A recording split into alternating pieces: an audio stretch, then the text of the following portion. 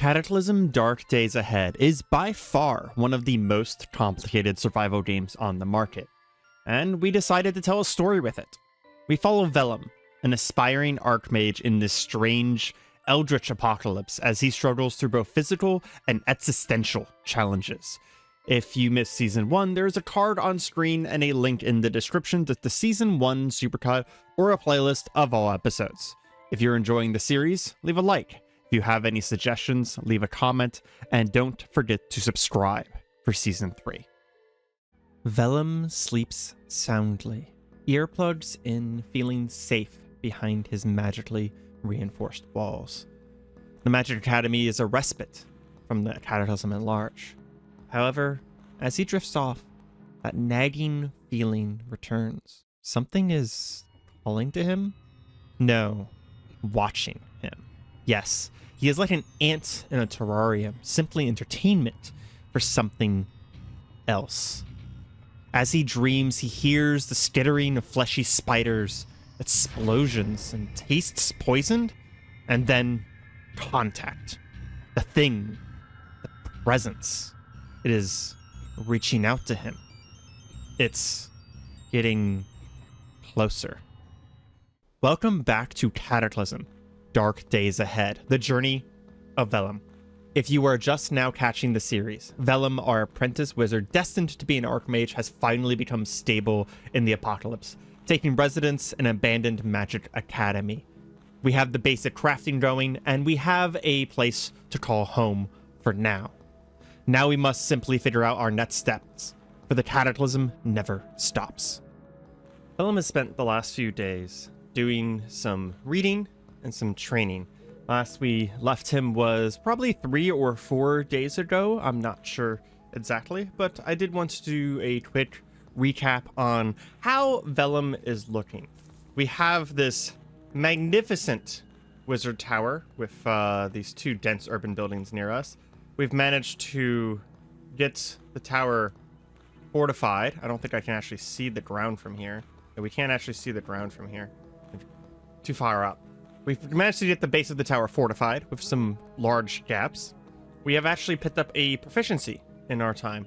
Vellum has been practicing his archer's form and is now an expert at archer's form, becoming experienced in the movements used in drawing and firing a bow and strengthening those muscles considerably. We did get a little bit of practice with archery in there as well as a little bit of practice with metaphysics and spellcraft. Nothing really to write home about that stuff. And we don't have any new spells yet either. We did find that the Cause Bearer scroll, which is one that is very fascinating to Vellum for reasons that he can't actually explain to himself, does seem to have been lost in the transfer between our 2 bases. So that is going to be one of our goals, not immediately, but soon, is to get back to the magic shop where we were before, in order to get that scroll back so that we can study it. Our secondary goal is to create a minor staff of the Magi. Our main holdup there is mana dust. In order to make mana dust, we need a mortar and pestle, because we're coming up with goals now, and it's an interesting phase in Vellum's survival, is that after the initial escape from the basement that was way the hell up here, which is crazy that we've come this far, we have stabilized. It does not mean that we are safe by any means. The Cataclysm won't forget us. The Cataclysm won't wait for us. It will continue to grow more and more dangerous. However, we have stabilized and we are no longer surviving from moment to moment. We can hold out in our tower and experiment and read and study, and I should probably be sneaking through these areas because there are zombies outside these windows. We'll actually be able to see us during the daytime, but now that we have stabilized, we need goals. So one of our big goals is to get our Staff of the Magi, which we have the academy and we have a lot of spells, but Vellum doesn't really feel like a wizard without some sort of magic item of his own, and it was an old rite of passage to make your first staff. So getting a mortar and pestle is top of our list today. Every time we leave, we will also be go ahead and start up the fire here. We'll also be trying to refill our fridge full of food here. So we'll grab any food that we come across that seems... sealed food is going to be the best thing for us because we'll be able to keep it as long as possible. And then second to that will be anything that's we just kind of want right now. And then, of course, one of our continuous goals that will always be a goal will be to find new spells. We can't really create spells ourselves, so we're going to be looking for other magical locations. The magic shop doesn't have anything left in it, but all the way back up by our original house, there are in fact 2 wizard towers, which we never got a chance to explore because we were kind of a little scared of them, rightfully so. So we'd like to move over to those sometime soon as well. Vellum did actually get a good look at the hordes of zombies out here from that tower, and it does seem like there is quite a bit out and about. But that is the problem for when we wake up. As soon as we wake up, we are going to start searching our nearby buildings and just start clearing out everything around us. Trying to see if there's anything unexpected to find as well. Road mayhem. Vellum took a note himself that there is some mayhem on the road over here. I'm curious what he saw. And potentially we can find a mortar pestle in some unexpected locations. But after a short nap to make sure that we exit at the beginning of night, we're going to go on our first adventure after feeling so secure for so long.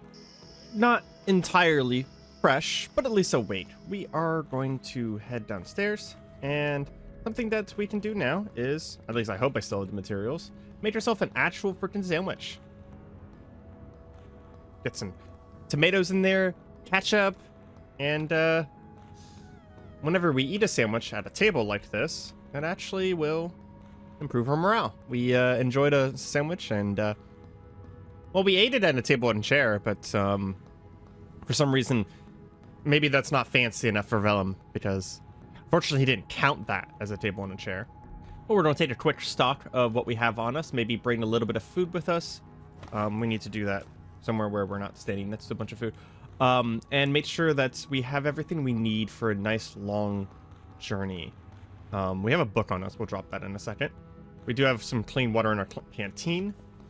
Go ahead and drop this knife anatomy book, and we'll take some... a small jar of pickled fish. How about that?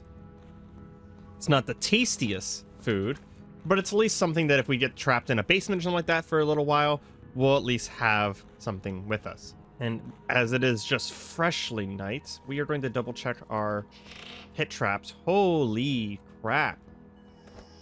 Okay. There's a lot of things in our traps right now. We're going to go ahead and crush these guys down before we leave. Make sure none of these come back.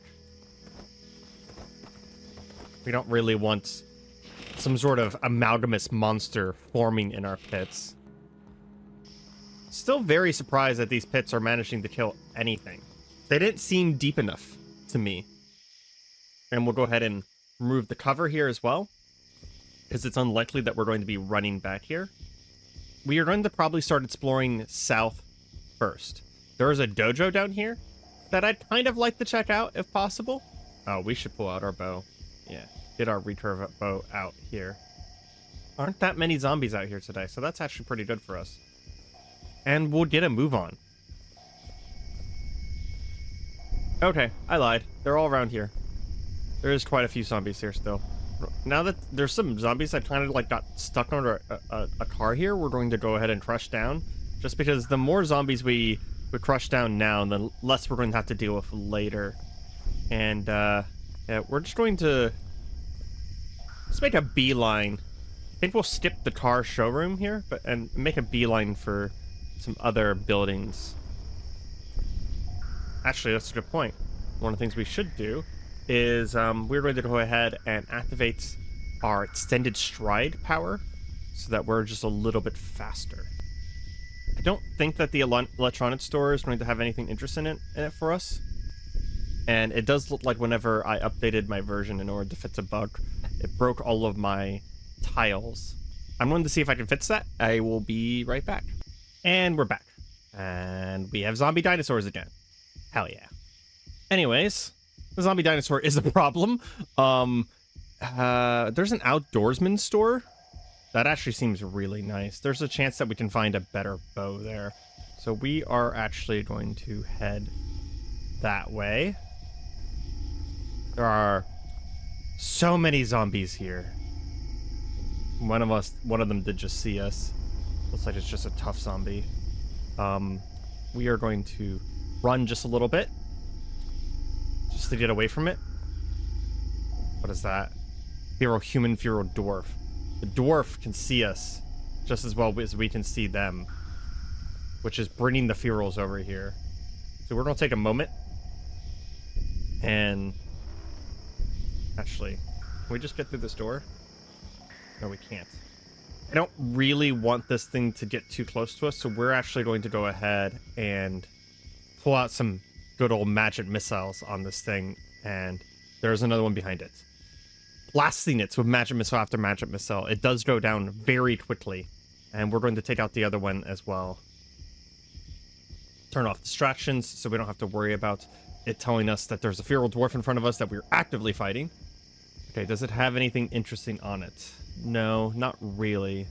We do need a new smartphone. We lost ours, and we also lost our tablet to the unfortunate incident with getting tossed into a freaking river by a dinosaur.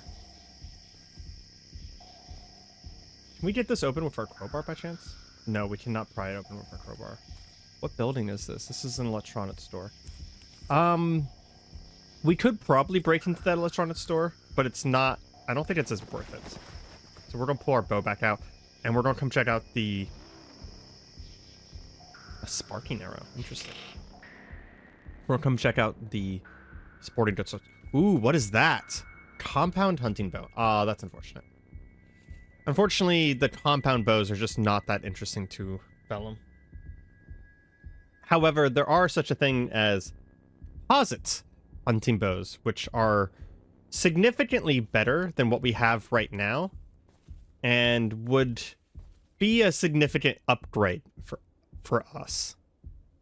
Some bodkin arrows, boots. There's some canned food over there. We'll have to come grab that in a second. A lot of arrows. In fact, I'm actually going to mark this on the map as arrows so that we know that we can come back here for these, because this is actually more than we can probably take with us right now. We took a few arrows there. What's in this survival kit? Flares, flashlights, flint and steel, a locksmith kit. Definitely take that. And the pocket survival guide. What does the solar backpack?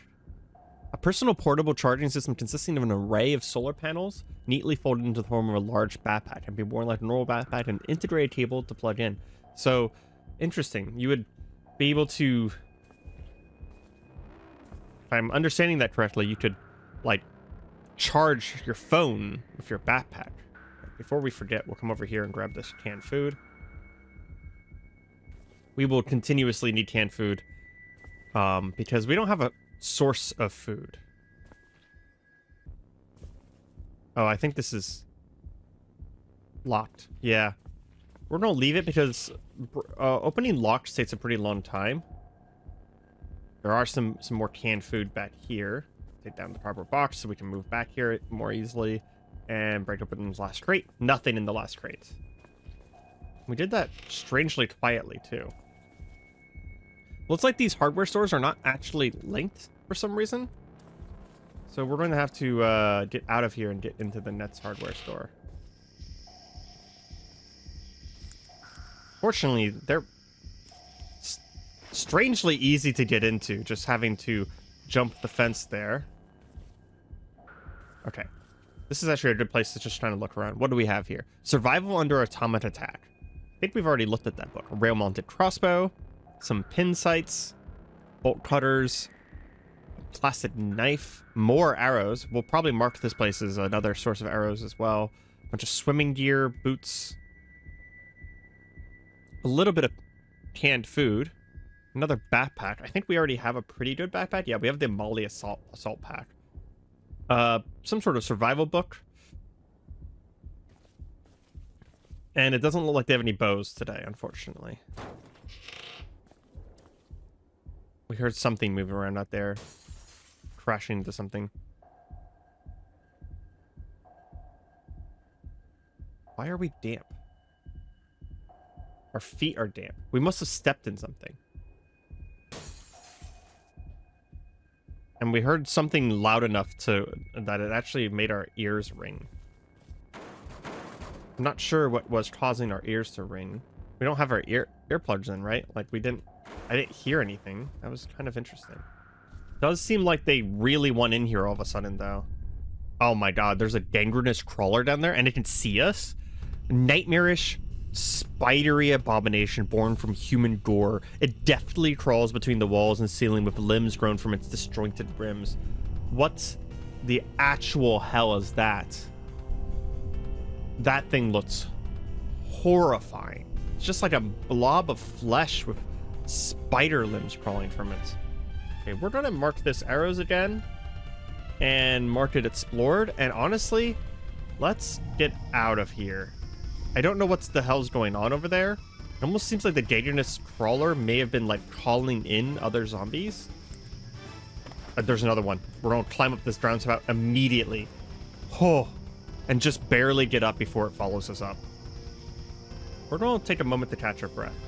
Okay, we're going to crouch down and then take a moment to catch our breath because the crawler saw us again. There's another one down there. Oh my god, they can see so far. Look how far it can see about as far as I can. Oh, that's a problem. Okay.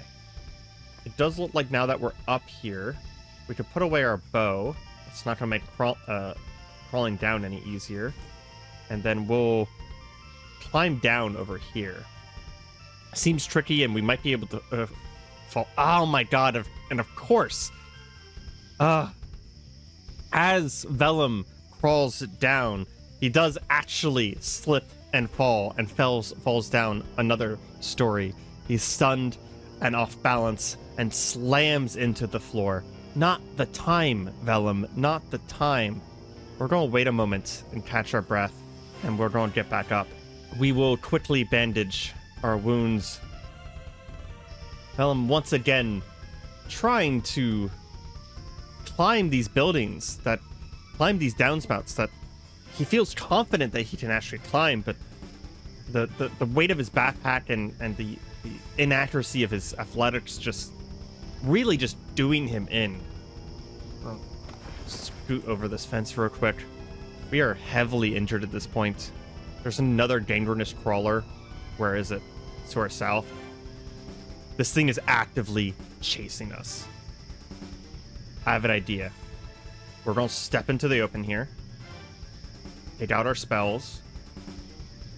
And we're going to look at... Where is it? We're going to look at Move Earth.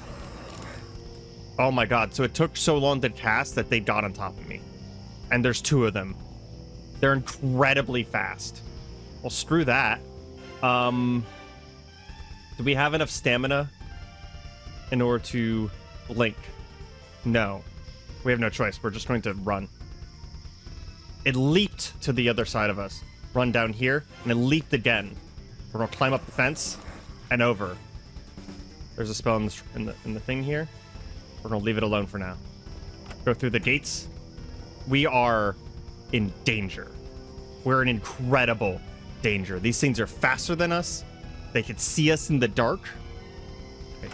We're going to rush into here. Oh my god, what the fuck? Where are these things coming from? There's 3 more of them. This is not good. This is really not good. I thought there was just going to be 1 or 2, but there's so many of these.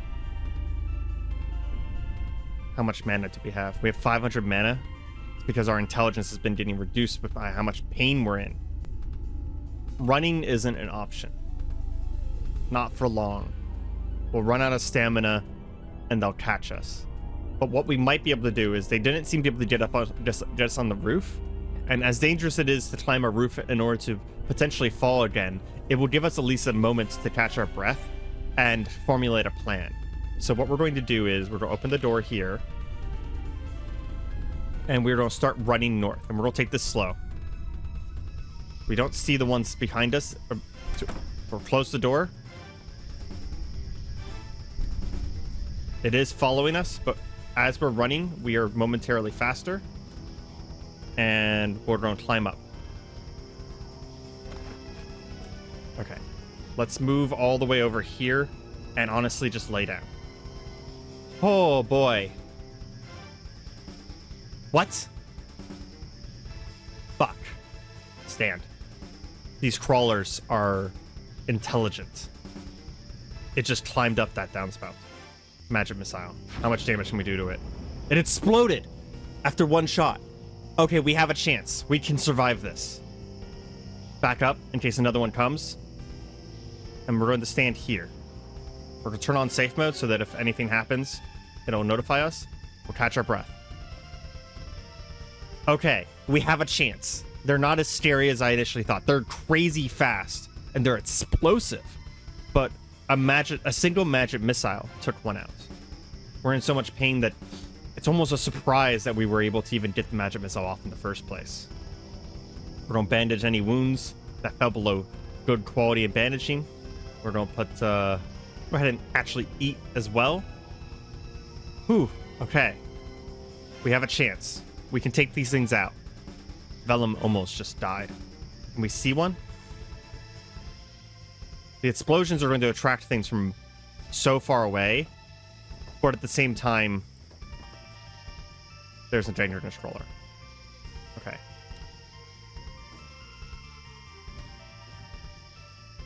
It might be coming up here. We're no longer dealing with... Yes, it is. Okay. Run a little bit. Back up. Oh, no, fuck it. Just cast. It exploded on top of us. We feel poisoned. We feel hazy. Immediately got poisoned from the smoke. Okay, let's...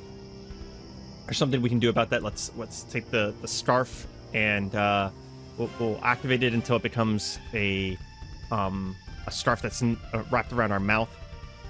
Actually, no, we have even better. What are we doing? We have a gas mask. We're going to go ahead and wear that. That will be good. We're going to double check to make sure. Yeah, so it's a lot of encumbrance on our mouth. But we're not going to inhale any more poisonous gases. We need to just catch our breath and wait. The zombie runner isn't a problem. What a way to come back. The weather has changed to early portal storm. Suddenly you register a buzzing in your senses. It's getting louder and your head starts to throb. Somewhere nearby, a tiny cataclysm has started. Where is it? It's in the air just to the south of us. We're not in the position to deal with this. Did the poison wear off? It did. Okay. Oh. Okay. So what we're going to do is we're going to crouch down. And we're going to hope to God nothing too... We're going to turn on safe mode. We're going to hope to God that nothing too terrible happens here. And we're just going to not actually use the wait function. We're just going to actually wait. Portal storm raining down around us. And hoping that at least the pain will calm down. Hoping nothing finds us. While we're out in the dark, we hear a voice whispering from behind you. Running won't help you.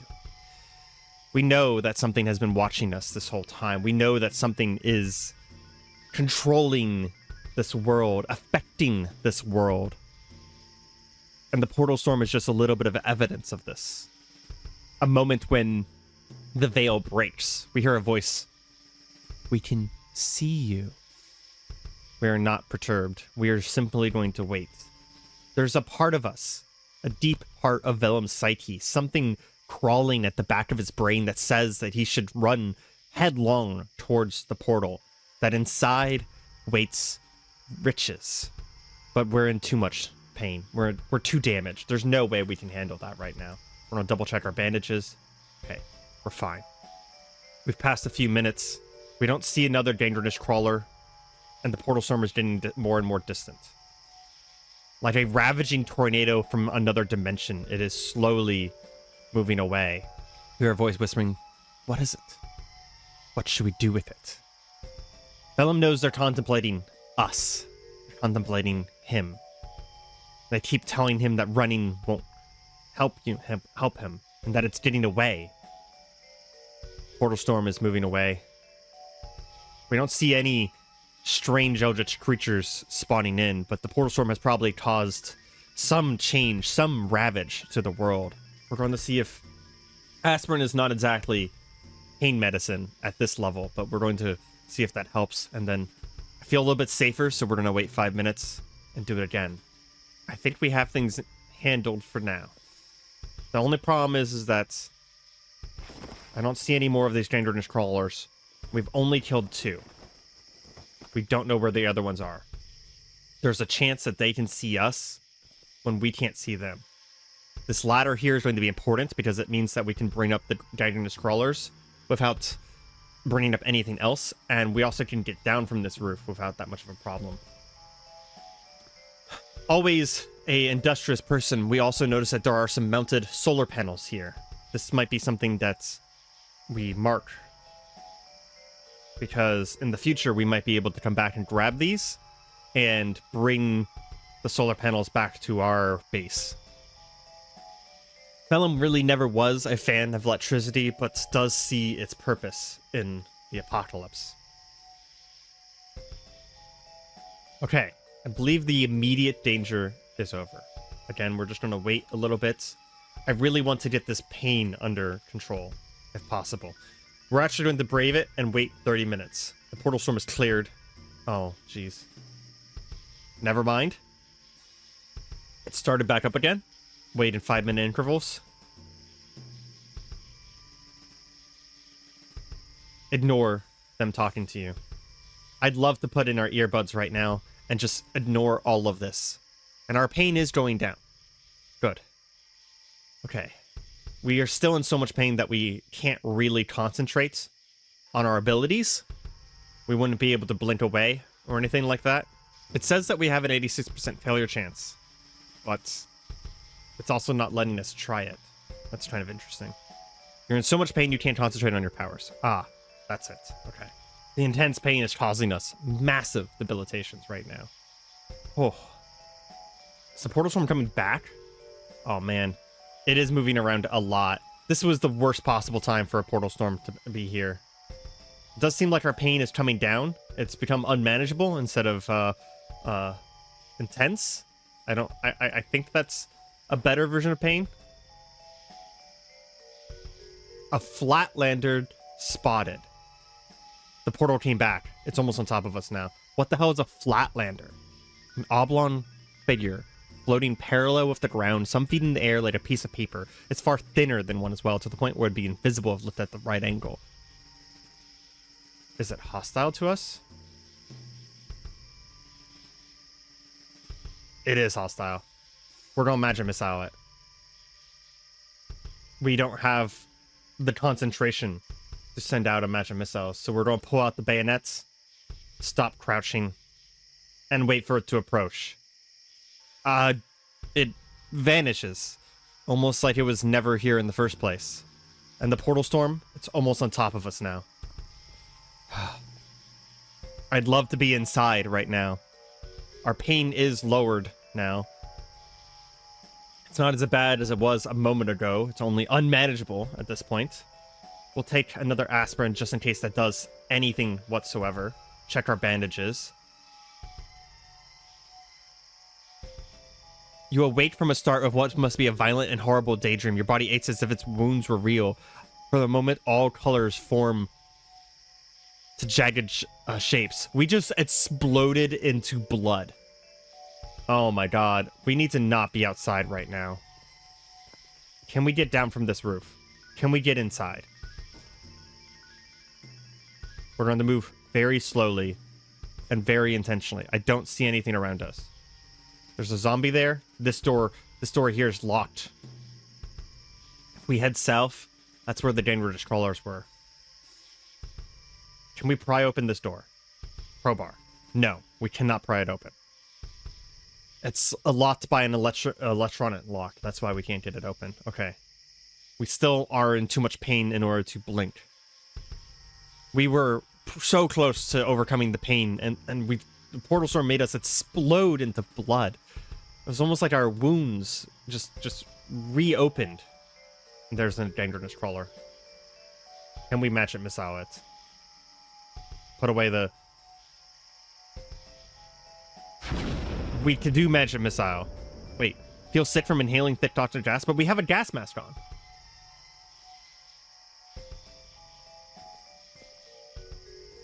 Perhaps from our... Apparently we did not prepare our gas mask. It says that it must be prepared before use. Vellum's never used a human gas mask before, so was not aware of this, and did not properly fit the gas mask onto our face. So we did manage to take in another heaping of of smoke, poisoning ourselves again, but there's not much we can do about that. We're gonna try and catch our breath and wait up here again, hoping that this just resolves itself almost. The storm passed overhead, moving on beyond us. Suddenly, a jagged hole that resembles an eye opens in the sky, staring down at us as we hear, "What's the rush?" A million tiny pinpricks in space open for an instant, and smoke fills the air. Something whispers, "Smile, thing. You're ours now." I don't like this. I hate this. There's smoke all around us.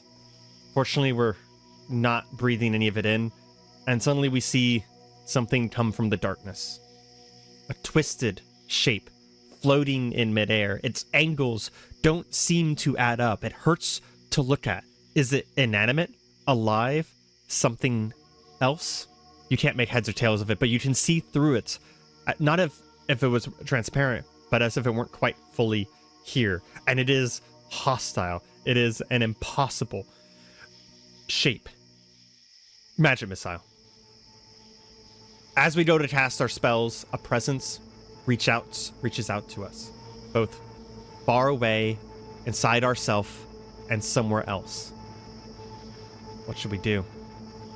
Vellum knows that some part of him has been reaching out to this whole time. He's been being watched and watching it back. And his hunger for power, his hunger to become an Archmage, makes it impossible for him to turn down contact with something so strange. We contact it. Something more than a monologue and less than a dialogue occurs. You can feel it waiting for us to engage it. What can you do for me? It speaks to us in words that we feel are familiar. It speaks to us in our own voice. Vellum hears the voice that told him to not walk down that alley that way speak to us again. You are limited. Here outside, there are no limits. I could free you from your bonds, or bring you halfway here to get a taste. Vellum thinks, but doesn't know the answer. What's halfway between us? He asks himself, but the creature seems to hear. A place with enough rules for your present mind and form to function, and enough freedom to let you bend the rules to your advantage. It is not safe, but neither is your present location. That's true. Nothing is safe about where we are right now. And he has a thought again, but he knows this time it'll be listening to his thoughts. I need more power than safety. Halfway it is. As we answer, the world shifts around us. You are trapped in yesterday. We hear a cheerful voice saying, there is no need for you to ever leave. Around us are warped walls that at first glance look like simple stone walls, but the angles don't add up. The shadows are wrong. Whatever it is, it doesn't belong here. And there's a warped stone floor here with a hole to outside. If we wanted to, we could leave. But despite the pain, the intense pain, Vellum is curious and is going to start exploring. The world seems to be shifting as we move. The walls moving around us. Perception is strange here. It's almost like there's an opening. Wait. We're going to try and just move in one direction. Say south. Something moved in the darkness. We're not alone here. We see a twisting blade. Uncertain whether this dwarfs you or you dwarf it. Its exact shape and number of dimensions is constantly changing, but is always sharp enough to cut a moment in half. We don't want to mess with that. Magic missile, our answer to everything. We blast into it. How much damage? We didn't damage it. The shot reflecting off of the twisted blade's thick hide. Oh, that's not good. We're going to hit it again. And again it ignores it. And again it ignores it. It gets close enough to us. We're going to run. Run south, maybe. We see a path open. Creature is no longer behind us. More path to the south. And something else. Something new. A swirling vortex. We're here for knowledge. Fear was left behind. We'll step into the swirling vortex. Reality shifts again, twists around us. Weren't we just here? But it feels thicker somehow. We hear a cheerful voice saying, "Enjoy your new freedom. The shackles of reality are weakened here." As a quick thoughts, we checked to make sure that we don't have any new silent powers, or we don't have any new ideas available to us, but it doesn't seem like we do. We can't just learn here. We can't study here. This is not a place for study. It's we saw an opening open there. Can we wait for the opening again? We can. Okay. So we can manipulate these walls by waiting. But the twisted blade caught up with us. It seems damaged. We didn't damage here. It sliced out at us, and apparently we are cut in ways that are worse than physical. We're going to pull out our knife and swipe back at it. I don't think we've damaged it. We're going to run. Your memory can't decide whether the twisting blade was even there in the first place, as we go to run, but it vanishes. Perhaps stepping through the portal injured it. Vellum is not sure what this place is or what the rules here are, but he felt progress stepping through that twisting portal. We're going to step back and forth, looking for a deeper... We saw it again for just a moment. Can we wait for it? Yes. Another swirling vortex. We'll step deeper. Thicker still. The cheerful voice says, "Would you like to be friends?" We're not going to answer. It knows the answer. Vellum wants power and will do whatever it takes here in this strange place to find it. Another twisting blade. This one healthy. Can we get past it? We move deeper, finding the entrances to the deeper locations faster and faster. We're starting to understand the rules here. Starting to understand manipulation. We're deeper again, and it's thicker still. But we don't feel any progress yet. I don't even know if we're making progress. I don't know what's happening. We have no understanding of this place. But something may be happening as we step into these portals. The blade again. We're going to try and run around it. Fighting it is no good. It vanishes anyways. It cut at us, causing us pain but no damage. Can we get past this portal? There seems to be an entrance there. No, there's nothing beyond it, just walls.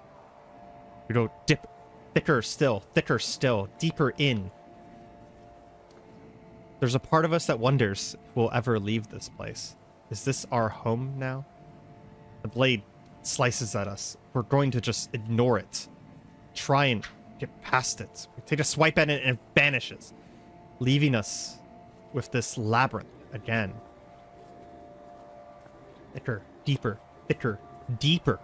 We cannot find our way. Another swirling vortex. Still feels thicker. But I can't tell if we're making progress or if we're just in a loop going through over and over again. Checking our inventory, we haven't acquired anything. We don't feel any different. There's nothing new yet. The power that we've been promised is not ours. We have to find it. This is why we've been getting called to these storms. These storms are not just chaos incarnate. They are portals to another realm. And although we are not in that realm, we are between it and ourselves.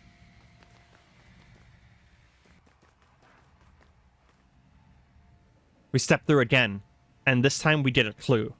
A cheerful voice saying, "The farther you make it, the greater the reward." Vellum is spurred on, starts searching the walls frantically, looking for deeper sources. Watching the walls, trying to understand their movements, trying to find a way to get farther and farther in. He knows now that the more he does this, the faster he does this, the deeper he will get. But we don't know when it will end. We don't know what our time limit is. We find a path, getting much deeper that time. Another portal. Go in. We've gone through so many portals, we don't even remember now how long we've been here. How many days has it been? How many weeks? How many months? How many years, perhaps? We have no idea. It feels like time has passed. We're going to take a moment to catch our breath. It feels wasteful to rest here. But if that creature comes after us again, we may have to run. Our wounds, we've been here long enough that our wounds are healing. This place may not have time. We don't know when or where we're going to come out. Vellum's not even sure if we will come out. If we will survive this. But the desire for power, the desire to become stronger, lives inside of him. And he knows that this is connected somehow to everything that's been happening. This is a chance to survive the Cataclysm. It ends. A strange item comes back with us. We're back on the roof. It's nighttime. Only a few minutes have passed. But we brought back with us a rift. An unstable rift. Is that the only thing in our inventory? It is. What is this? Defies easy description. It feels solid, but the surface is yielding. Looking at it, you have the strange desire to call it a door. It seems like a random spatial distortion. The pain is still here. We've returned back to reality. Vellum sits down, staring at this rift, taking a moment to catch his breath. He just survived an encounter with something far beyond reality and came back holding something that defies description, defies logic. He doesn't feel any stronger, doesn't feel any different. Not yet. And the pain is so intense that there's parts of him that wonders whether this even happened at all.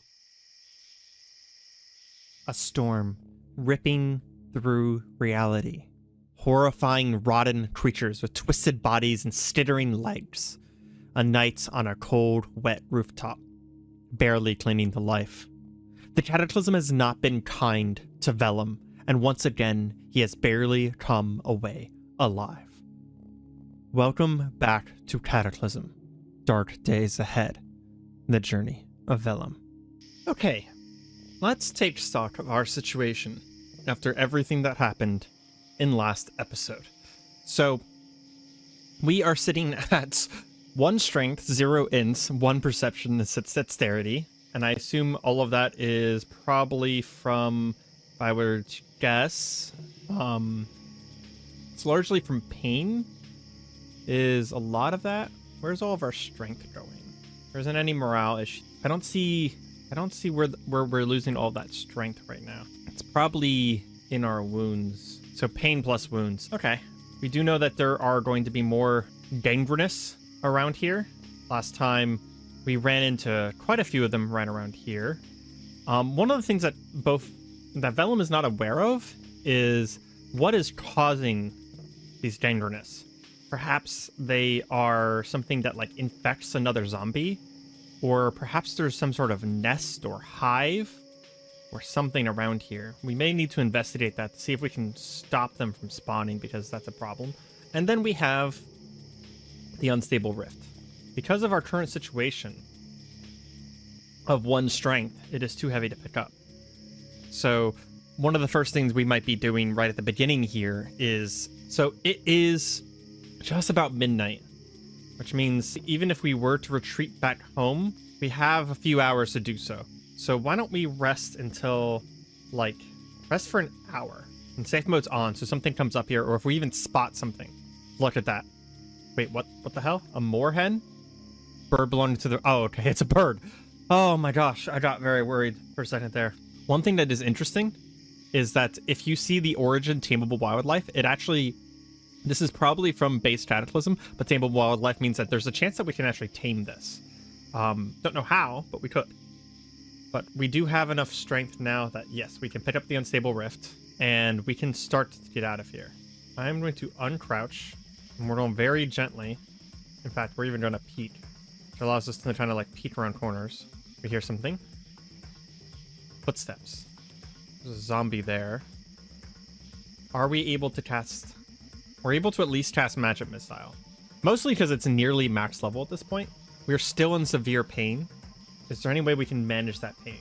We have aspirin. Dangerous crawler spotted. Yes, stop. Okay.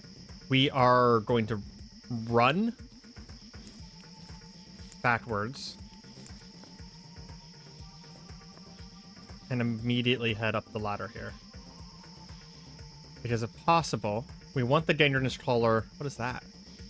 That was weird. What is that? I see a shadow, but no creature. Oh, it's because the moorhen is flying overhead. And the zombie is just attacking the wall beneath us. There are definitely more of these gangrenous creatures around. Okay, so we're going to go ahead and back up. And I'm actually going to drink some clean water as well, so we don't get thirsty doing this.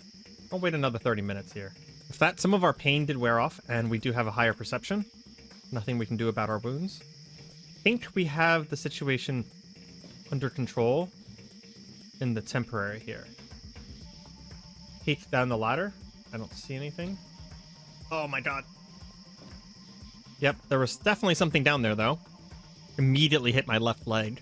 I'm actually gonna see if I can look over the ledge here. Peek down. So the zombie's right there right now. Zombie in the way. Okay. Okay, let's pull out the knife. Oh man, we're just so bad at fighting right now though. Okay, screw it. We're just gonna wait. 1 a.m. We're gonna wait another hour.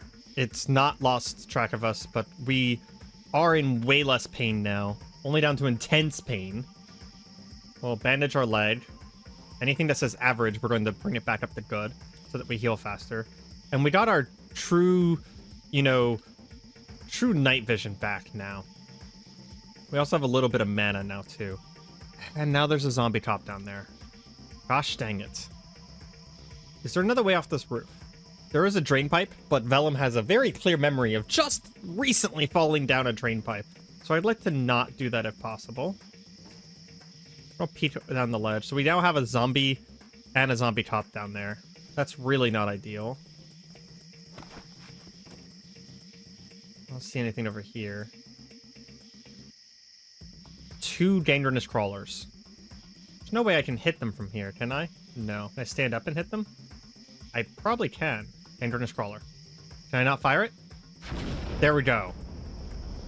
One's down. I was hoping that that would bring them away This is the loud sound. It does look like they're potentially leaving. Zombie's not here anymore. We're gonna make a run for it. And what we're gonna do is we're gonna loop around to the north of this building. Move very slowly. If we see a dangerous crawler, we're gonna stop immediately. We do have good vision again. Okay. Speaking of, take out another crawler. That explosions don't bring stuff in, but now that we have our gas mask on and it's prepared, actually let's check our gas mask. How fast is that? Where is it?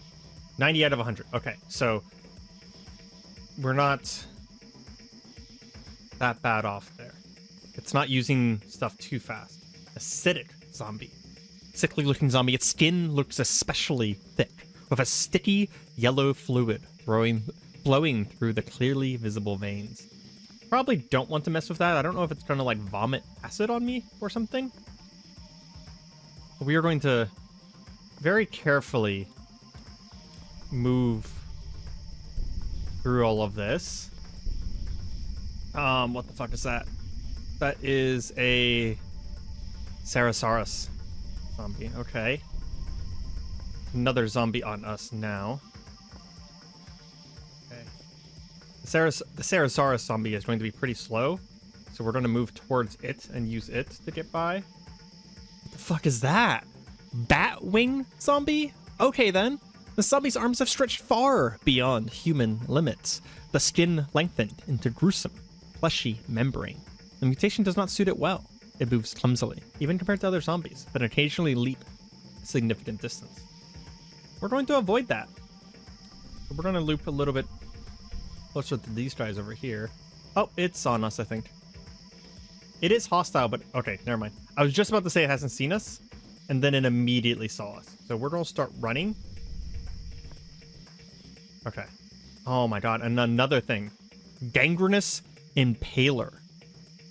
A corpse hideously twisted. A corpse hideously twisted into an insect-like form. Hollow tendril reaches out from its open thorax. I wonder if this is what's been making things into gangrenous crawlers. If possible, can we reach it? How much damage did that do? We did 21 damage, but oh my god, it almost killed it. We're going to explode the Impaler. That'll draw some zombies to where it exploded. That's okay. There's a bicycle here.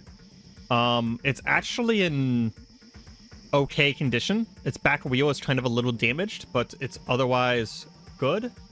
We could grab that and then just literally just ride away. You know what? We're going to do that. Get on the bike. Right away. I'll explain vehicles a little bit later, but to say the least, the thing that you're going to look at if you're curious about what's happening is the speed. And the bike only moves whenever we turn, or if we pass the turn while maintaining speed. And the bicycle is, yeah, sound zero. It is dead quiet. So we are going to... Oh. Yep, that was a problem. I unfortunately got too close to this guy as I was trying to bicycle past him, and the Aptosaurus slammed into me. Made me drop my crowbar. Oh my gosh. Basically clotheslining me as we tried to ride past it. I didn't have a lot of control over that bicycle. We're going to get up, take a moment. I would like to get... You know what? Fuck my crowbar. It's gone to me. Vellum looks at the crowbar, looks at the zombie, was greedy for just a moment, considering stepping over to take it up, but decided at the last moment that this outing has been one of the worst experiences he's had in the Cataclysm. He felt so confident and has been so heavily struck down. We retreat back into our abode. We do hear the sounds of footsteps outside, so we are going to retreat into the basement right away. Double check that there's nothing down here, because we heard noises, but I think it's just echoes from upstairs. And we're going to retreat back down into our deeper area and tend to our wounds. After that abysmal showing, we are going to have to take a moment to really take care of ourselves. We did actually manage to pick up a pocket survival guide during all of that, which probably teaches us some recipes. The gas mash was actually really pretty good, because as soon as we return home, Vellum is reminded of what we did find during this. And we're going to bring it upstairs and place it on our desk. An unstable rift. We don't know what this item means for us. We don't know what this does for us. Perhaps it's simply a single consumable item that we will just use once and then forget about. Perhaps it's just the beginning of something greater. We're not sure, but we are going to contemplate this item in our sleep, for sure. We're going to spend some time getting healed up, eating. We'll be back once Vellum is ready to venture outside of the tower again. Vellum tosses and turns, trying to get to sleep and having nightmares of strange things, almost daymares, because we're not even managed to get any sleep. Going downstairs for a snack in the middle of what would normally be the night for him. He's just trying to get some sort of rest, heal some of these injuries, and it's just kind of not happening. It's a nice vegetarian meal, something that he would actually like quite a bit.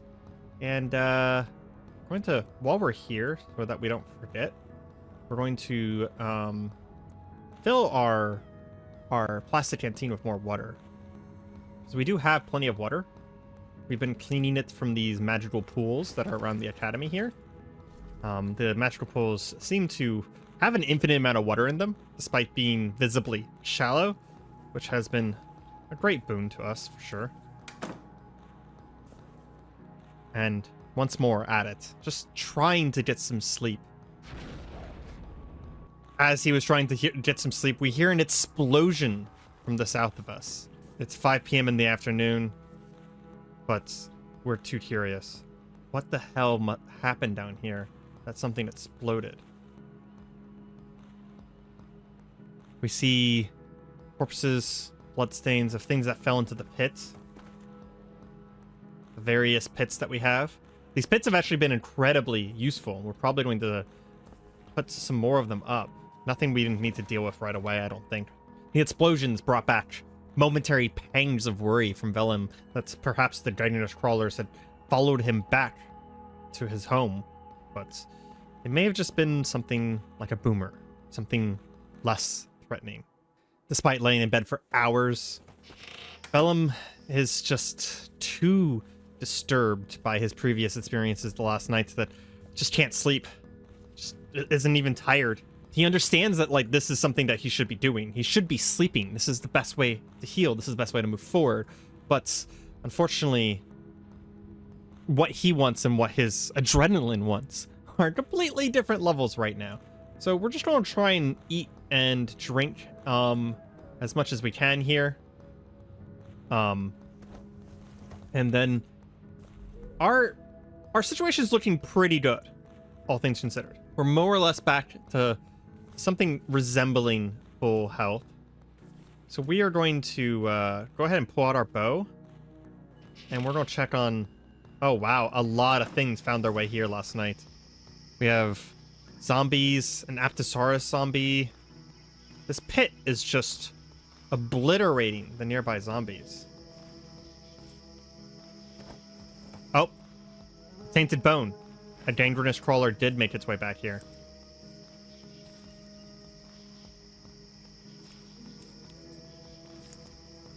This is one of the things that I feared, is that there's some corpses out here that we can't quite reach.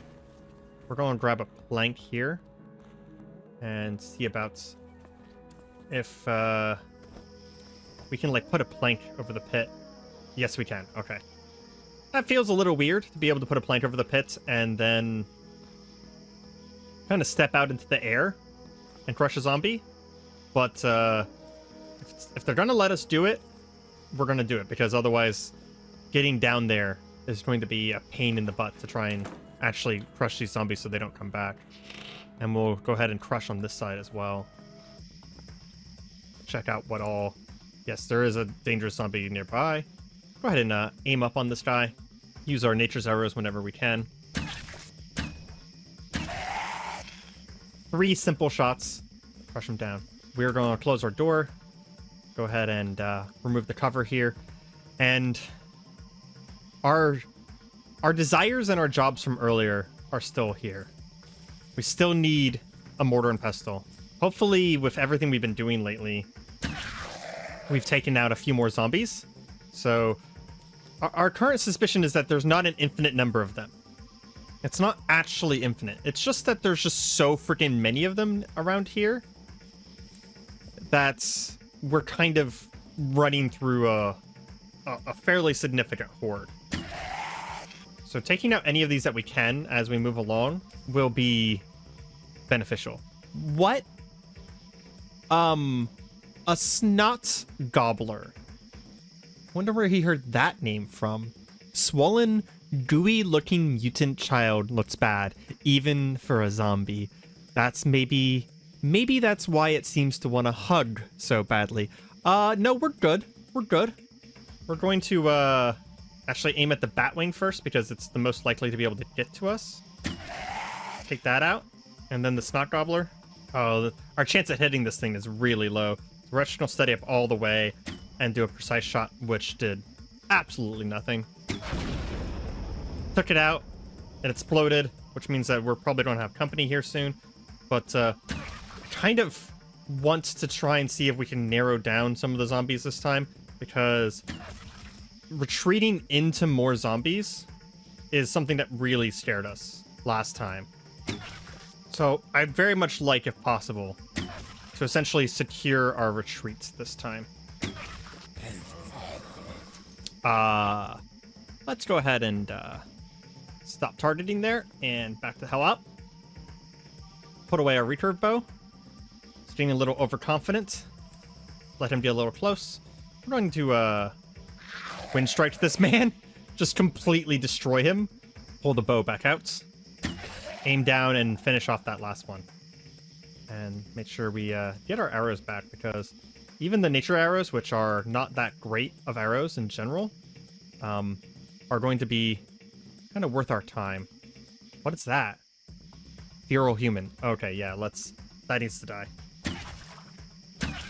We're only just barely managing to get blows that are like kind of grazing this guy. We are better at archery than we were whenever we started, but we have a long way to go. Another just barely grazing shot, just doing 3 damage to it. There we go. We did actually manage to get a shot for 11, but we're kind of holding out hope for a crit here. Another shot for 4. Screw it, we'll switch to the carbon fiber arrows. They're slightly more accurate as well. And we still needed 6 damage to it. It is bleeding very badly, but we want to just take it down. Is it almost dead now?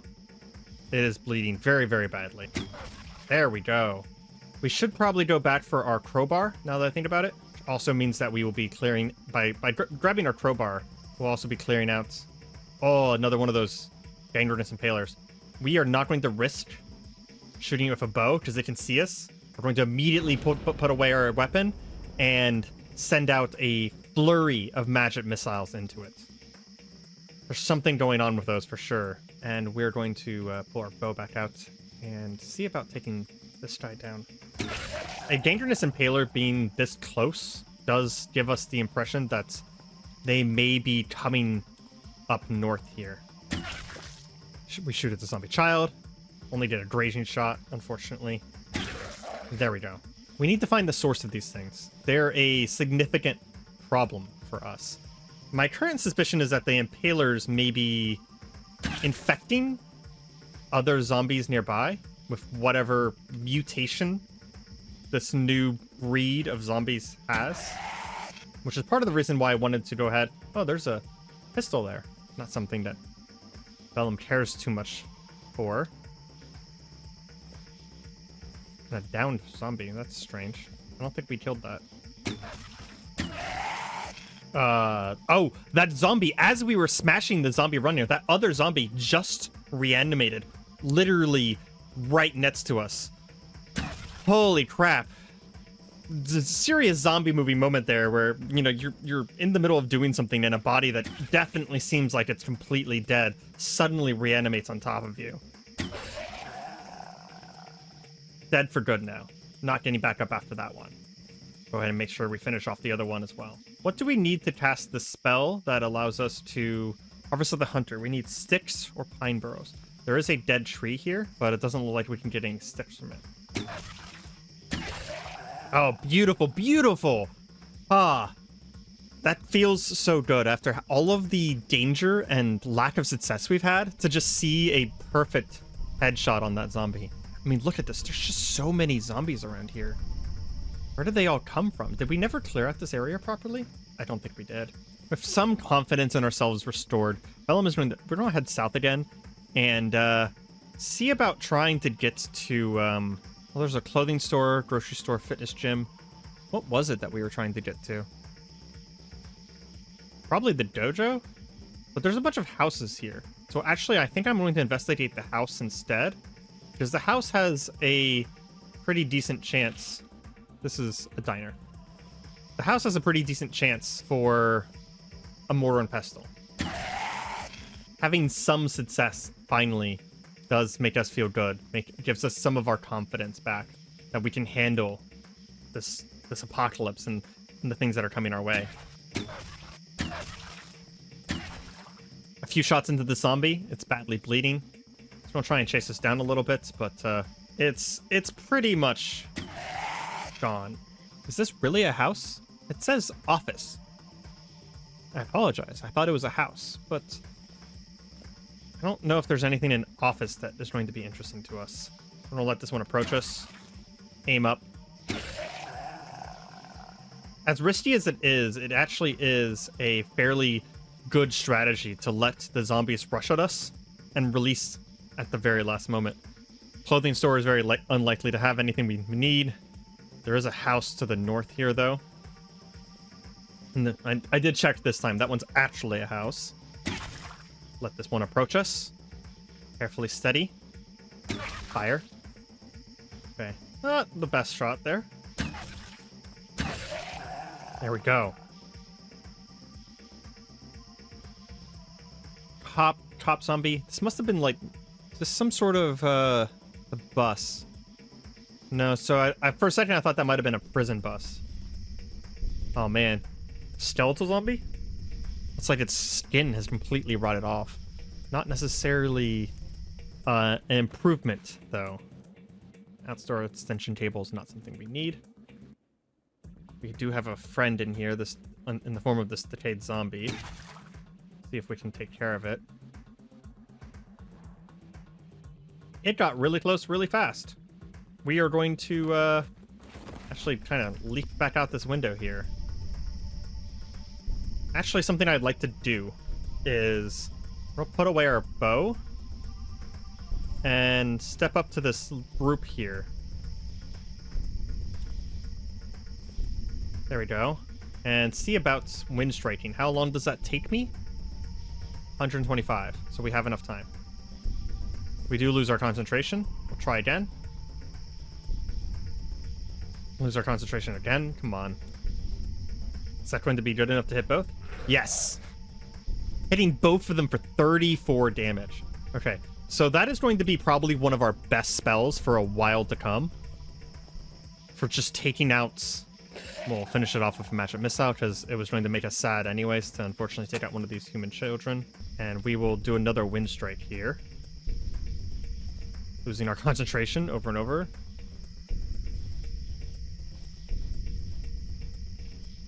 They are kind of... Because zombies fumble around, they're kind of fumbling around in a way that was not beneficial to us. Yeah, look at that. That's a much better use of our mana. Because it took both of them down to really, really low. Very quickly. We'll finish off the back one with a magic missile. Hit the front one. And we're going to pull out our knife here. And finish that one off. Which is fairly quiet. So, smash these guys down. And catch our breath real quick. How badly injured is this guy in here? Oh, he is bleeding and quite injured. What about this guy? Full HP. Hey, let's go ahead and take care of him. Some magic missiles will do, since he's a single target and it's our cheapest spell. Okay. Let's take a look around real quick. We are actually going to grab these sheets real quick because we're going to be making more bandages once we get a moment. Ooh, don't like carbine. Interesting. Nothing interesting in here. A robot box kit. What does that involve? We'll take the robotics kit instructions because it's a book that we can read. Some coding that would have actually been useful whenever we were in horrible pain earlier. And the kitchen here is what's going to be most likely. We're going to go ahead and search for mortar. No mortar and pestle, unfortunately. Basically be checking for anything that is unperishable food. Always collecting more food. Deck of cards there. If they were Uno cards, we would probably take them, but because they're better than the sorcery cards for keeping our focus up. Speaking of, we actually might want to just go ahead and close the window there and take a moment to play a deck of magic with ourselves. Just to get our focus back up so we have a more likely chance to cast spells. And it also gives us some moments to recover some mana as well. There's definitely something on the ceiling. Advanced economics. Sure, it's a book. Something on the ceiling of this building, I think. More houses down in the way, so see if we can... Oh, there's a second floor. I see. Ah, graveyard. Can we wind strike? No, we don't have enough. Can we mana bolt it? Take out the boomer? What did he leave behind? Oh, it's a leather bag. Okay. Badly injured is that guy? Not too bad. We'll go ahead and just take it out with a few... Oh, more coding. Perfectly. Perfect. A few well-aimed strikes. Get through this graveyard. A graveyard during the zombie apocalypse seems like a bad idea, but it doesn't really actually seem any worse than any other place around here.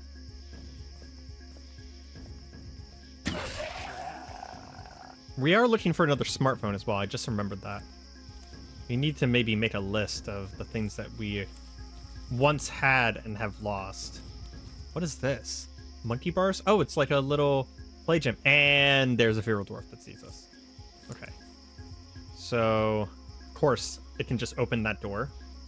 We're going to aim up on it. It is a dwarf, so it is kind of hard to hit. We'll wait for it to get a little bit closer. Actually, we'll just aim it at there because from the northwest, you hear a steady patter of light whistling chirps. Oh, I don't like that. What the hell does that mean? Whatever it is, we don't see it yet. Aim up again. It's having a hard time crossing over the jungle gym because it's trying to move straight at us. Let it come at us again. The other zombie just got really close. Let's abandon that course of action real quick. And kind of fire at it from trying... I mean, we are an archer. We probably need to just be keeping our range here. We are going to let it come up on us, though. Because I don't really want to have the shot go wild and cause a bunch of noise. Take out the other one very easily. Okay. What is in here? Take out our knife. No use to having our bow out whenever we're in the middle of this place. Any books? Anything interesting?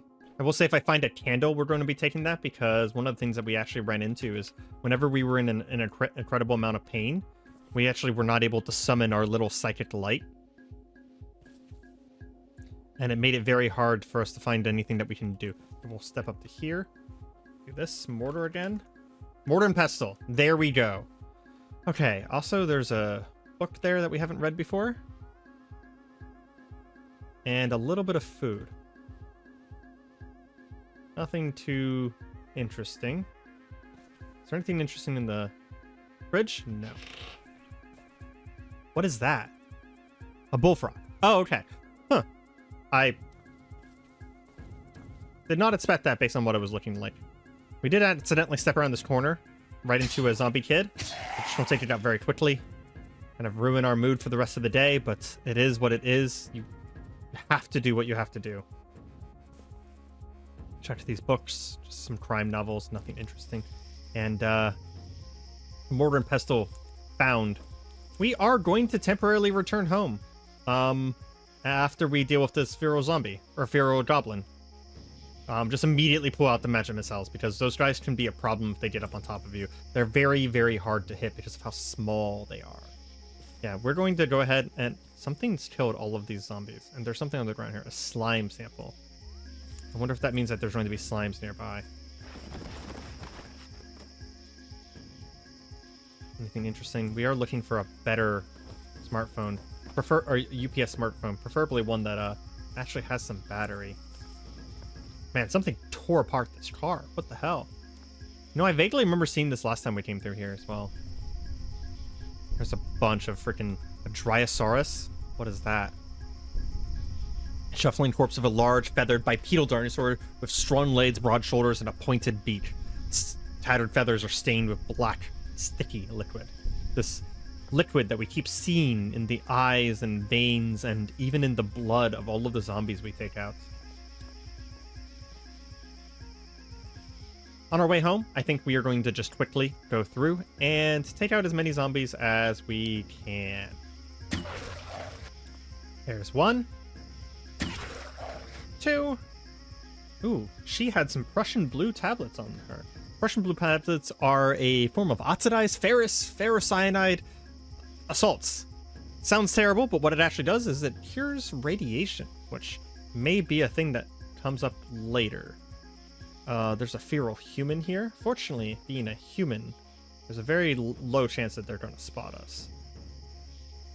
So we'll take them out as well. Add them to the kill list for tonight.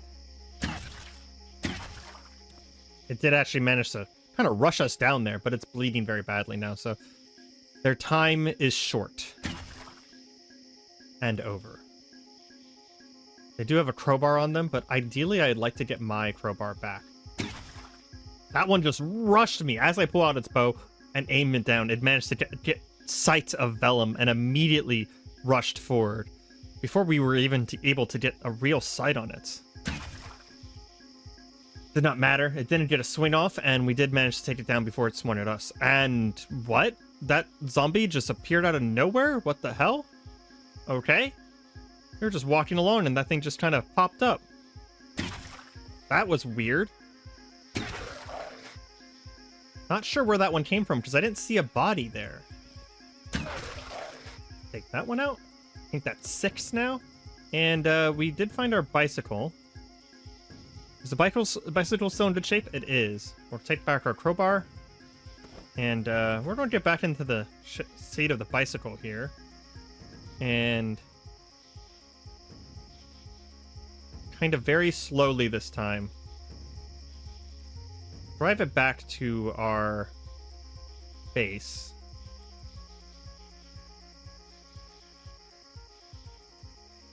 Just in case we end up needing some fast transport. Seems like there's a swimmer zombie waiting for us at front door. But it doesn't matter now.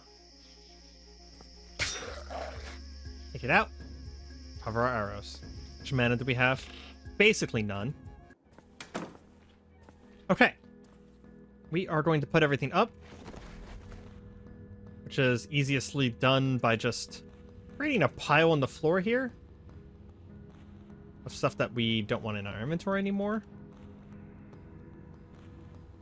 And then because I have set up these zones for sorting, we're going to just auto-sort everything.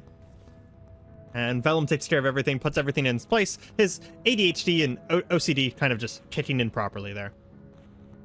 Go ahead and start up a fire here. Get a little bit of food before we start doing this. Make sure that we're in a good place, because there's a chance that what we're about to do has like a failure chance on crafting. We have not that many ingredients for this, so we're going to go ahead and make sure that we're like well fed and stuff like that. We could pour the vegetable soup into the dishwasher. No, we're not going to do that. Go ahead and eat this vegetable soup.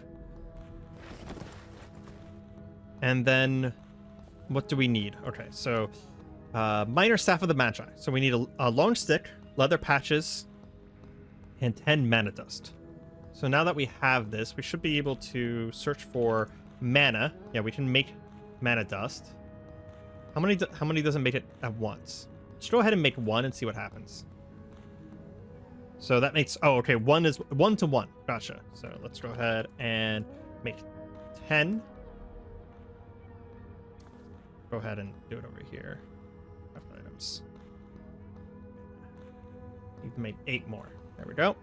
Bulk make those real quick. Now that we have the dust, what's the next step? We need leather patches. Do we have anything leather here? I think we did intentionally grab. Yeah, okay, so we have the fedora, leather backpack, and another leather backpack. So what we're going to do is we're going to drop those. We'll also drop the sheets because we want to disassemble those as well. And we're going to disassemble all of these into hopefully some leather. We're also going to disassemble the sheets so that we can make some more bandages here. Cut up the fedora and cut up the other leather backpack. And that will get us a nice amount of ingredients. We'll sort it out again. Make sure that everything goes back to where it needs to be. And then what else? At this point now, we just need a long stick. Can we make a long stick? We can make long pointy sticks, but we can't make a long stick. We're gonna go ahead and assume that we get a stick by doing stuff with trees. Put away our knife. Wield this hatchet. And before we run out of too much daylight here... Oh, wow. Another zombie fell into our pits. Holy crap, this has been so valuable here. We're going to come around and check all these trees. Nothing on those trees.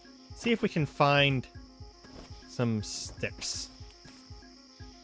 Of course, it's never that easy. Take out a zombie that seems to just come from...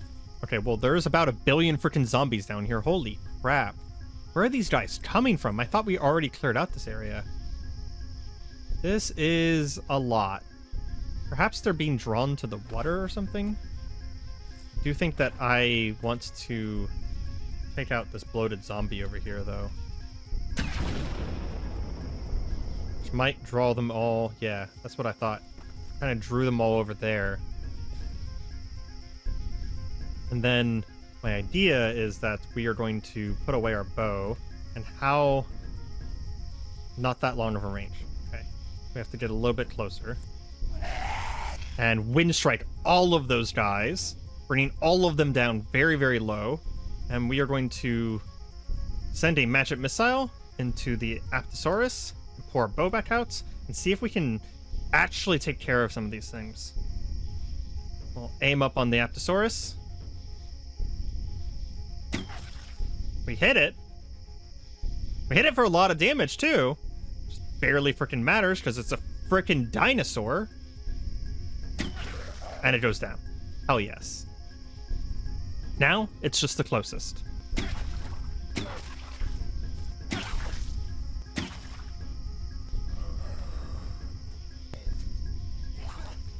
As we tried to aim up, this tough zombie actually did manage to kind of get up on us really quickly there. And, oh my gosh, and happened again. I'm gonna pour out a knife. Screw this. Try and take down this fat zombie. And I really want to crush this corpse. Yes, there we go. And get our arrows back out of these guys. There's just so many zombies out here. We really do need to kind of just take care of some of them if possible. Actually, we should put our bow away real quick. And we're going to staunch our wounds and make sure we're not continuing to bleed. Because these guys are literally on top of our base. There's 1. Technically 2 if you count the fat zombie. 3. We're just gonna run past this guy, trying to avoid to go down that narrow alley there. Why are we so slow right now? Is it mostly because of our wounds? We are also wary, and it seems like our Night Eyes was on instead of Extended Stride. There we go. That explains a lot, actually. 4. We actually got a critical on this SWAT zombie, and it still deflected off its hide. This SWAT zombie might be hard to take down without, like, armor-piercing arrows. I don't think broadhead arrows pierce much armor, but the carbon fiber should. Another great hit, and it just reflects off of its hide. Yeah, I don't think we're going to be able to kill that thing with arrows very easily. We do have magic, but we'll have to wait until tomorrow for that. See if we can at least take out this tough zombie here before we call it a night. And with that, even though it's not technically down yet, it will be. There we go. Don't have to waste the exertion on that. Okay. Seems like there's a lot less out here now. So can we see about picking one of these dead trees, perhaps? Pick dead tree. There we go. We have sticks. Did it give us any long sticks? It didn't. To be honest, I'm not 100% sure how we get a long stick. Can we just get like a crit on this guy? And we got a critical. It didn't hurt it. Well then, that answers that question. Even a critical hit against a SWAT zombie from a bow does not hurt it. Well, okay then. I'm gonna go ahead and back up here and rest. We have a little while left on the nighttime.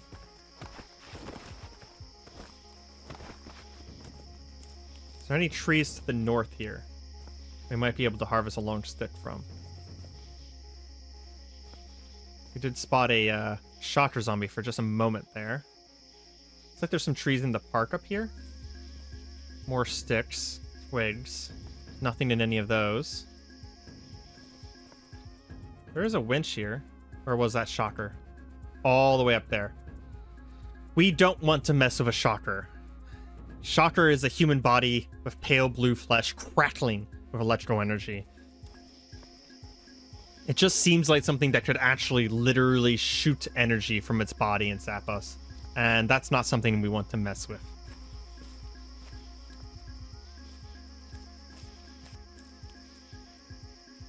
Mulberry tree. We're not having the best luck here trying to find a stick. A stick of all things being the end of our craft session here was not expected. We did manage to clear out a lot of zombies around us though. Despite the fact that we once again almost died, we did make our area safer. Perhaps there's something we could deconstruct. I just noticed that there is a coat rack here. We'll close these windows, close the curtains, because I'm about to create some light and we don't really want anything to see us. Create a small light. And can we deconstruct this for a long stick? One long stick. Yes, we can. Okay. So we're basically made it out of... We're going to be making a staff out of a freaking coat rack, but Vellum's heard of staffs made out of worse things. Ideally, we would have wanted to get it from nature due to our more druidic sentiments, but this works. Okay. So we bring it back down here. And minor staff of the Magi. We're going to go ahead and sit down here. We need to be able to see the craft. Go ahead and light up this area down here quite well. And we start crafting our first staff. Oh, wow. Beautiful. Beautiful, beautiful, beautiful. Minor staff of the Magi.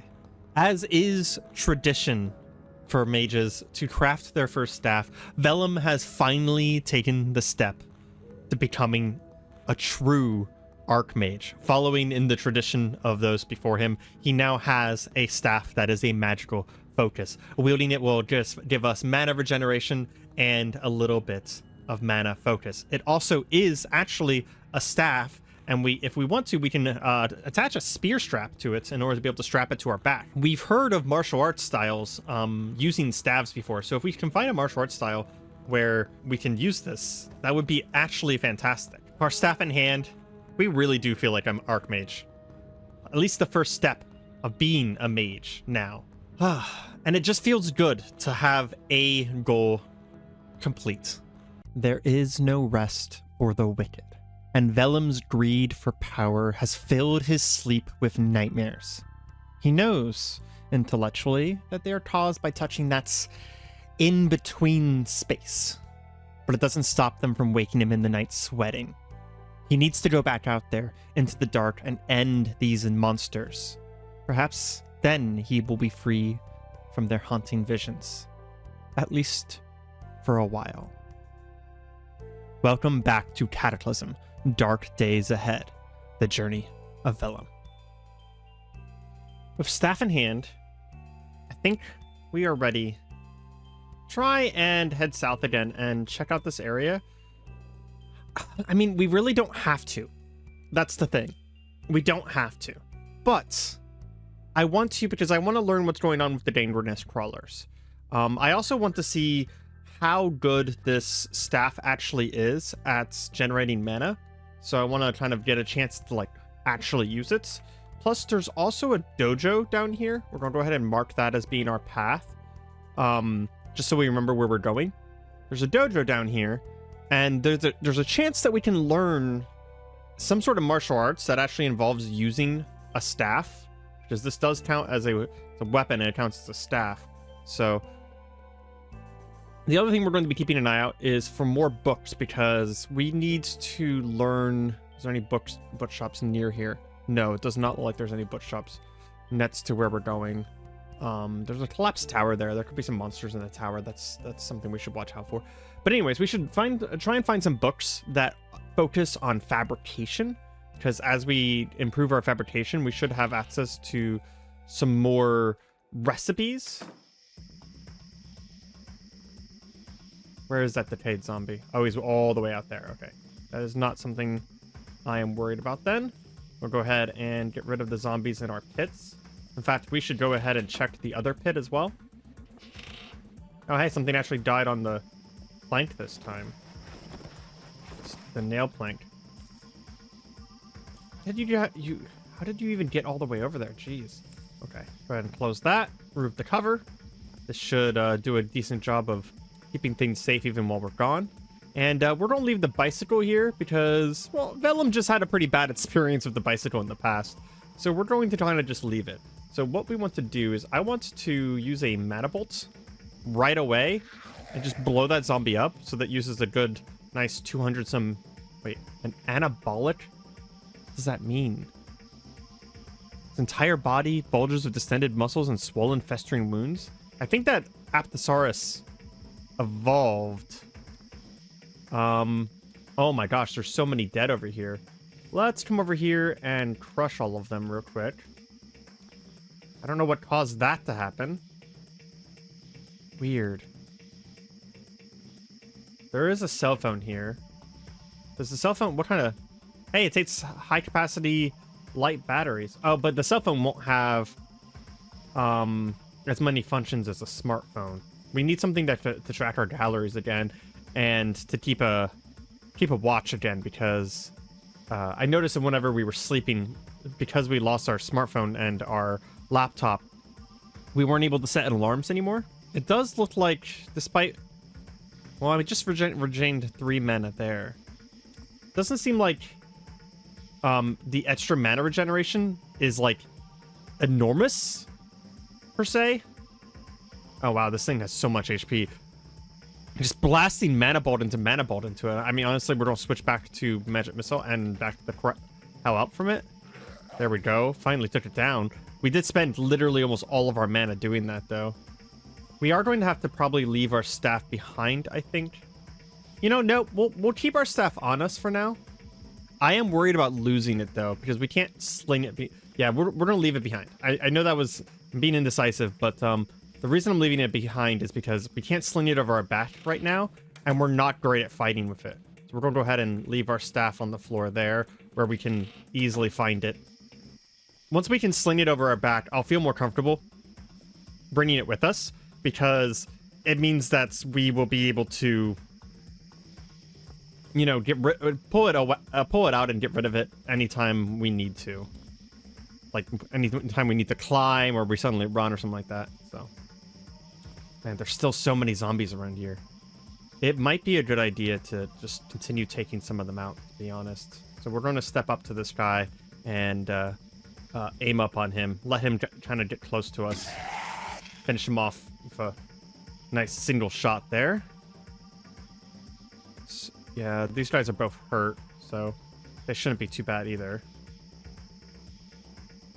Unless she just immediately gets on top of me like that. What the fuck?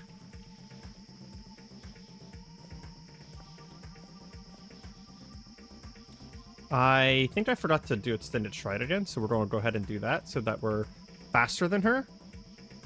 I swear, the zombies seem faster than they were before. Like, I used to be able to walk away from zombies, and now I'm kind of struggling to do it. I'm not sure what's going on there. Like, are they evolving? Are they just getting stronger in general? It's not something I've had to deal with in the past. It's been taking me by surprise. I'm very much used to zombies being kind of like, well, at least the basic zombies being kind of like pretty easy to deal with. There we go. There is a lot of smartphones in here, but I want one with a good battery because we can't charge it right now. I also left my hatchet in my inventory. That's not great. Go ahead and catch our breath. Move on. This area is starting to get a little bit more clear. It's taking a lot to do, but you know, these zombies, they don't spawn. They're not just, it's not a video game. They don't just come out of nowhere, right? They come from the citizens of the city that have turned. Which means that if we get rid of all of them, then we have less issues to worry about. But it's unlikely that we'll ever kill all of the zombies because the city's kind of huge and we're constantly needing to move around to get access to various resources. Nope, he moved on top of me. I'm gonna learn my lesson here and actually just immediately back up. Yeah, what's going on there? I'm confused on why. Am I just really slow right now? My legs are encumbered. What is on my legs? I have a canteen, a sheath, and a quiver. But my legs are a lot more encumbered than they used to be. I'll have to look into that in a moment. That might be what's causing me feeling a lot slower than I should be.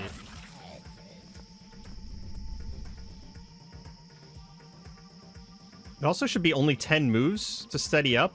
And every once in a while I steady up and like they get right on top of me almost instantly. Oh, he bled out. Stop. It's almost like they're running at me. There we go. Yeah, there's a lot of zombies around here. In fact, I think I'm going to go ahead and put my bow away and see if I can gather these guys up a little bit for a wind strike. Well, I immediately got myself in a bad situation, so we're going to blink out of that. Okay, now wind strike. Oh, look at that. That is beautiful how much damage I just did to all those guys. Are any of them low enough I can finish them off with a magic missile now? Nice. Pull out a bow, take a few steps back, and start taking him out now. Here we go, there's another one. That zombie dog is getting really close really fast. In fact, I think we're going to go ahead and pull out our knife. That wasn't worth it. That was not worth it. I'd bandage up our wounds. In fact, these deserve larger bandages. Are there any trees around here? No, doesn't look like it.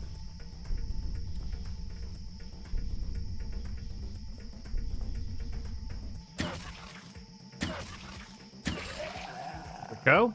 13 battery. No, still not quite enough battery. Wait, you see that? An acidic zombie. It said that it was filled with pulp, acidic pulp. Yeah. Are you sure you want to pulp an acid-filled corpse? So how do I get rid of this guy then? I haven't run into that before. I assume if I do this, it's gonna hurt me or maybe destroy some of my clothing or something like that. So that might not be a good idea to do. That Sarasaurus zombie is full HP, which means that we're just going to avoid dealing with that. There's an electronics store here. Just a couple buildings down to get to that dojo. So we're going to go ahead and we're going to go ahead and head down the main street where we have plenty of room to get away from things. Southeast, we hear Anguish Shriek. Where's that coming from? Southeast, it says. How far away is it, though? So our hearing's amazing, so it could be really far away. I don't see where the sound's coming from. Probably helps that was southwest. Yeah, southeast. There we go. Wump, wump, wump, wump. So whatever's going on over there, we're going to avoid.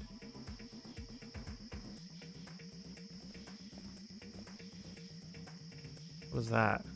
A gray tree frog. Once again, surprised by a freaking tree frog. Looks like there's a gun store, electronics store, and an orchard over there.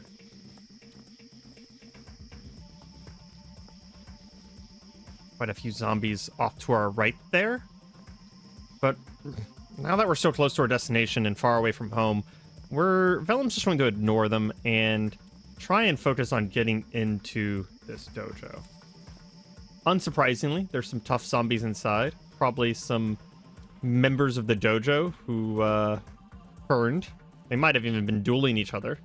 Vellum kind of likes the idea of, like, these two were rivals who were fighting each other before they turned into zombies, and now they're in a never-ending battle with each other.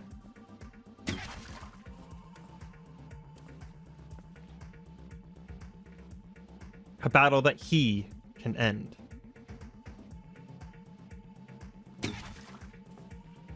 We're actually starting to get quite good at the archery thing. Only taking a handful of hours to take out most people at this point. Go ahead and let him see us so we can get past him. Swing around to the other side. And he immediately grabbed us. Gosh dang it. I don't think he got a bite off on us, though.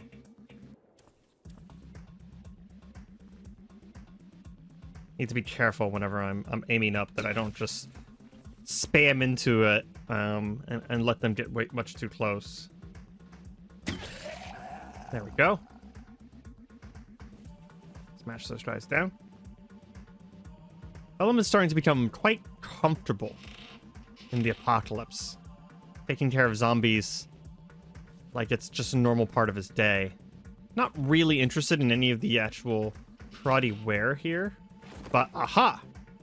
Muay Thai and a close quarters fighting manual. We'll go ahead and take them.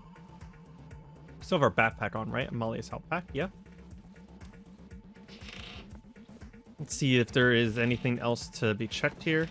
Just kind of like shower lockers. What about up here? What is this? Heavy machinery. That's nice and descriptive, man.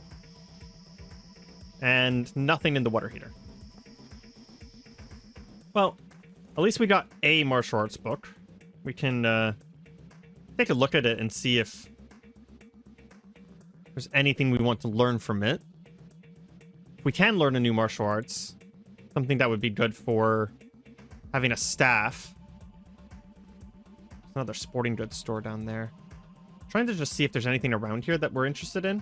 Because after we're done... Dangerous Impaler. Damn, these things are just following me. Doesn't seem to want to take out the door? Huh. What are these things? And why do they keep following us? We have 100 mana. Okay, so what we're going to do is we're going to put on the gas mask. It's a full gas mask, so it covers everything we need it to cover. And then we have just enough mana for 2 magic missiles. So we're going to start running, open the door, back up a few steps, and then fire a magic missile. It didn't destroy it in one shot. Maybe it's too big to go through the door. That's why it wasn't opening the door. Okay. And then we're going to wait a moment to see if anything got attracted by that. Another one. We caught a glimpse of it for only just a moment. We need to stop running. It says we see one, but I don't see it. There it is. Okay. Well, we can safely step the smoke. We hear beep, beep. Holy shit. Fuck?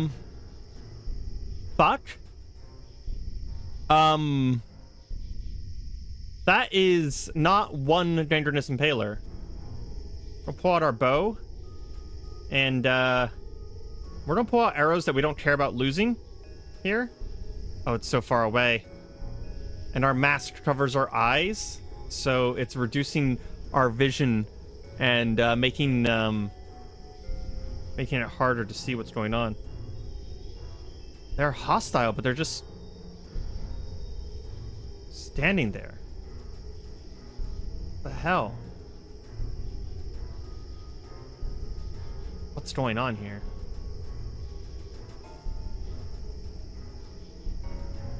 We're gonna aim up on one? I don't think... Yeah, we can...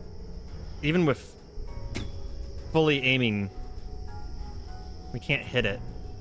What the hell is going on with these guys? They're just standing there. Watching me. Oh my god, that's really creepy.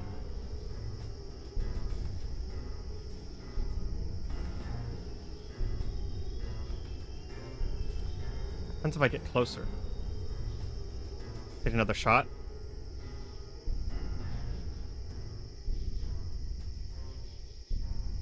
Can we get an actually nice shot off on these guys? Like, why are they so hard to hit with a bow? I could take off my mask and make this a lot easier to hit them. Something's beeping. What is beeping? It's not me, is it? I don't have an alarm going, do I? No, I don't.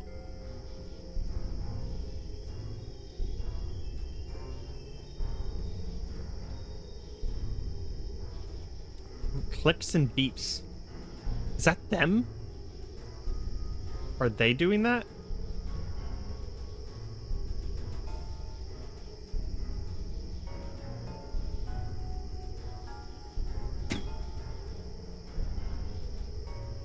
This is incredibly unsettling. Just standing 5 feet away from me.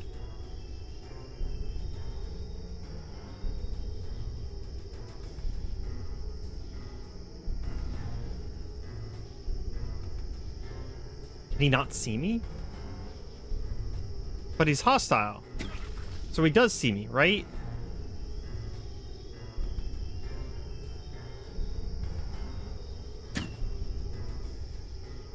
I want to step up and attack them, but I have no idea what happens if I were to do that.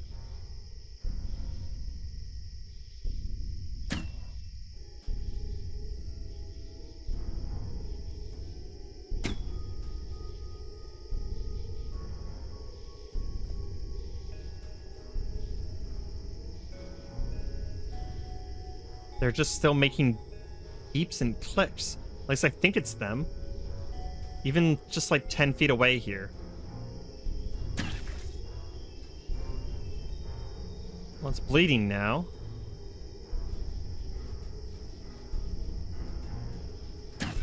It's still not attacking us. What the hell?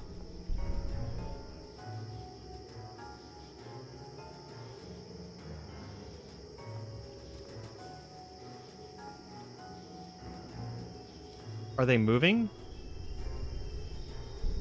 They moved.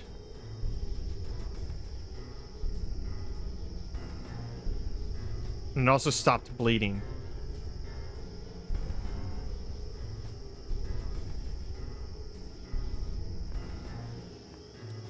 I think I figured it out. Look at that. They only move when we can't see them. So our vision range is like drastically helping us here. And they just make creepy noises. Oh my gosh, that is just so disturbing.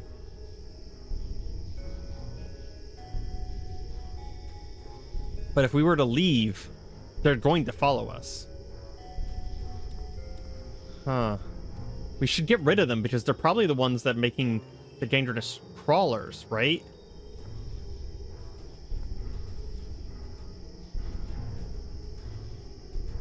I'm just too... We're just too curious.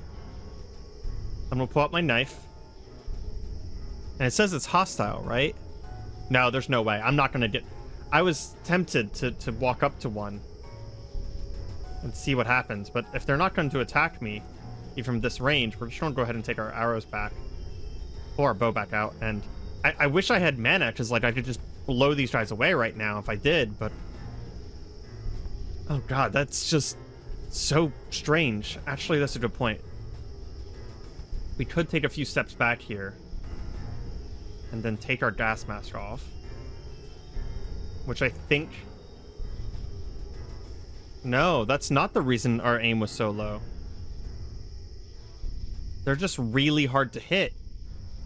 It's weird. We're gonna put it back on then because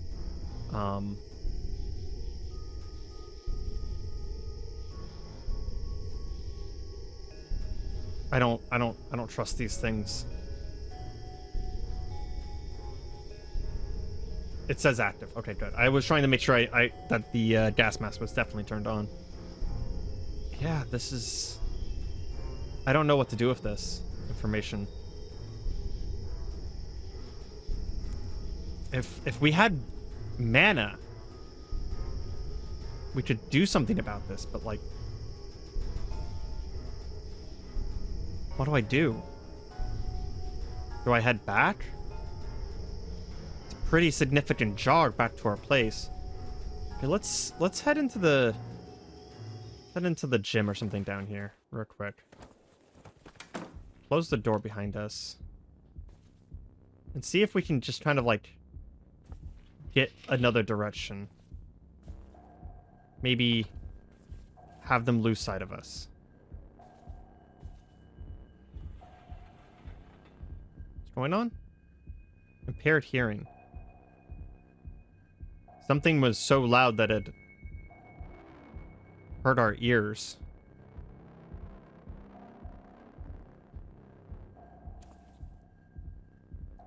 Gangrenous flesh. We found another stage. Gangrenous flesh. Covered in grievous wounds, this wretch's gray skin has bloated to near rupture with putrid gas. Between lumps of unrecognizable gore, a human head lamely follows your movements with empty black eyes. So this is what happens whenever a gangrenous impaler affects a zombie, but it's not done turning yet. Oh, shit.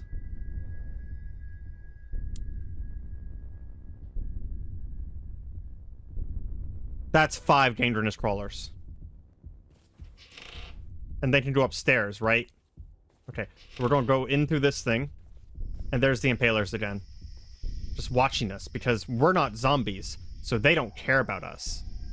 Oh, I understand now. Okay, so we need to come back here. Oh, fuck. That thing's after us.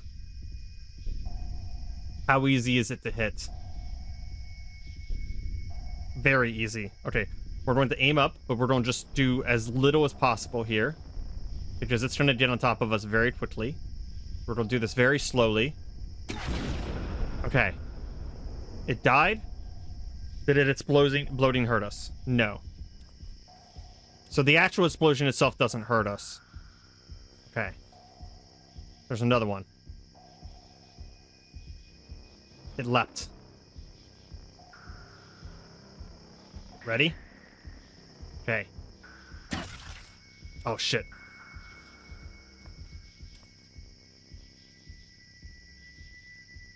I don't like this. I don't like this at all.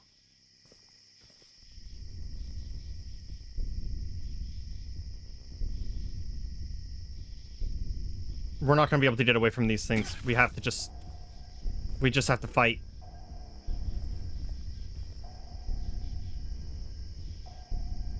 Come on, this one's bleeding. Managed to bite into us. Did it grab us? No, we're just bleeding. Okay. We're going to blink Oh, it blinked us into the building. That's actually fantastic. Okay, we're gonna put that down and try and staunch the wound. Okay, good. Bleeding stopped. Put the bow back, pull the bow back out. Are the dangerous impalers following us as well? Okay. I don't see them yet. So we're going to focus on this guy. Aim in on him. He leapt. Just wait for him to get closer. We don't want to miss. There we go. Down. I'll grab the arrow from in there. Oh my god, there's so many. There's so many. What the fuck do we do? We're gonna run out of stamina doing this. Okay. We are going to switch to our knife.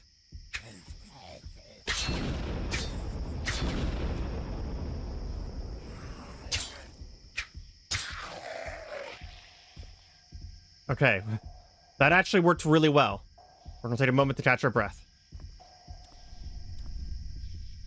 I want my arrow back, you assholes.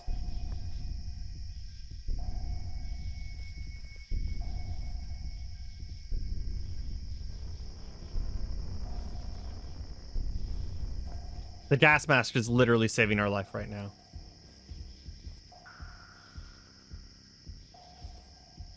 How's this guy doing? Okay, we don't want to leave any zombies around.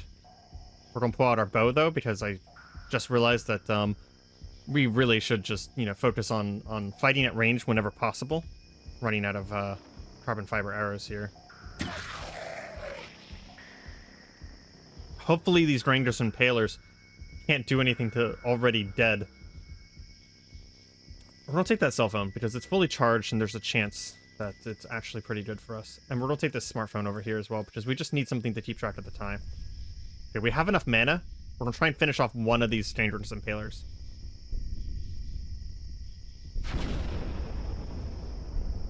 Don't think they can poison each other though. Just stood in the toxic gas. Completely unfazed.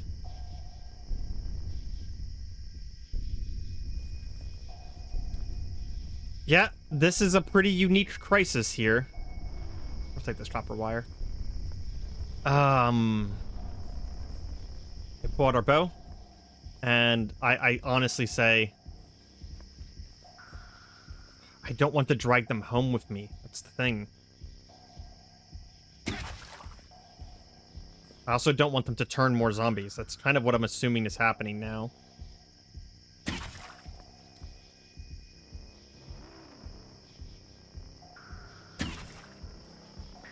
We're going to try and take out as many of these guys as possible.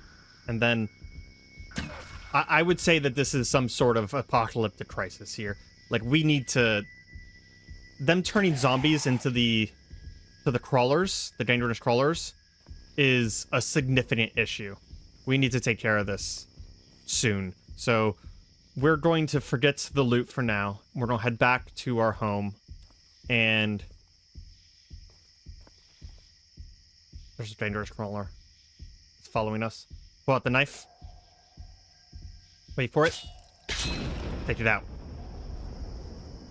We are going to get some rest, get some mana back, and then I think we're going to come out and go hunting dangerous impalers.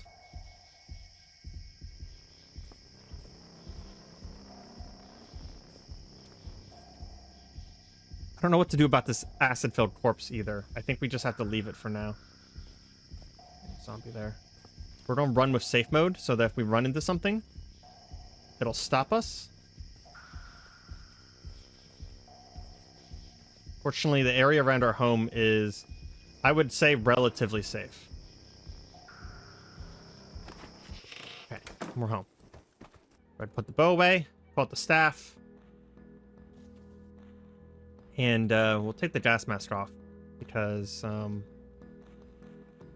don't think we need it around the house here. We're not going to be able to do anything about them tonight, so we're going to make some food and just kind of get rested up, get some mana back, all that stuff, and then we will head back out. Is there anything good here to eat? kind of running out of things that we can make that are like made meals. But and then we'll head back out tomorrow night. Eat some bacon, eat some broth. What did I just make? I've lost track of what I just made. Vegetable soup. There we go. Because it was over there for some reason. And kind of just eats a random assortment of things here. So we're full.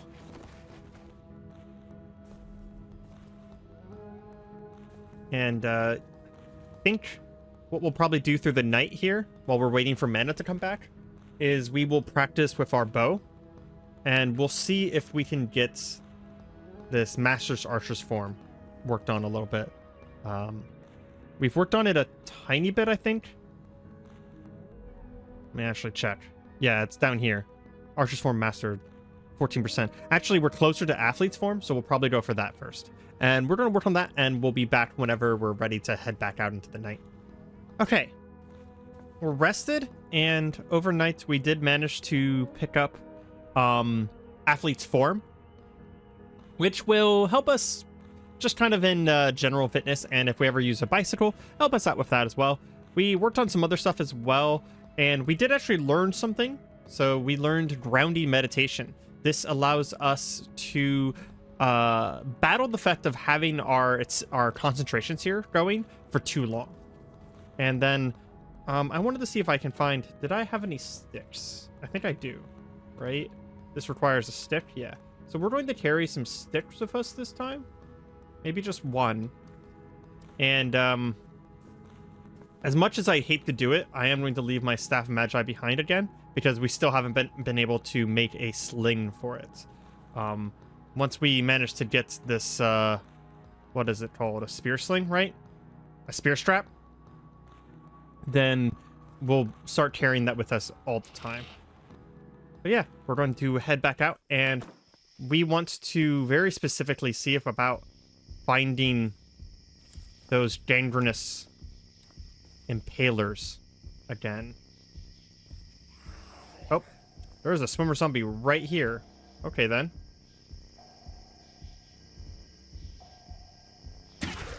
Go ahead and take her out. Always some new surprises in the Cataclysm.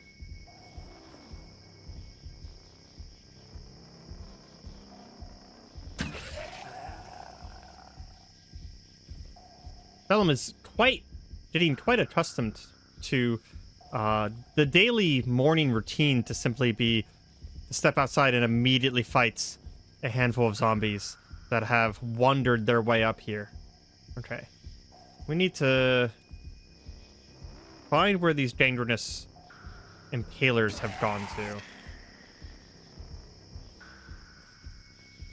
We are starting to really clear out the area, though. There's an acidic zombie. Yeah, the one that we weren't able to crush the other time. Not surprised. We'll go ahead and take it down again, I guess. Not sure what to do about this guy.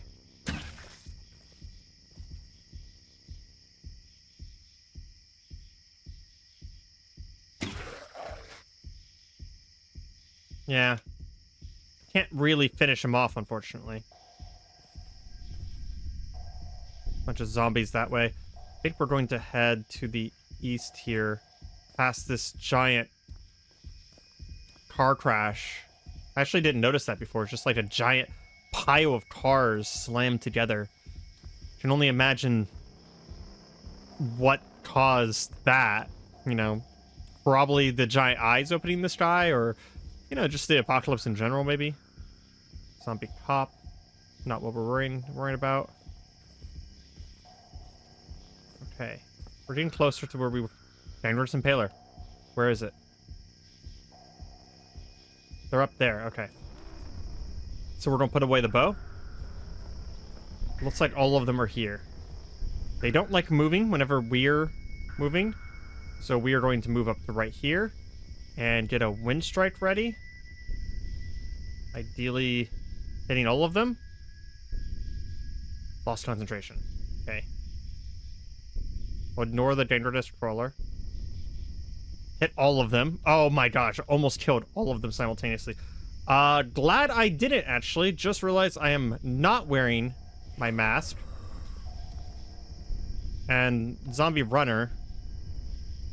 You know what? This is an interesting opportunity. We're gonna lead the zombie runner into a crawler. An impaler. Nothing happened. Maybe they do something with corpses then. Either way.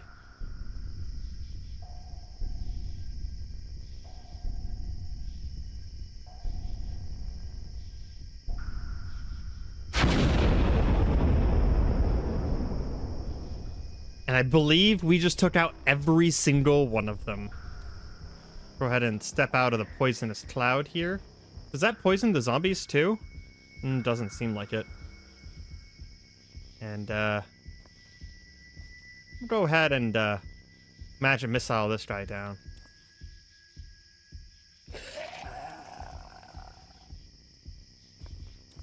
Did one of these guys have any arrows in them? Doesn't look like it.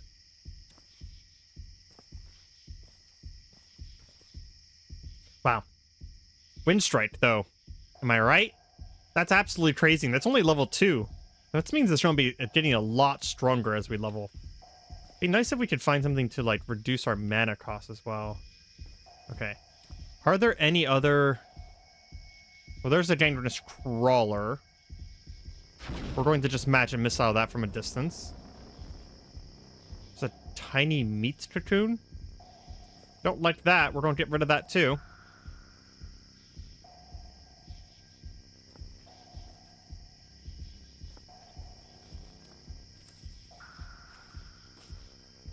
Not seeing any more of them.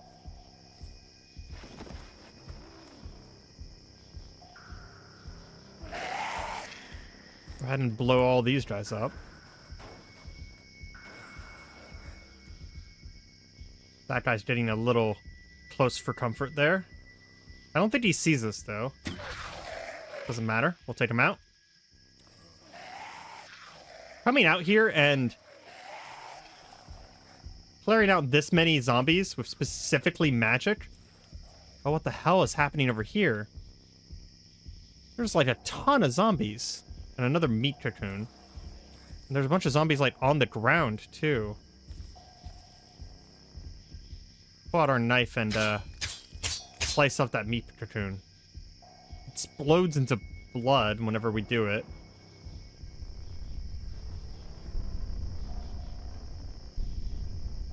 Seems like these guys are reanimated or recently reanimated. In fact, that one literally just got up as we were standing here. I'm not sure what killed them. These two are also recently reanimated. Which means we can take them down with our knife real quick.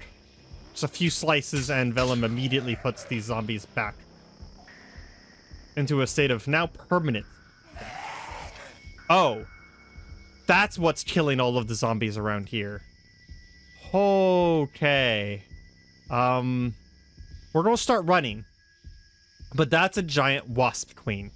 A yellow-jacket queen grown to the size of a horse, towering over her daughters.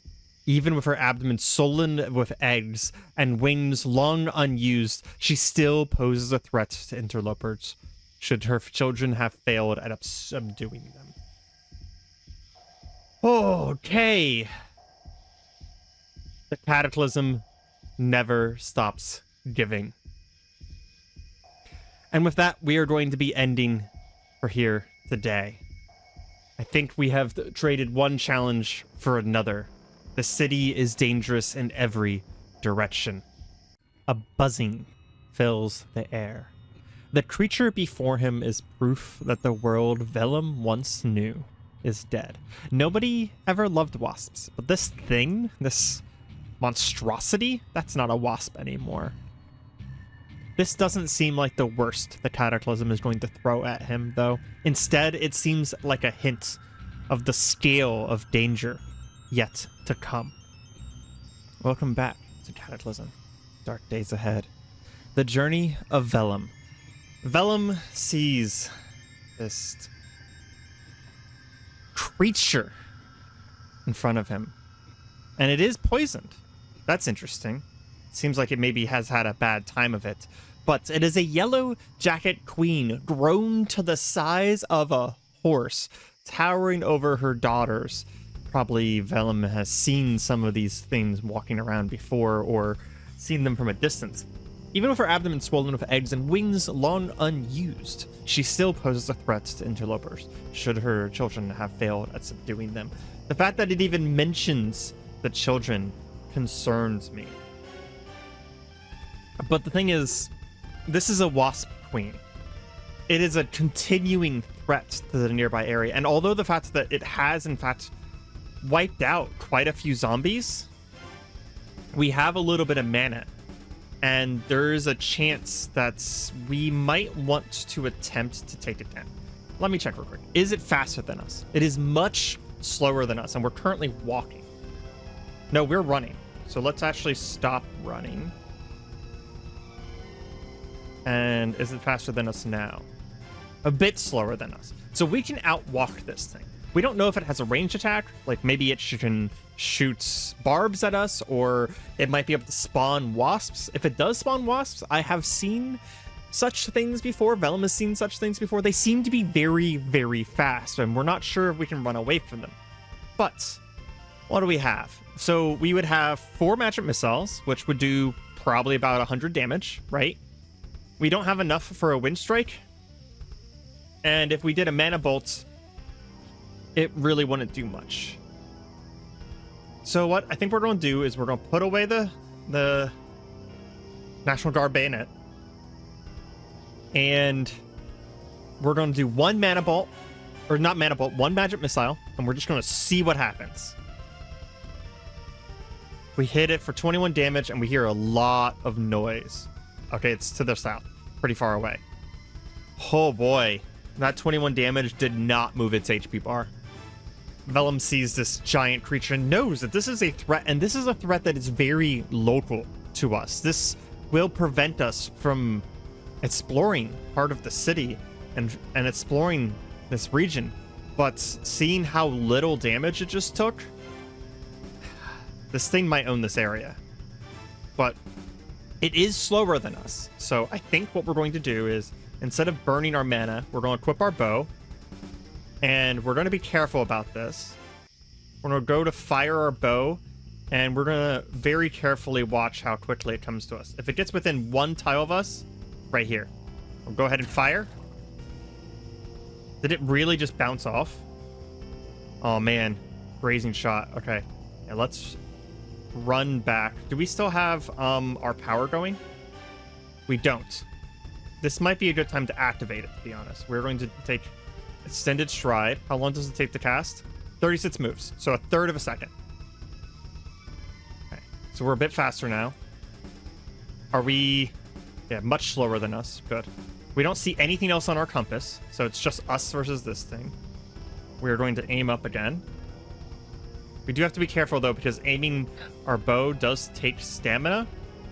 I'd really like to get a good hit, and it reflects off the Wasp Queen's carapace. So this thing is armored.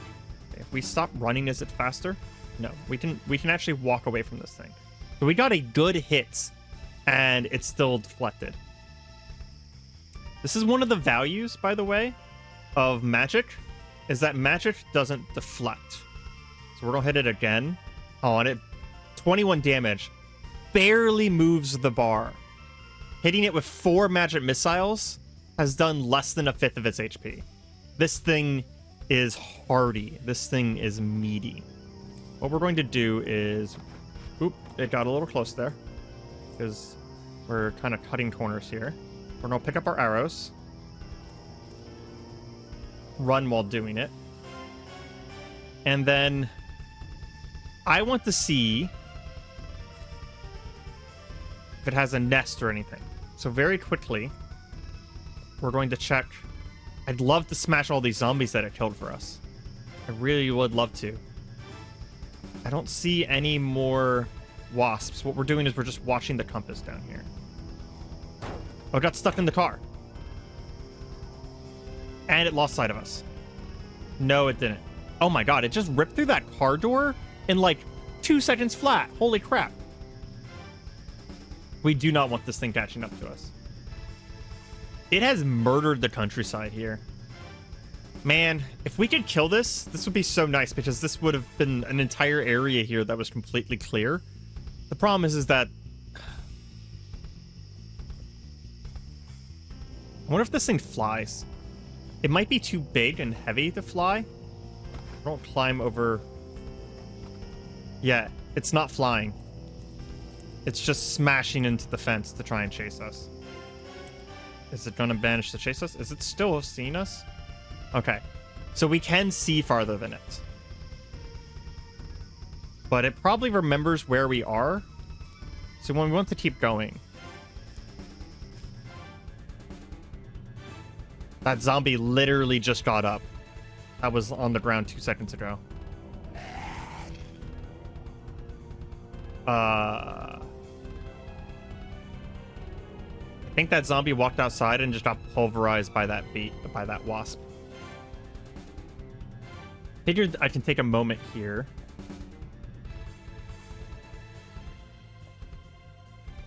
And just crush a few of these. Oh, the giant wasp sees us again.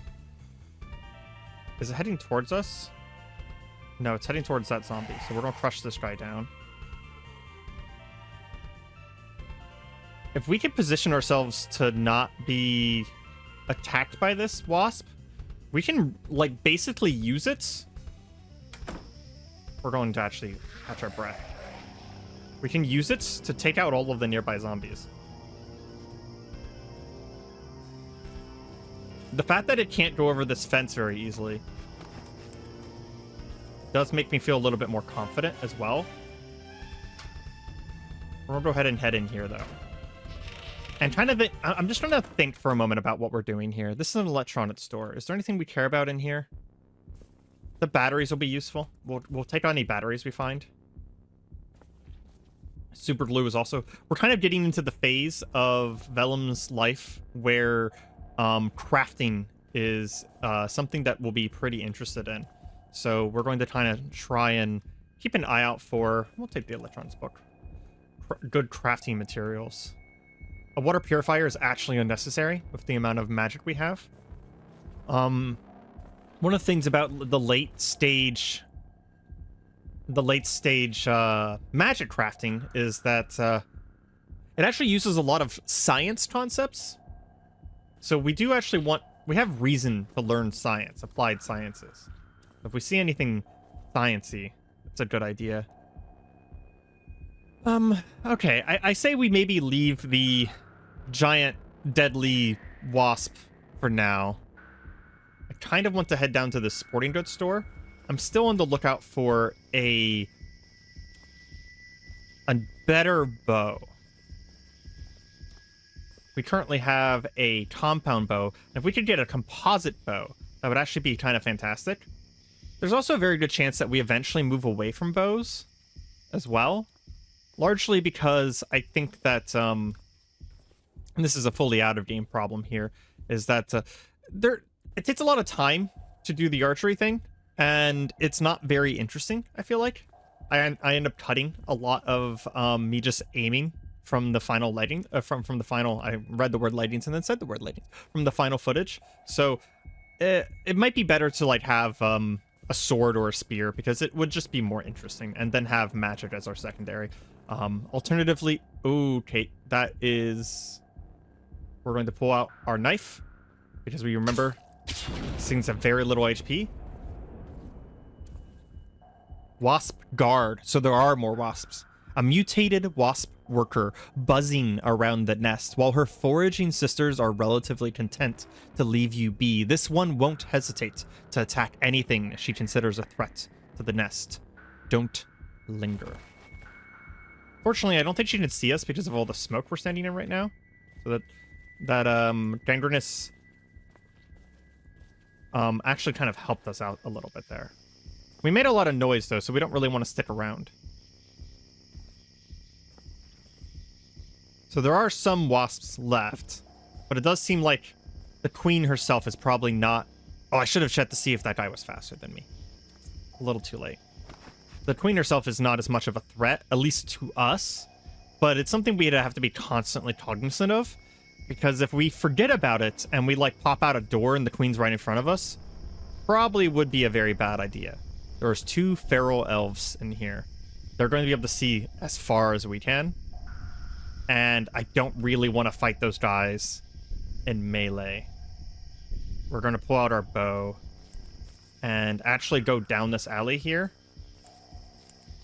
See if we can get in a back door, because they're probably going to rush out of this place coming after me.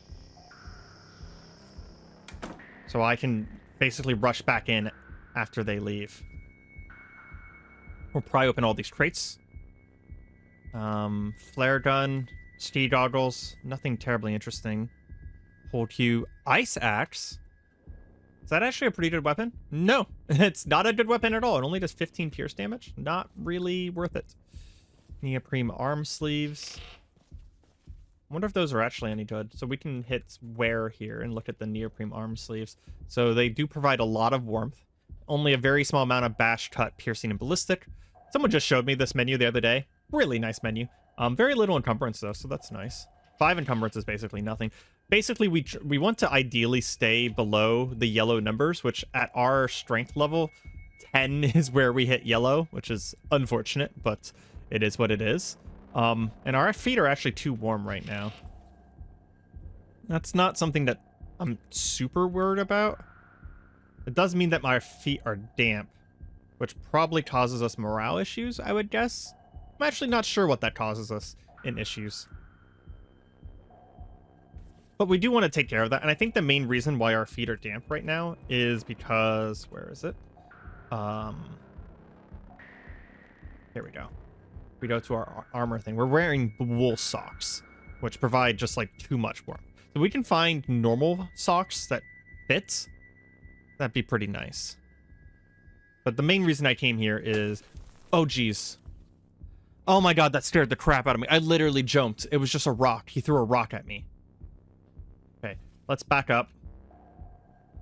And... ignore it because it's probably... Yeah, they threw another rock. That's fine. One shot, almost immediately went down. We're going to store the bow and finish him off with a knife. Because he's a feral, he actually has, like, none of his stuff is dirty, but at the same time, none of it also fits. So, we'll take our arrow back. And then, that means that there's a chance that the other feral is still in here. So we need to keep an eye out. There's a fencing foil here. Fortunately, a fencing foil is rather useless as a weapon due to its flexible shaft and dull tip. Okay, never mind. And there's a zombie there. I can't see us yet. Splinter camo combat jacket. Oh, there's actually quite a few zombies in here, huh? Take our bow back out real quick. Oh, there are... Excuse me, there are a lot of zombies in here. Must have been the cracking of the barrel that I did, maybe? That's what they probably heard, is whenever I broke open these barrels back here. We'll see if I can take care of 1 or 2 of them real quick. But I'm not going to risk a lot here. Did we knock it down? Downed and bleeding. Yes, we did knock it down. Okay, we're going to aim at the next one then. Okay, it got up really fast. Screw that. I would like to take these guys out, though. I really wanted to search the rest of this shop.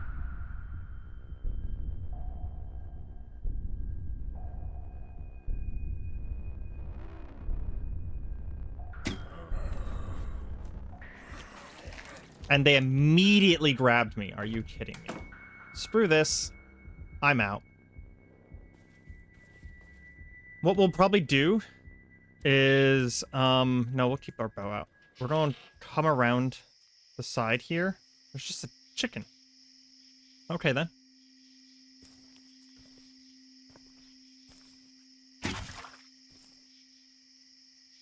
I don't think we can outpace the runner. We'll stop and fight it real quick. Bleeding, so let's go ahead and put pressure on our wounds, trying to stop the bleeding. It's not working. We'll go ahead and use a bandage, which honestly, it's not the worst thing in the world. We should probably bandage up anyways, just to get things starting healing. Pull our bow back out.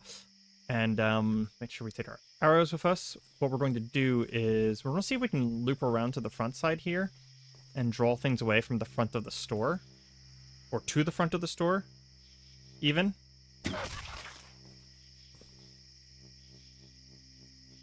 Don't use the carbon fiber arrows. Thank you very much. And we'll see if we can, like... Oh, wow. Critical for 73 damage. There you go, Vellum. That's what you need to be doing. We can either take a bunch of these out, or, alternatively, we can try and, like, lead them out the front and then pop back in and very, very quickly loot place and see if we can find a better bow or any more arrows. Nicer arrows are going to be something that we won't be able to craft for a pretty long time. So it'll be pretty nice to get some good arrows. Go ahead and pull out our dagger here. They're pretty much close to dead anyways. Go.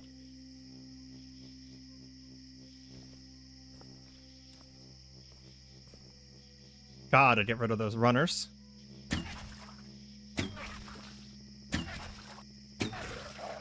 There we go. Another one down. Back up a little bit and catch our breath.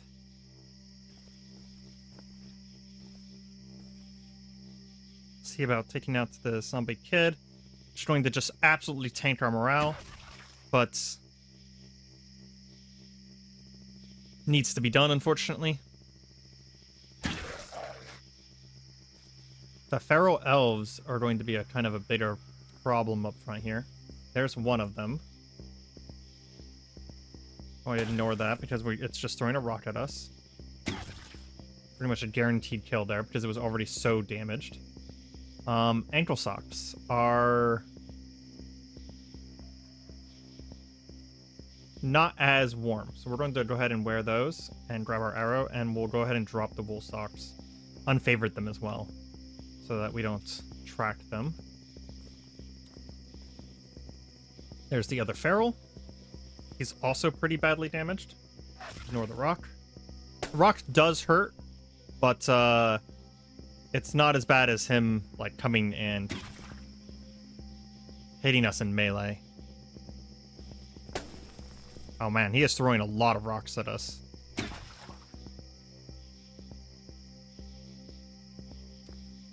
And that zombie got pretty close while we were smashing. Smashing does make a lot of noise, so it does try to draw them from a distance. And finish them off. Grab our arrows. Arrows. And anything here that we want? No, not really. Okay, we'll pull out our knife because if we go into the store, we'll be in close range. We're not fighting a tough zombie in melee. We are so fragile in melee, which is why I'm thinking about a spear for Vellum's like actual offensive weapon. The staff is going to be helping us cast magic, but unless we get a martial arts style for the staff, it is very risky. Meanwhile, a spear, we actually can reach a full tile away with a spear. Be nice if we could get the bramble spear, the one that's part of a spell, going. But it did seem like it was pretty expensive to cast. So maybe not the best thing. It might be better to have a permanent spear. We'll very quickly check our wounds. Nothing that we can improve. Zombie right there. Back up and take him out. Oop, that is a tough. Tough zombie takes precedence. If it gets on top of us, we'll have a problem. They also seem to be a little bit faster. Yeah, they're a bit faster than the other zombies as well. We are getting pretty consistent with our aim here, though.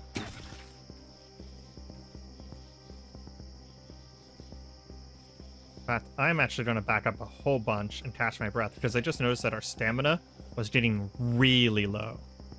I think it bled out. It did. Beautiful. The broadhead arrows, I think, just do a ton of bleeding as well, which is helping tremendously here. Oh, there you go. Yeah. Can we finally loot this place? Nope, there's still a few more zombies here. Definitely feel like some sort of, like, Night Stalker feeling to this place because, you know, just being able to take out everything so dead quiet is very fitting for Vellum's fighting style, being, you know, an elf and having been used to, a book. Been used to hunting in the woods. We'll go ahead and take those books. I don't see any hunting supplies, though. Guess there's a chance that since sporting goods doesn't necessarily cover hunting.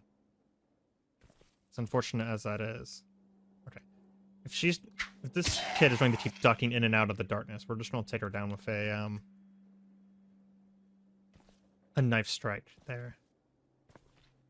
Okay, well, we're going to go ahead and mark this looted then. And honestly, just get out of here. There's another sporting goods store across the street. Might as well check it. The night is still pretty young, and even though we've taken a few hits, we're, I would say, still pretty healthy. Ah, shit, there's a dog there. Okay. Dog immediately bit us. This guy is having heavy bleeding, so we're actually just going to run back from it and take it down. I didn't want to take it down at the same time as the other one because there was another zombie back here. Another runner. In fact, so close to us that we're just going to take our time here and aim up. There we go. I didn't want to dedicate to aiming and then have it run at us. Pick up the knife. Oh my god. So many runners. How hurt is this guy? Not at all. That guy got on top of me very fast and immediately grabbed me. We're going to just blink. Oh, okay. That's where zombies can get dangerous whenever they start grabbing you. So the reason we blinked right away there is to just prevent, because there was so many zombies nearby, just prevent them from piling on top of us. I am glad we have this bow, though, because if we were reliant 100% on our mana, we would have been out of the ability to clear zombies quite a while ago. And Vellum is being incredibly cautious, but it's only just because of the fact that in some of the recent encounters we've had, our proximity to our death has been incredibly close. One could even say that we have seen the face of death. And we're good with not seeing it anytime soon. For a while there, we were very confident, but we're taking the apocalypse seriously again. We'll go ahead and honestly just finish this guy off. Because magic, because I think he's the last runner. There's another one, another zombie there. Fishing rod, sunglasses, denim boots. I'd love to sit here and knife fight this guy, but I just think it's a bad idea. We're gonna back up and some more arrows into him. I think that last arrow literally pierced through him. Oh no, it broke. Gotcha. That's unfortunate. Ooh, there's a fully repaired leather belt there. Do we have a leather belt? I don't see one, question mark? We'll grab it. In fact, we're just going to wear it and then belts. Yeah, we didn't have a belt. Okay. That's really useful because we can put tools on that and they'll be a little bit less cumbersome. A book on sucker punching people? That's pretty hilarious. Okay, let's see. Complete Trapper. Outdoor Adventures? Sure. Of course, we collect, I think the fitness band might actually be very good for us because it'll allow us to track our heartbeat, etch levels, and calories, and has a clock. And will be a little bit better than our the UPS smartphones, I think.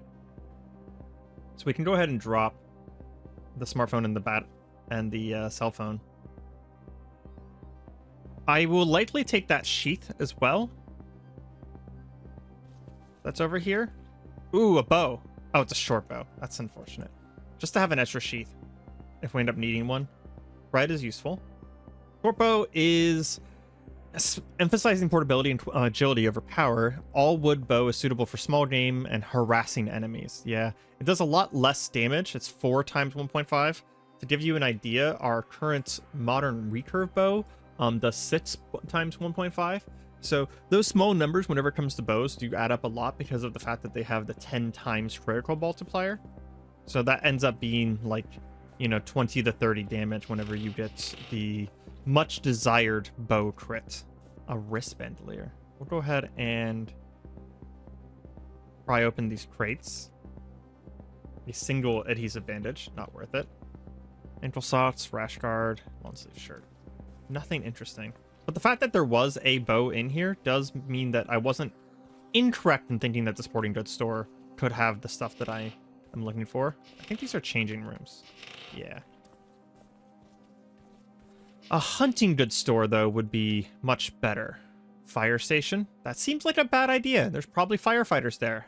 And I bet the firefighters probably have really good armor. Bookstore? Another sporting goods store. I'm not seeing much else down here. Because of how early it is in the night, I think what we might do is kind of update our bandages for a second there. I'll check. Did we actually ever get expert wound care? We have not gotten expert wound care. We'll probably want to get that at some point. It'll take several nights of training to get expert wound care, but the value of it is that it'll make all of our bandages a little bit better. It's one of the nicer utility proficiencies, in my opinion. Bank, dense urban, restaurant. So we probably want to avoid the dense urban and probably avoid the police department too. Jeez, the wasp was right around here. Should probably put a note for the wasp. Put a big W there, as Vellum marks this map in all of the dangerous areas, which must mean that there's probably another wasp nest somewhere around here as well. Oh man, I wasn't watching and that zombie almost just snuck up on me there. What are we losing strength for? Probably pain. Yeah. One of the downfalls of using a bow as well is that despite our dexterity being really good, which means that our accuracy is really good, bows do mostly do damage off of strength. Which means that we're potentially not going to be able to use the better bows unless we can find a way to get stronger. Vellum does kind of just have a dainty elven arms, so... Finishing off with the dagger, save some time.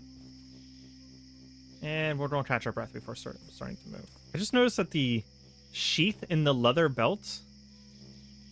There was my character automatically put the sheath in the leather belt, and it actually looked like it took less moves to pull it out. I've never seen that. Yeah, sheath in leather belt takes 0. Interesting. So I'm going to unsign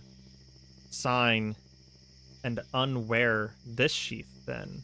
Now it has 2 sheaths in it. That's pretty funny. I wonder if it's just the leather belt, not necessarily the sheaths in the leather belt. So for a knife, the sheath might be better, or the leather belt might be better for quickly drawing and storing. And then whenever it comes to like swords, the sheath might be better. I'll have to experiment with that later. It's not a system I'm super familiar with. This is an office skyscraper. I don't know if I want to be here. Let's head this way instead. And what I'm thinking about doing is heading north because the night is still pretty fresh. And we'll see what we can hit along the way. Hardware store, garage. Not much here we're going to care too much about. The pawn shop. There we go. That's pretty nice. I know I said don't take alleyways, but we're actually going to take an alleyway here because if there's a fence along the left side of this alleyway. So if something happens, we can jump the fence and force something to knock down the fence. Plus, this involves... It's just a fly. I was like, what the hell is that? But this involves spending less time out in the open here. What is that? Wood ash. The prevalence of a bunch of ash here does not bode well. The gun store could have bow mods in it, but it's also very unlikely that we're going to be finding anything that Vellum is going to be interested in the gun store. It's going to be mostly ammo and, like, well, guns, for that matter.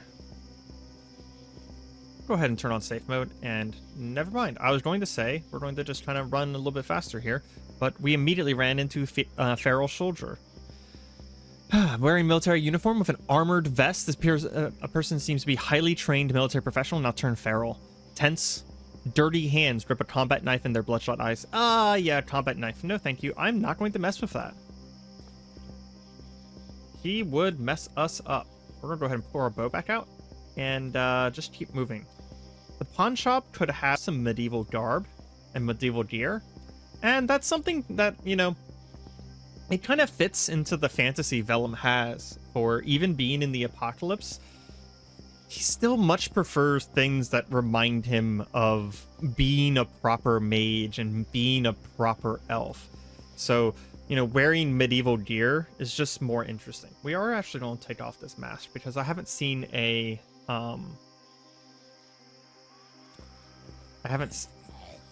what the fuck is that? It just appeared out of the darkness. An uncanny shadow envelops this creature as if light itself were too repulsed to touch it. All you can make out is its shambling human-shaped outline. It is a shady zombie. Considering the fact that we didn't see it even 5 feet away, we're going to knife it down for fear that I think it would just disappear again into the darkness. It did manage to make us bleed, so we're going to get rid of the bleeding there and check our wounds. Otherwise, nothing else that we can improve. I did not know there can be freaking invisible zombies. Both these doors are... Yeah, let's go ahead and pry one open. Did we fail? I think we failed. Oh, that's bright. Oh, there's a car that's on. Can we actually just get in this car real quick and turn off its headlights? That might actually be the best thing here. So we're going to take control of the car and turn off headlights. There we go. So that was going to just be a problem. With the street's so close, I really don't want to break down that door.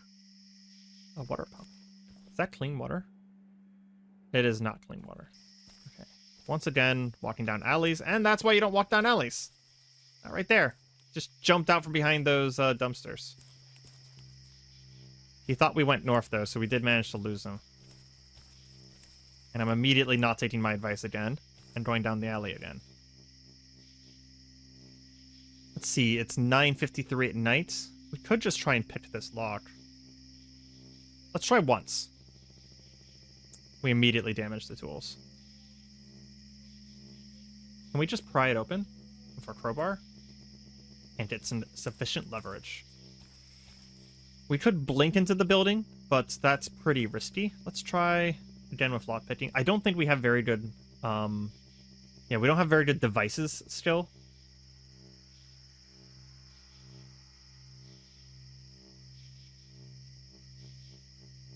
Oh, there we go. On our third attempt, we did actually manage to pick it open. That's really good, because I was dead quiet then. There's a Shamshir? I don't know how to pronounce that. Shamshir? Nice. Turf sword associated with Middle Eastern and Central Asian countries. Oh, it seems oddly dull and born. So there's actually fake and artificial weapons in Cataclysm, and the only way to tell is by reading this area here, and if there's something that's indicating that it's not exactly right, then it's a fake weapon. So that is a replica Shamshir. Shamshir? Someone let me know how you pronounce that. What's on the desk here? Oh, a pen. Another locked door. We shouldn't have done that. Vellum pries open the door of the crowbar, trying to be a little bit faster, and sets off the alarm, which apparently was in fact still powered. If things didn't know we were here before, they do now. Yeah. There's things busting out over there and trying to get in here. This place is filled. Look at this. Absolutely filled with potential loot. So many shelves of things that we could potentially get, though. So we're going to try... You know what? We'll actually close this door here, because these metal bars will hold back a normal zombie almost indefinitely. And we're just going to go through everything here. Morning Star? Is that a real Morning Star? This one feels off. The spikes are blunted. It is a replica. So we're just going to go through shelf by shelf real quick and see if we can find anything really good or really interesting. We are going to take that book. Just basically any book is a good idea. Pair of wolf shed cufflinks. That's a magic item. Pair of silver cufflinks with a wolf's head engraved into them. Each cufflink has a bright ruby eye and pearl teeth. They appear to be growling. There is an inscription. When the moon shines, I become alive. This casts the spell Lupercalian Relief at level 1 and never fails. Ooh. We are going to go ahead and wear that. We have another magic item now. That, if I was understanding that correctly, I think turns us into a werewolf. The fact that it has charges on it does mean that the crystallized mana charge, I do think that means that it will eventually regenerate mana on its own while we're wearing it. So we're going to see if that does regenerate mana, and then we'll have to try that out in a few days whenever it's fully charged. Definitely want to try it out in a situation where we're not in danger. A huge axe designed for warfare, or it would be, but the axe heads aren't seated properly again. Yet another fake weapon. Of course. Let's see. Chelsea boots, blazer, a Jian. A Jian's a type of sword, correct? Chinese double-edged straight sword. Quite worn, bent at an odd angle. Another fake. What is an SSH-68 helmet? An old SS-68 combat helmet from the Soviet Union. Okay, I vaguely know what that is. Mini fridge. Okay, now let's check the shelves. Looks like there's a lot of weapons here. French-made hats, army helmets. The tactical helmet might actually be pretty good. It's encumbrance 27. That's actually still pretty heavy. And same thing with this 23 over here.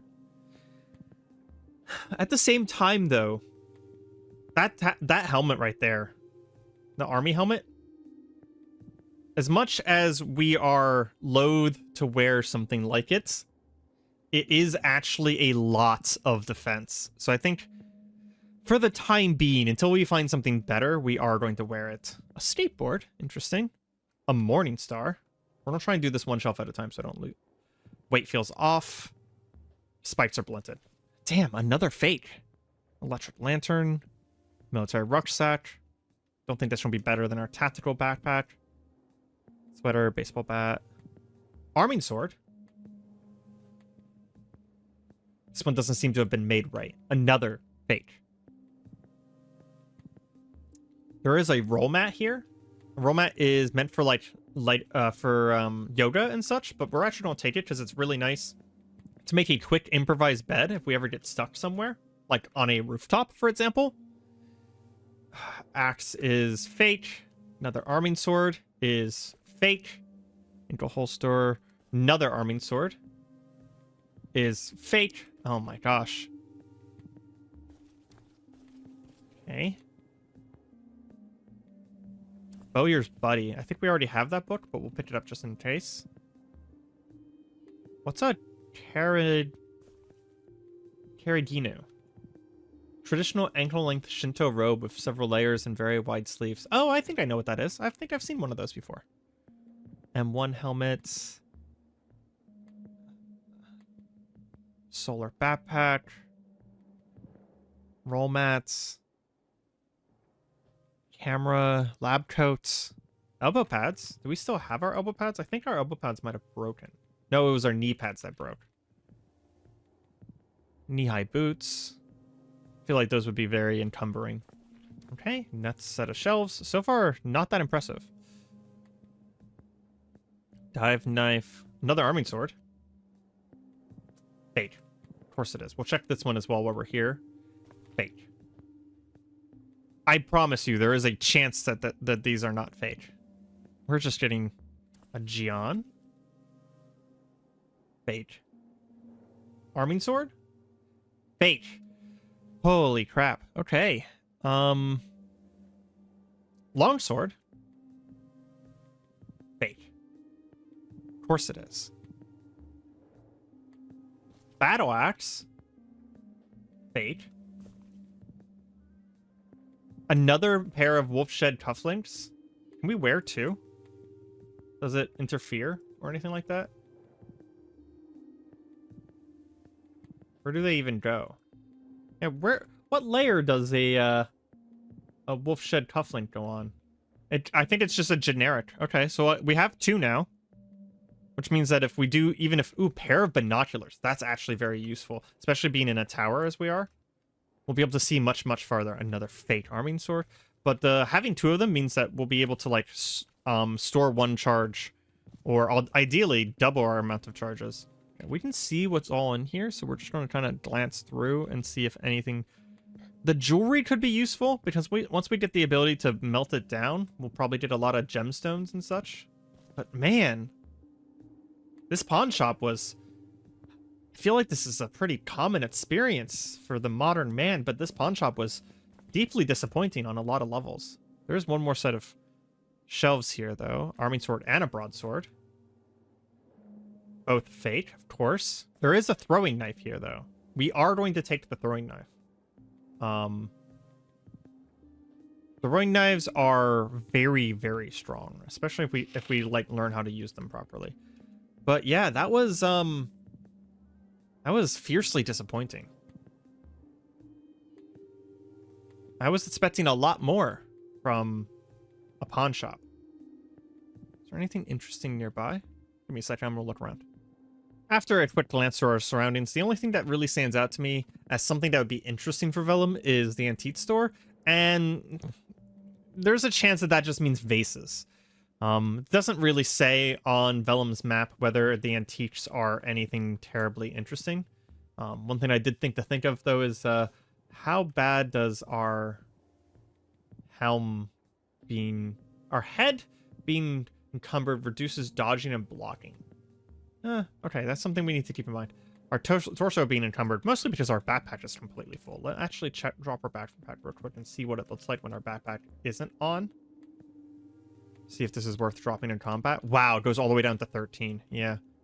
So that's something we should keep in mind is if we do go into combats, dropping our backpack could be really useful. Can we just get out this front door? No, we cannot. Well, we are going to get out of here then. And I think that's, if only because we're so loaded up on stuff, we are going to head back.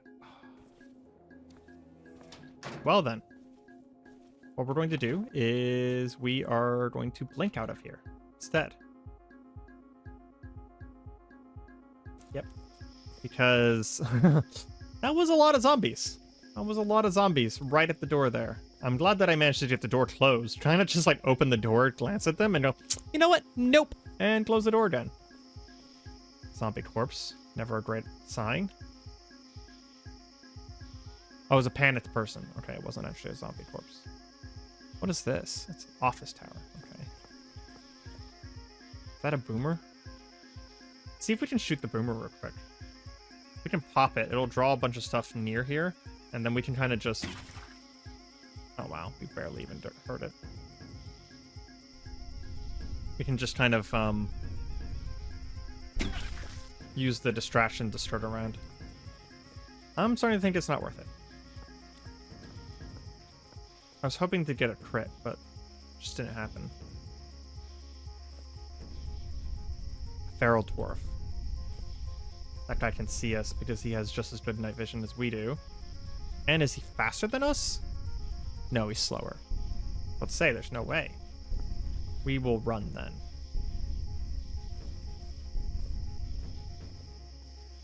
What the hell is that? A pupating zombie. This human corpse is wrapped in sticky black fibers that cover everything from the neck down. Beneath the wrapping, there are strange rhythmic movements, grotesque to behold. You know, I'm gonna go ahead and say no. A hard no on that one. Okay, you know what? We're going to take care of this feral dwarf. Wait until he gets closer, because he's very short.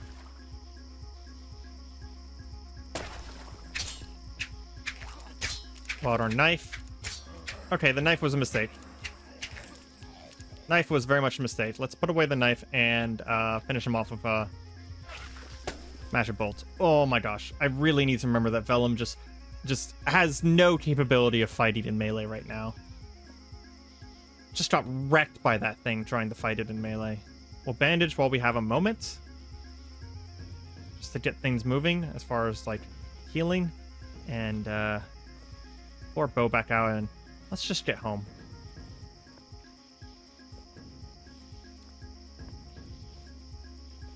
Feels like we've killed so many zombies, but it feels like we have barely made a dent in the population of this city, which in all honesty makes a lot of sense. It's not like, you know, there's probably thousands of people that lived in the city and less than 1%, or even maybe less than 1% would have survived the initial wave of the apocalypse. And less than that would have survived what happened afterwards. But for now, we've made it back safe. And we're going to take stock of what we managed to get, what little it was. Appropriately pick up and wield our magic staff now that we're home. And because it just kind of looks really bad, we are going to take off the army helmet for now. We'll wear that going into combat, literally only because it is a very significant amount of protection.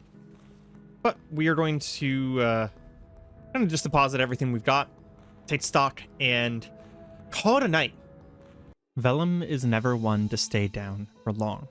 The challenges of recent days have been hard. Strange, infectious, gangrenous beasts, giant wasps beyond his ability to kill, slipping off rooftops in the middle of a chase. However, he doesn't stay down long. His confidence, like his wounds, has healed, and once more he is ready to stalk into the dangerous night. This time, he hungers for new knowledge, new spells, new power. Welcome to Cataclysm, Dark Days Ahead. The journey of Vellum.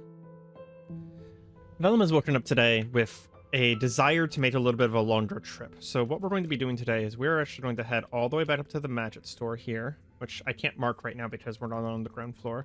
And then after that, I want to actually make a trip all the way back to our home, our original home. Along the way, we're going to probably stop every once in a while to hit these houses.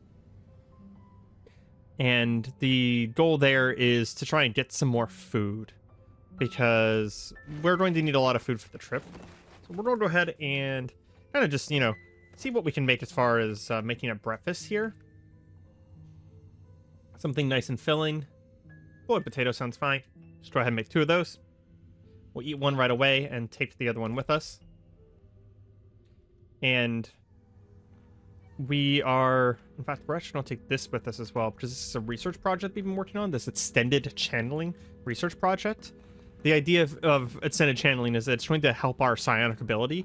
It'll allow us to switch between different modes of psionic channeling, and it'll allow us to cast harder to cast psionic spells by intentionally taking more time. And we're going to take our staff, and then let's see about, just take a little bit of food with us. Doesn't have to be anything too impressive, just some sealed food that we can have on us, because we plan on not coming back today. We'll probably be out for longer than a day. There's also a very specific book I want to take with us. It's called The Bowyer's Buddy, it is having us, or helping us learn fabrication. We need to get to higher levels of fabrication in order to start making some of the things that we care about. Where is it in the list here? Do I already still have it in my inventory? So I was reading it right before bed. It's not in my inventory. Where is it? It's not on that shelf. Apparently it's on the ground over here. Why? Sort your stuff, Vellum. There you go. I wonder I couldn't find it. It literally wasn't here. Okay. How big of a book is that? It's a 3-pound book. Jesus. Okay. Well, that unfortunately takes up quite a bit of our weight already. But we are going to check to see if we have any more arrows.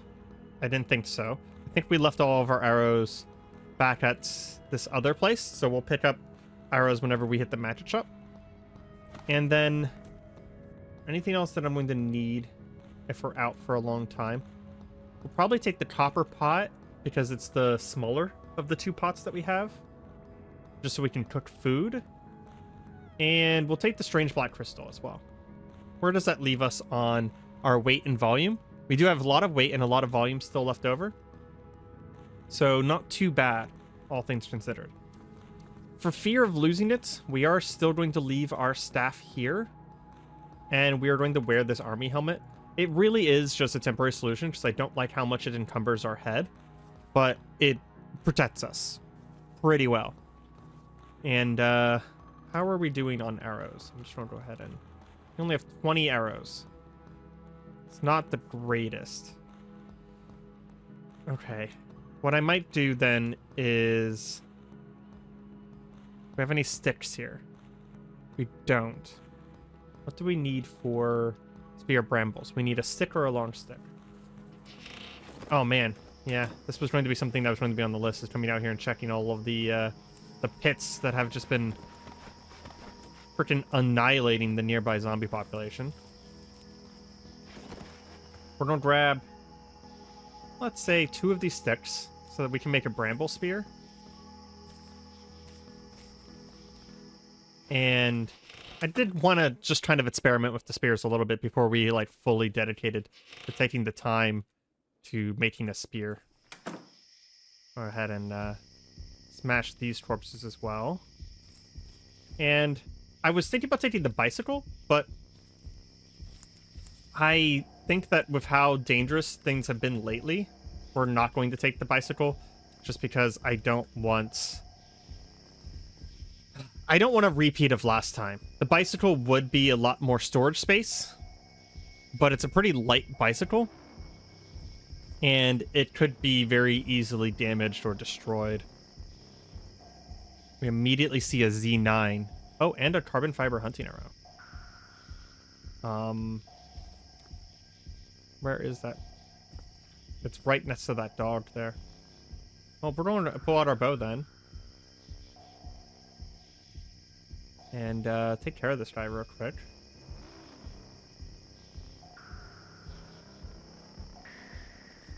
Excuse me. Can I please wear my bow? Build bow. There we go. That was weird. It was like not working for some reason. The zombie dog looks like it's pretty badly injured already. This car is shot to pieces, so I can just shoot straight through it, I think.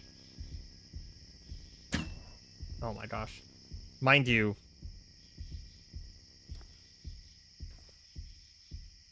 the assumption here is that if I can actually hit the target, I can shoot straight through the thing. There we go. And he's already on top of us because, well, it's a frickin' zombie dog. Get out our knife and finish it off. Grab these arrows and then... Thought we saw...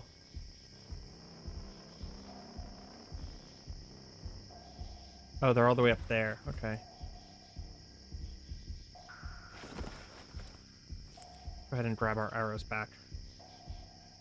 You know, leaving this filter of searching for arrows via items Might not be a bad thing to do, just so that we don't lose our arrows, because I've noticed that if you favorite arrows, they don't get marked on the map like whenever you favorite other items.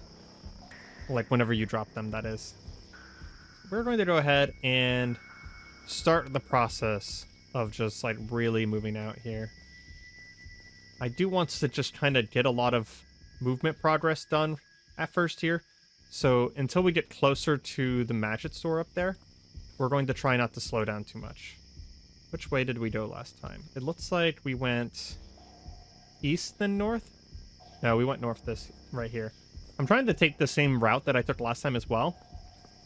Just so that theoretically we would have cleared out some of this area and we're going to have potentially less to deal with. What is that? That is a motorcycle with a sidecar. Interesting. Unfortunately, not useful. We might cut through the park here. So we are getting very close to that ogre and wasp nest. And we hear a series of rising beeps. I don't know what that is.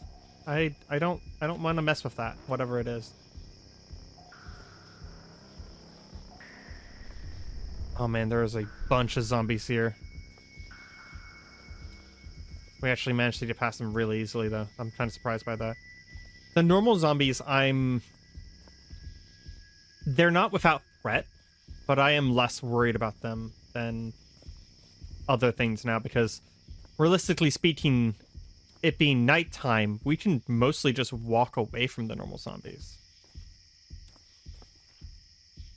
Okay. We've actually almost already made it there. Holy crap. This was, a lot easier than I expected. Of course, a lot of things are loading in, so the game is just throwing errors at us left and right. And welcome back to our once home. It has been so long since we've been back here. And oh, hey, there's a wand of minor magic missiles here. Interesting. Can we not pick this? Oh, it's just open. Okay. We'll take that wand, and we'll probably just expend it.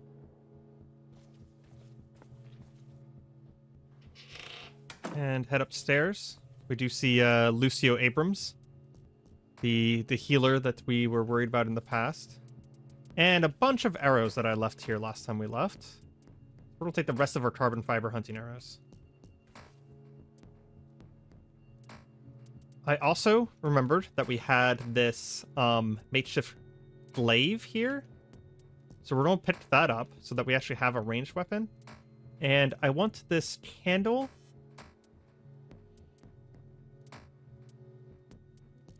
Is there anything else that I want?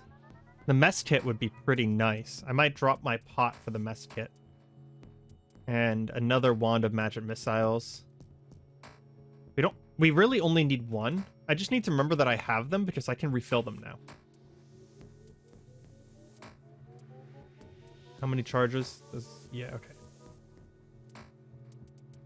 Nothing else here that I see immediately that stands out to me as like something we need that we left here last time. Our cloak is here. But the leather armor gauntlets. Those would actually be pretty nice to have. You know what? We could probably repair those sometime soon now that we have a base. So we're going to take them as well. And here's something that we originally put all of these books into a tablet. And then that tablet was almost instantly destroyed. So what we're going to do here, we're going to open up the read menu. And I need light to do this. We're going to open up the read menu and see what's important in here and grab it. So survival under atomic attack, for example, could potentially take our survival score to 8, which opens up tons of recipes and stuff like that. We also have the DIY companion. So we're going to grab that and the DIY companion right away, just so I don't forget. And then, let's see, anything else here? The Army Bayonet Manual brings up our piercing.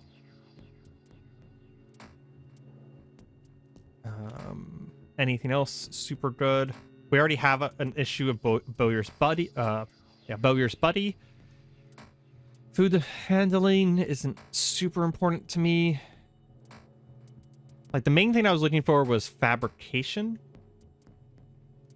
This is apparently a martial arts monster manual, the pocket monster manual. There it is right there. And the other thing we're looking for is, by popular demand, this smudge scroll of Cause Bear. We're going to spend a lot more time studying it. Now what does our inventory look like? Oh boy, we are very close to being completely full now, just because of the books. This is why the cart would have been, the bicycle would have been nice. Because, you know, it's 9:20. We might just make a trip back real quick, and then come back and, barring anything interesting happening, I am just going to do that trip back to the base to drop everything off screen.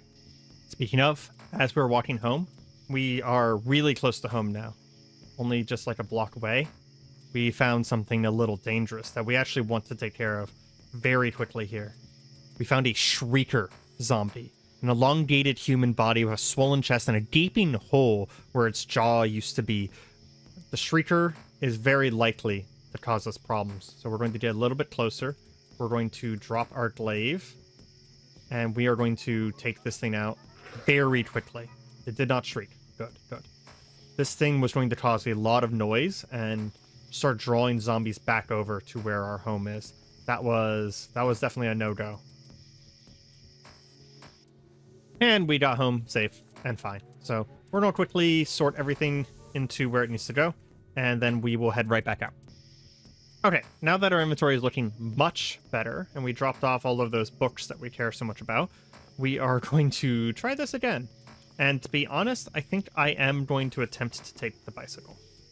We're going to go ahead and get on, take control, and back up.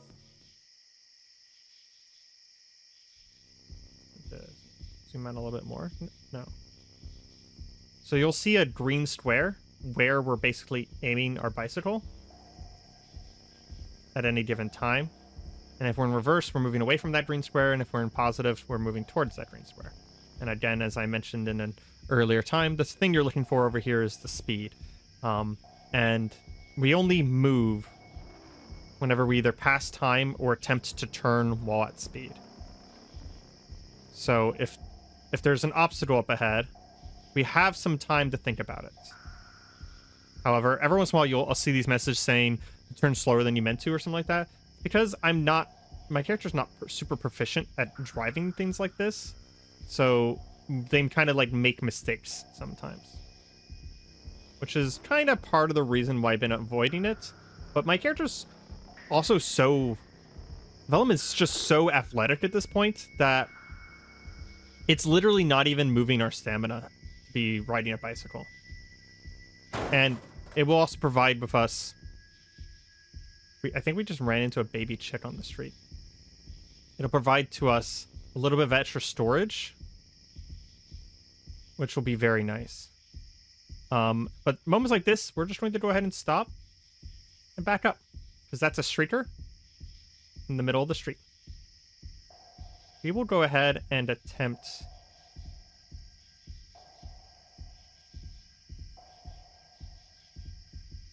to go through the park over here, which is a little bit of a narrow fit. It's actually a lot of a narrow fit. You know what? We're going to get off the bike. No, we'll just go down around. That's what it will do. I was going to say we'll get off the bike and pick it up, because you can actually fold bicycles and pick them up. But we couldn't put it in our backpack. We would have to carry it. We don't have a way to carry our spear on our back yet either. So we would have to have dropped the spear, which is not something we want to do. We're just going to go down around this way. Avoid the zombie there. Avoid getting grabbed. It is possible for a zombie to grab us while we're on this thing. And if they do, they'll just yank us off. Yeah, this is kind of something I was worried about. There were just so many zombies around here. So we haven't cleared this area out, but we did get past them. What the hell? Oh, it's a batwing zombie. It looked like some sort of big dog at first. We're going to go very carefully here. It's a little out of time because we haven't gone through this area here yet. We don't know if there's obstacles in the road. But as we approach the bookstore, it is going to get a lot more clear, and our road ahead of us is going to be a lot easier. And look how much progress we're getting. Like, this is amazing. Since we do have the bicycle with us this time, we might see about grabbing more of those books. And I oversteered and crashed into a tree. But I think the bicycle's probably fine for now. Okay. We're going to let go here and go grab some more of those books real quick.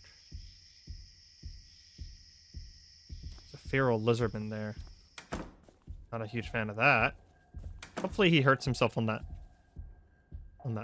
thing down there.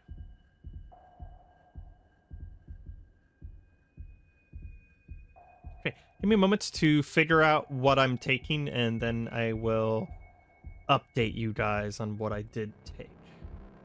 Okay, in the end, I kind of looked through all the books, and there wasn't really a lot there that was helpful to us, but we did take the Fermenting Culture book, just because it would get our food handling a little bit higher.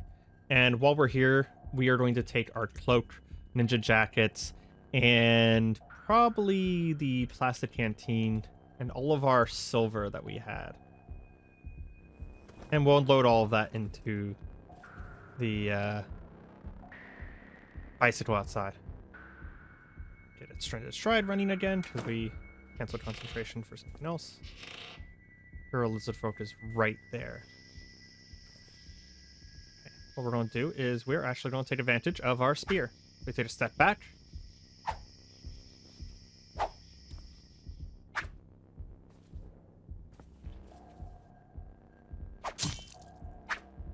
That right there. See, that's the value of the spear, is that we are fighting him at range the whole time. Very nice. Stop running, catch our breath.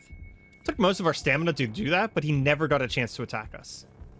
And if whatever we're fighting has no range attacks, then like that just becomes incredibly valuable.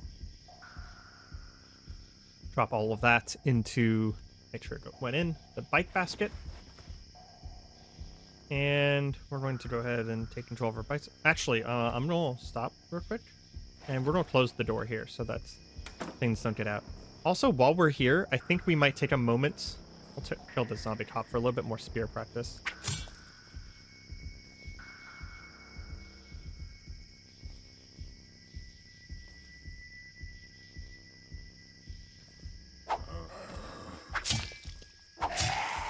There we go.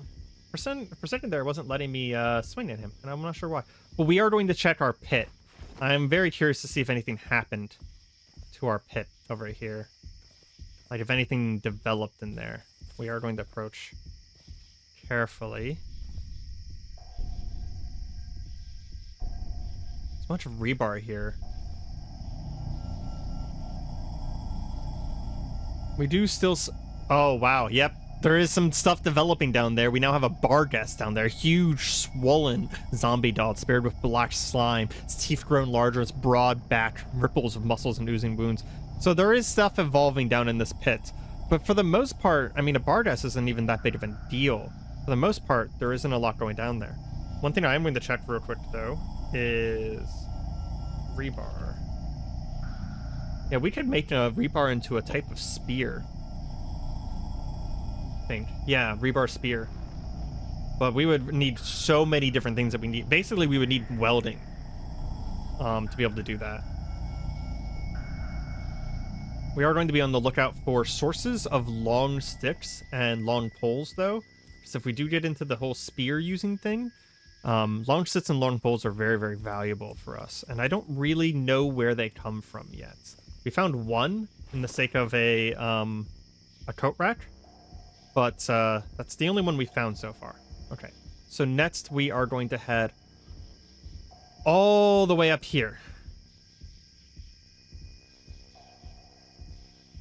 See if it'll let me do a routing thing. It's not letting me do a routing thing.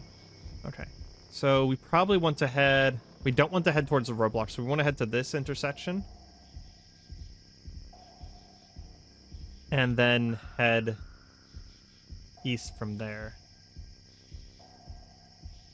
I'm not going to go too fast. Probably only like 12 miles per hour. Because, again, we're not super good at driving. I don't want to just slam into anything.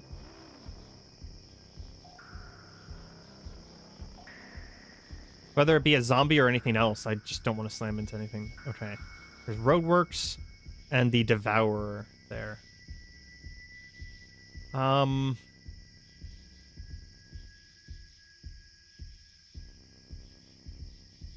Slow down.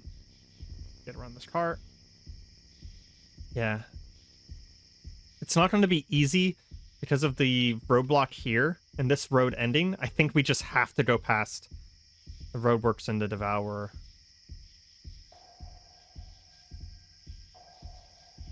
Just watched a zombie get up.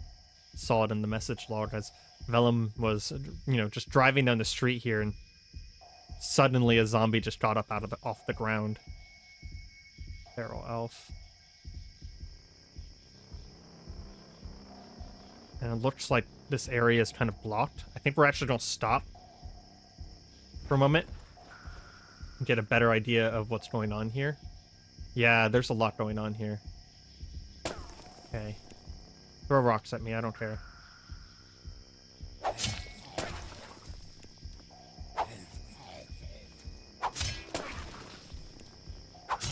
There we go. Him down, catch our breath. Yeah, it looks like it's all along one side here.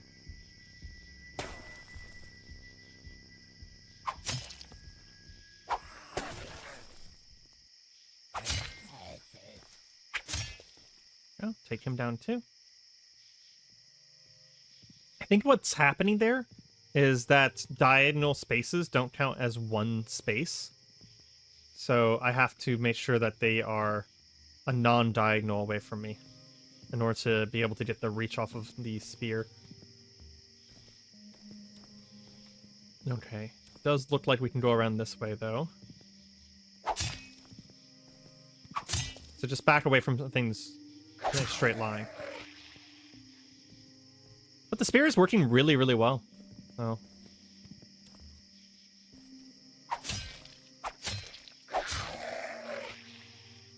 Really, really well. And for taking out basic zombies, it's a lot faster than the bows. Okay.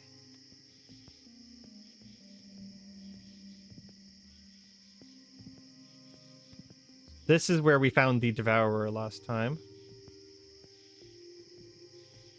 Don't see it yet.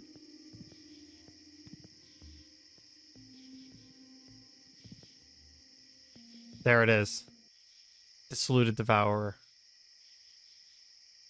We are actually going to stop here.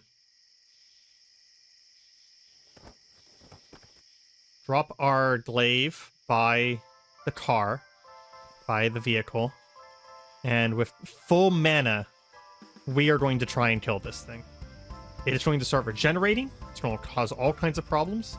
But if we leave it alone, Vellum just knows that something like this, it assimilates zombies into itself. It will only grow stronger over time. So first magic missile hits it for 13 damage. Oh my gosh, it didn't move the HP bar. It still hasn't moved the HP bar. And we're gonna have to try something stronger. We're gonna go for a wind strike here, and it fails. Let's try again. I cast the one spell. Wind strike. Doing 29 damage. Didn't move the HP bar. What the hell? Another 13. I don't know if we can damage this thing. How fast is it? It's about as fast as we are. We'll try a mana bolt. Hits it for 31. Didn't damage it.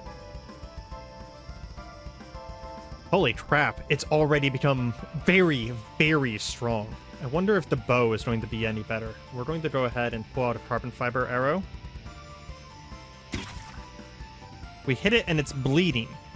So that might reduce some of the ability for it to regenerate, perhaps.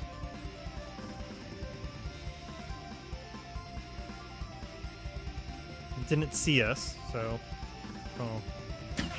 aim up. Jeez, even with heavy bleeding and 2 arrow shots, it just doesn't seem to care. Still heavy bleeding, still seems basically undamaged by our attempts here. Fighting it out in the open like this, though, is just really ideal for us. There is always a chance that we can get... We'll switch to the broad-headed arrows, because we're just losing arrows into this thing now. There's always a chance that we can get a crit here. And we're causing it to just bleed a whole ton, so perhaps we can cause it to bleed. Oh, it just got really close to us all of a sudden. We're gonna lead it on a chase here. Get out of its sight range again. A good distance. Catch our breath.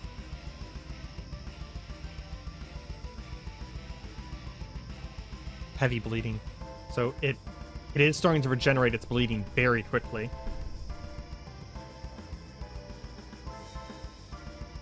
See if we can get a fully precise shot off on it.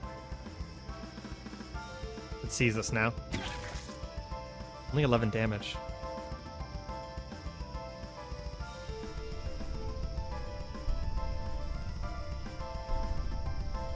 There's also a shocker to the north. We need to be careful that we don't carry this fight too far north. While we're walking, it's actually faster than us, even with our power making us quicker, which we do have going, right? Extended stride, yes we do. Immediately take a step away from where we shot it.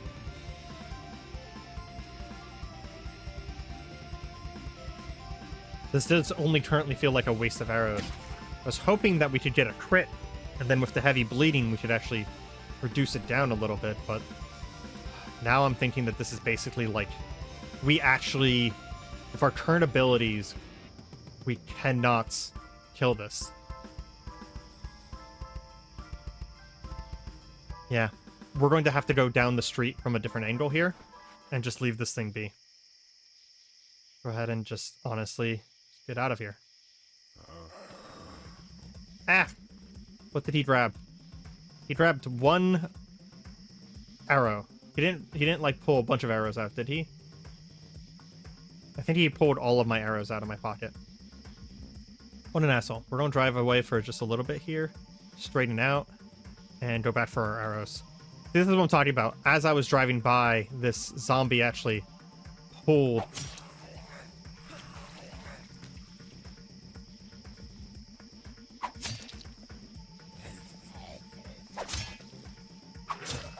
arrows out of my backpack and almost pulled me off the bicycle, probably. Getting grabbed while driving at that speed is pretty dangerous, I would say. Go ahead and bandage up, because he did manage to get 1 hit off on us. And let's keep going. I'd like to get... Jeez.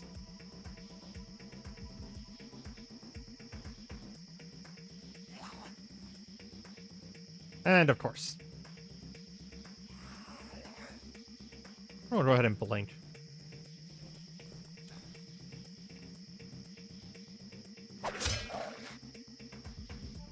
That guy down. Get this guy to come towards us.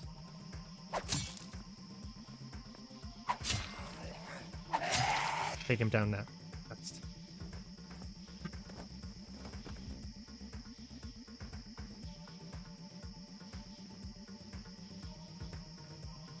Okay. Are we finally able to move on? I think we're finally able to move on. There may be some alternate ways to get through this city, and we may need to look into them. I have been considering the subways, for example, because there is like a subway station up here. But it's pretty dark down there, And I worry about what might be in those subways.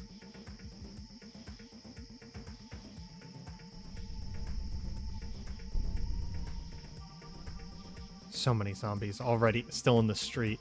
Fortunately, though, this bike is like dead quiet. So the only thing we have to worry about is things that can see us in the night. Nothing can hear us very easily.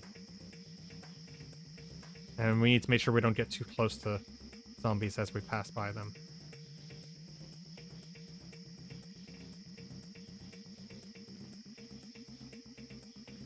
Okay. Well, that right there is the house that we lived in at the beginning. Our old master's house. We're going back the fuck up here. And we're gonna turn this way.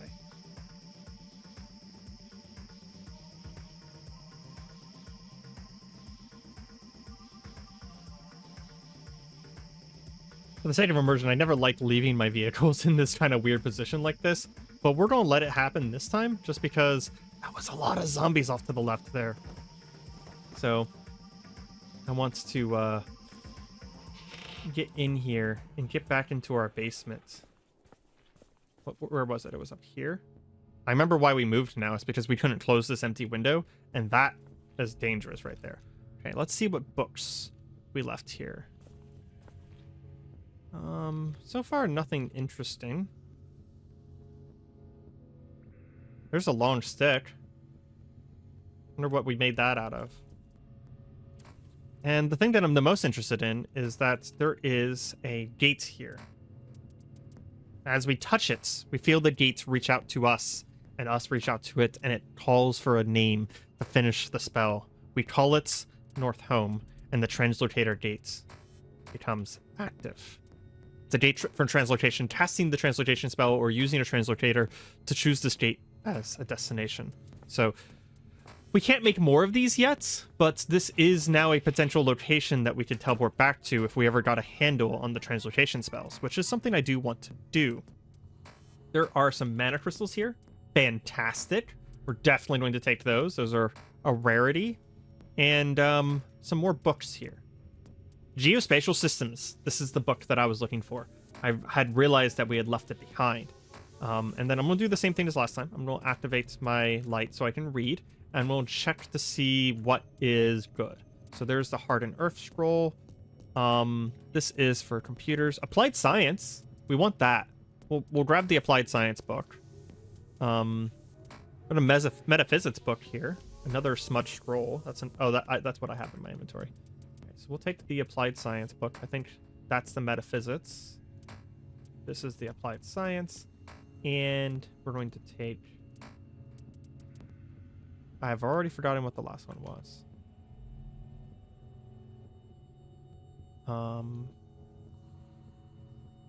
Handbook Biofuels. Where is it? Oh, it's in our inventory already. Okay, never mind. I think that's all we need. I have the geospatial book as well, right?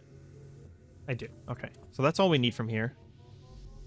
There's some cheese here on the floor, so I'm just going to go ahead and eat the floor cheese. And check to see if there's anything that we care about here. There is some tramadol, which is a much stronger painkiller that's non-addictive.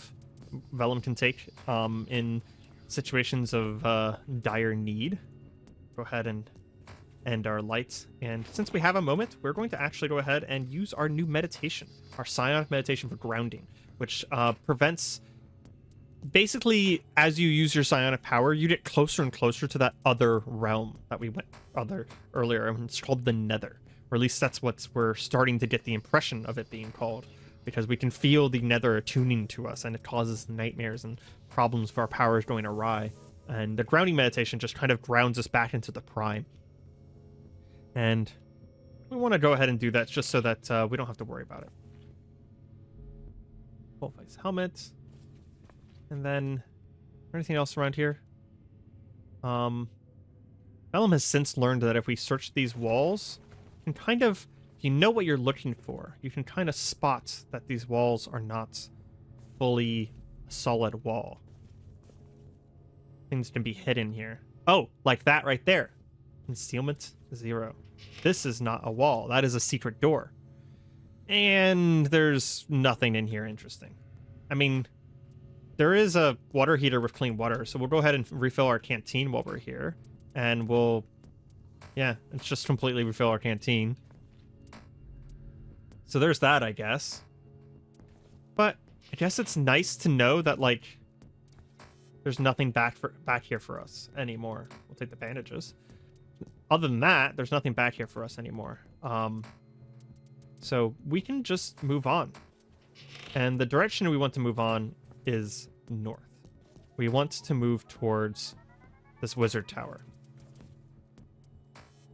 We might actually use this as a temporary base while we are essentially sieging the wizard tower. We do still hear that shouting, the shouting that caused us to move in the first place. Well, I think what we're going to do is, if we close this, yeah, this area is pretty dark. We're going to, very quickly see if we can secure this place so that we can stay here. It looks like it's not going to be wanting to let us do that.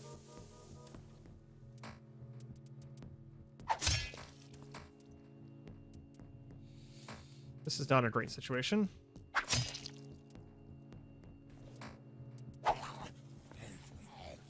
Okay, we did manage to push past him. Catch our breath because there's more coming. Yep. Let him come to us. There we go. Any more? No. Let's do that again and continue this.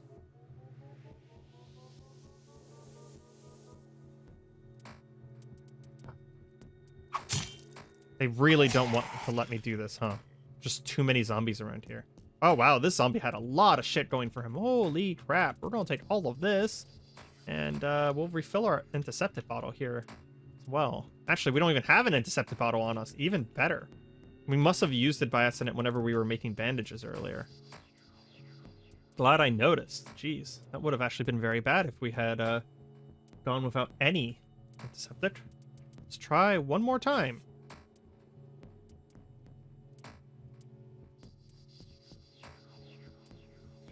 We managed to disassemble that.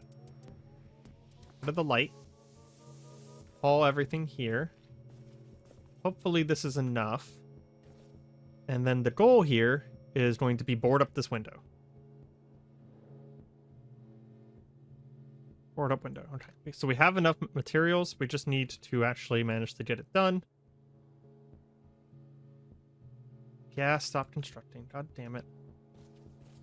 I don't want him to break down that window that we're actively boarding up.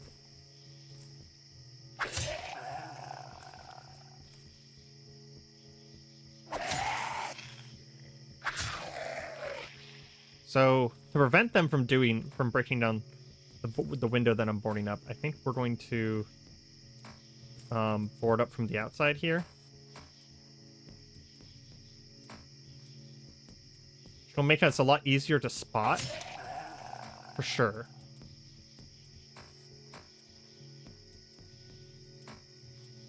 Because we have to light ourselves up. But at the same time,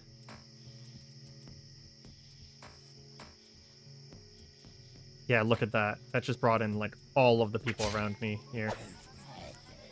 I guess we're gonna put the spear to the test here.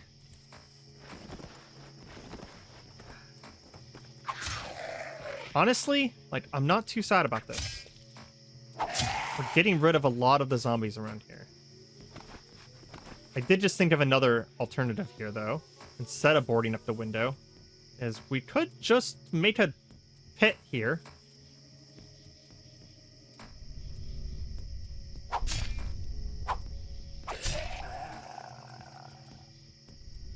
In fact, we might just do that.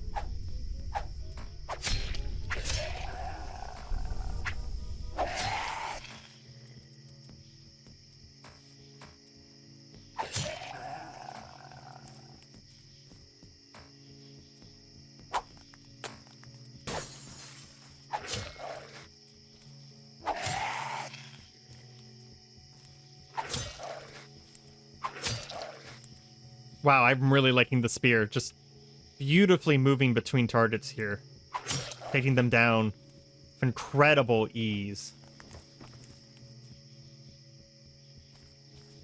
Yeah, so what we're going to do is we're going to drop the spear. And we're going to cast Move Earth. And we lost concentration. Come on, let's... There's the first level. And there's the second level. Giant hit.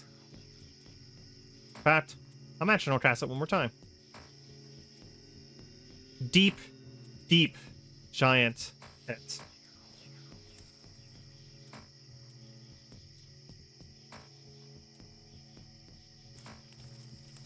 Now if we board up that window, anything that comes to try and deal with us while we're boarding up the window...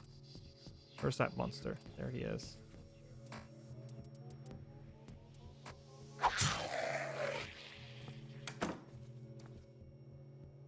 We'll just fall down the pit. Wait, where's the zombie? Oh, it got downstairs somehow? What the fuck? Okay, then. How are these guys getting down here? Does the pit go over top the wall? Is that the problem? No, seriously, though. How are they getting down here?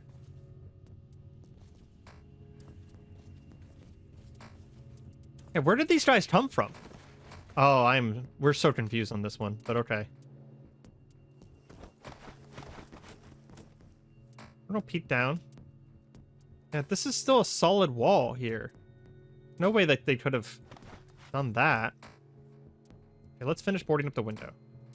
Okay, there we go. That window's officially boarded up. Do we have the supplies to board up a door? No, we would need to get more supplies. But we do have a temporary shelter that we can use to rest and such while we are sieging this wizard tower. Be nice if we could get a little bit more secure. Also just noticed that my makeshift glaive, because, well, it is makeshift, so I'm not really surprised by this. It is starting to fall apart. So here's the plan. We're going to start a little bit of this, but a large portion of this is probably going to have to happen later. So here's the plan. One of the reasons why I wanted a spear. Vellum knows for a certainty that golems will not try to break down a window, and they won't try and move through a window, and they're too big to move through a window. So what we're going to do is there's about 1 million golems on the other side of this door here in this wizard tower. We're going to open this door, run out the window, and then we are going to try and spear them down. And if they get crowded together, we might use like a wind strike or something like that. Yeah, look at this. 12 plastic golems, and I can't even see the whole room. So we're going to immediately start running. Go straight out the window. And we'll wait a few steps, see if there's anything like an iron golem or a stone golem in there. It doesn't look like there is, so we can take swings in it now. In fact, we're actually going to drop this, and we are going to wind strike first, doing 19 damage to all of those guys. Can we get another wind strike off? No. But we can get some magic missiles off. Just go ahead and use our resources here.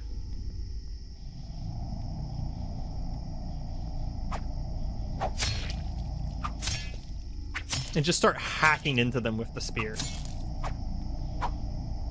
And whenever this breaks, we will rest, get our mana back. Okay. I was just saying the words whenever this breaks, but it is in fact already broken. And we have no mana. So we'll pull out our bow and pull out the aluminum broadheads. See about using these guys.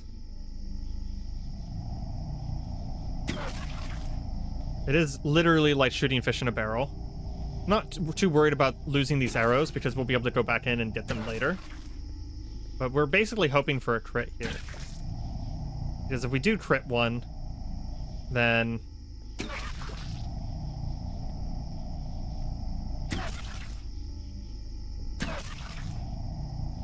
should be able to kill it before it regenerates. As it stands, that doesn't seem to be happening.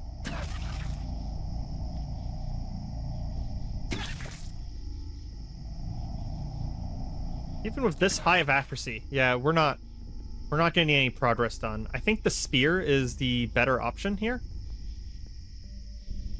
A few arrows left. We'll go ahead and put our bow away. Leave those arrows for dealing with emergencies. And can we deconstruct this fence post?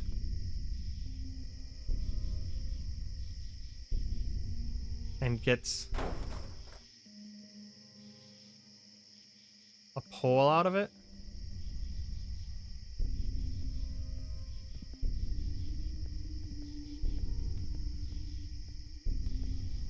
We did get a friend. Okay, we immediately took care of him. It gives us a pointy stick. I don't think we can cast Fear Brambles with a pointy stick. No. But they are technically just straight up spears. I'm curious how good of a spear they are. Let's go ahead and wield one. And take a... Oh, they don't have reach, though. Yeah, they don't have reach. Okay. Pointy sticks are not that useful to me, then. I swore I saw something moving around down there, but maybe not. We get any sticks from these dead trees? Doesn't look like it. Okay, so what we'll want to do then is just look around for some places where we can get some spear materials. There's a zombie in the way again. How are they getting down there?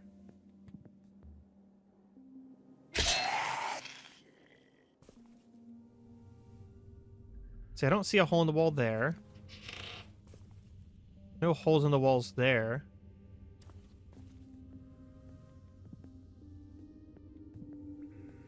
And the hole doesn't start until here. So there should be wall here. I'm very confused. Someone knows why this isn't working the way that I thought it was going to. Please, please let me know.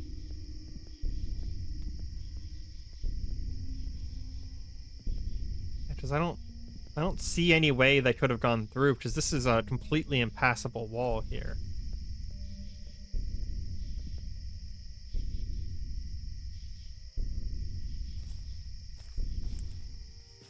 Yeah, I'm not sure. Not sure where those zombies are coming from. I do worry that it means that this area isn't as secure as I thought it was going to be. But we can just go into the bathroom and activate our roll mat here so that we have an impromptu bed. And we will probably study and rest, waiting for our mana to come back so that we can, you know, summon a spear and everything like that. Can we do it with a stick?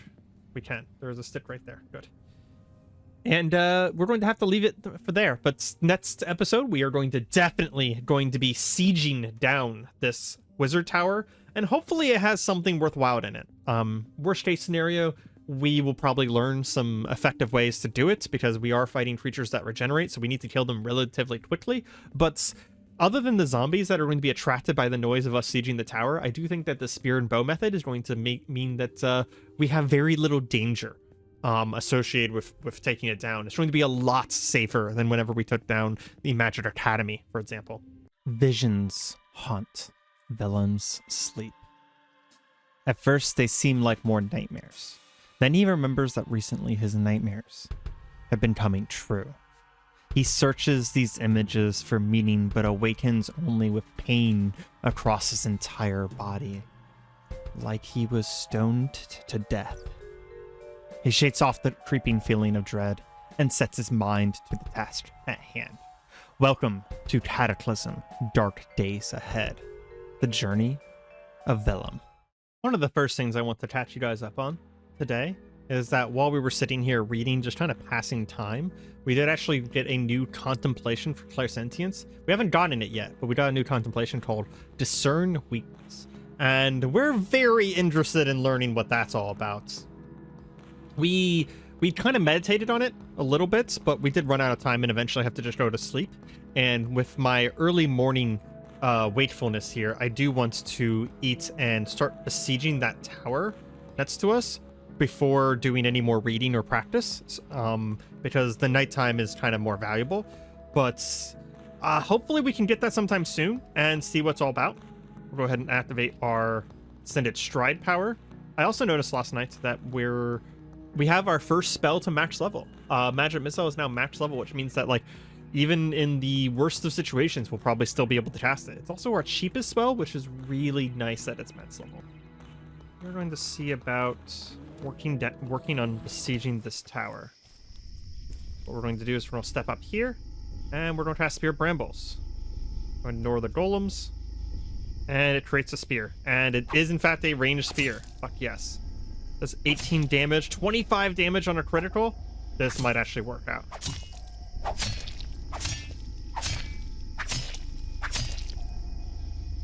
I think one of them already dies. Yes, Placid Golem dies, Placid Golem collapses.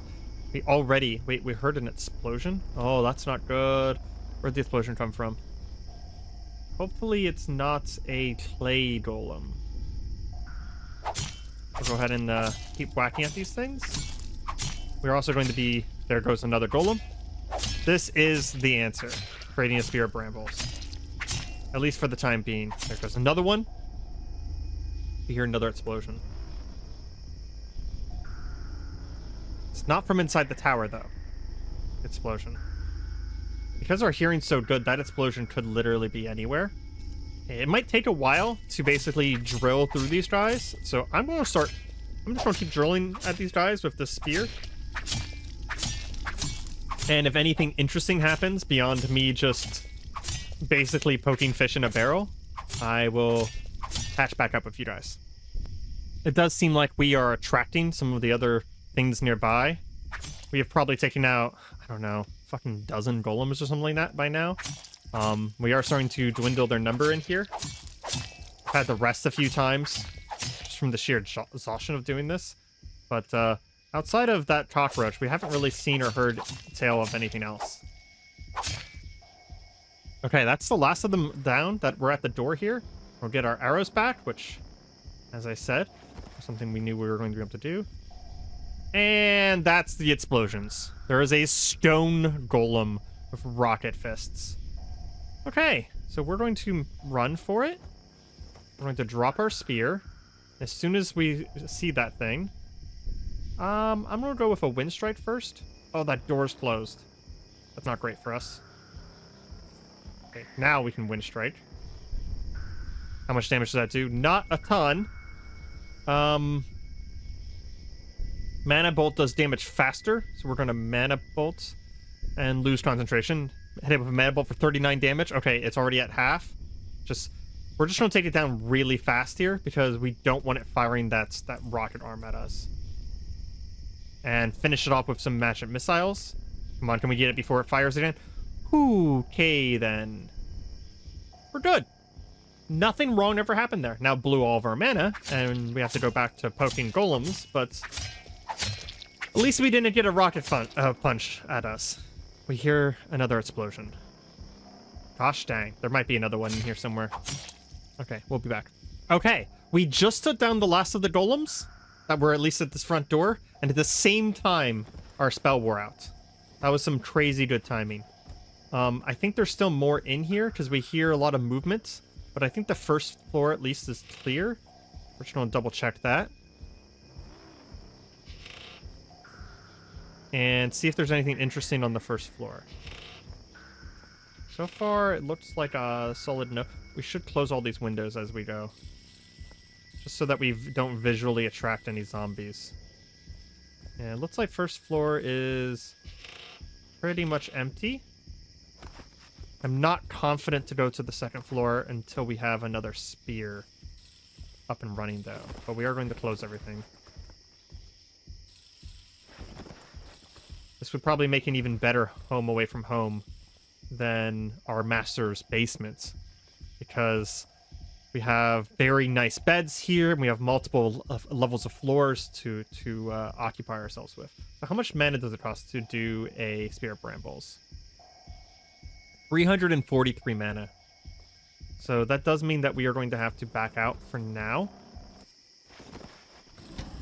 And we'll have to just rest a little bit and just pass some time. So while we're doing that, we will probably work on this discern weakness thing. Okay, we meditated on discern weakness for hours. It's now 2 a.m. We still have a few hours of daylight left, but we unfortunately didn't actually, despite all of that meditation, we didn't actually learn to discern weakness. And we are low-ish on food. I'm not so worried about the food, though, because we are literally surrounded by houses that we can go and get food from once we need it. Which will probably be tomorrow. But we do have what we need now to cast another one of these spells to summon a spear. We just need a stick. Do we have a stick in our inventory? We do have a lot of cans in our inventory that we don't need. Do we have a stick in our inventory? Does not appear so. There should be one around here somewhere, though. We can probably make one out of this standing lamp, right? Go ahead and light ourselves up. Deconstruct furniture. Can we not deconstruct it? Oh, it counts as simple furniture. Okay. Can we, like, disassemble it now that it's on the ground? We would need a soldering iron. It's probably because it's, you know, made out of, what about the coat rack here? There we go. We can disassemble the coat rack. And that got us a long stick. I'm tempted to not use the long stick because long sticks are pretty rare. And with a long stick, we could actually make a real spear. So if we made a spear shaft, for example. Oh, that requires a long pole. Never mind. I was going to say, if we can make a spear shaft, it would let us make, you know, like, proper spears.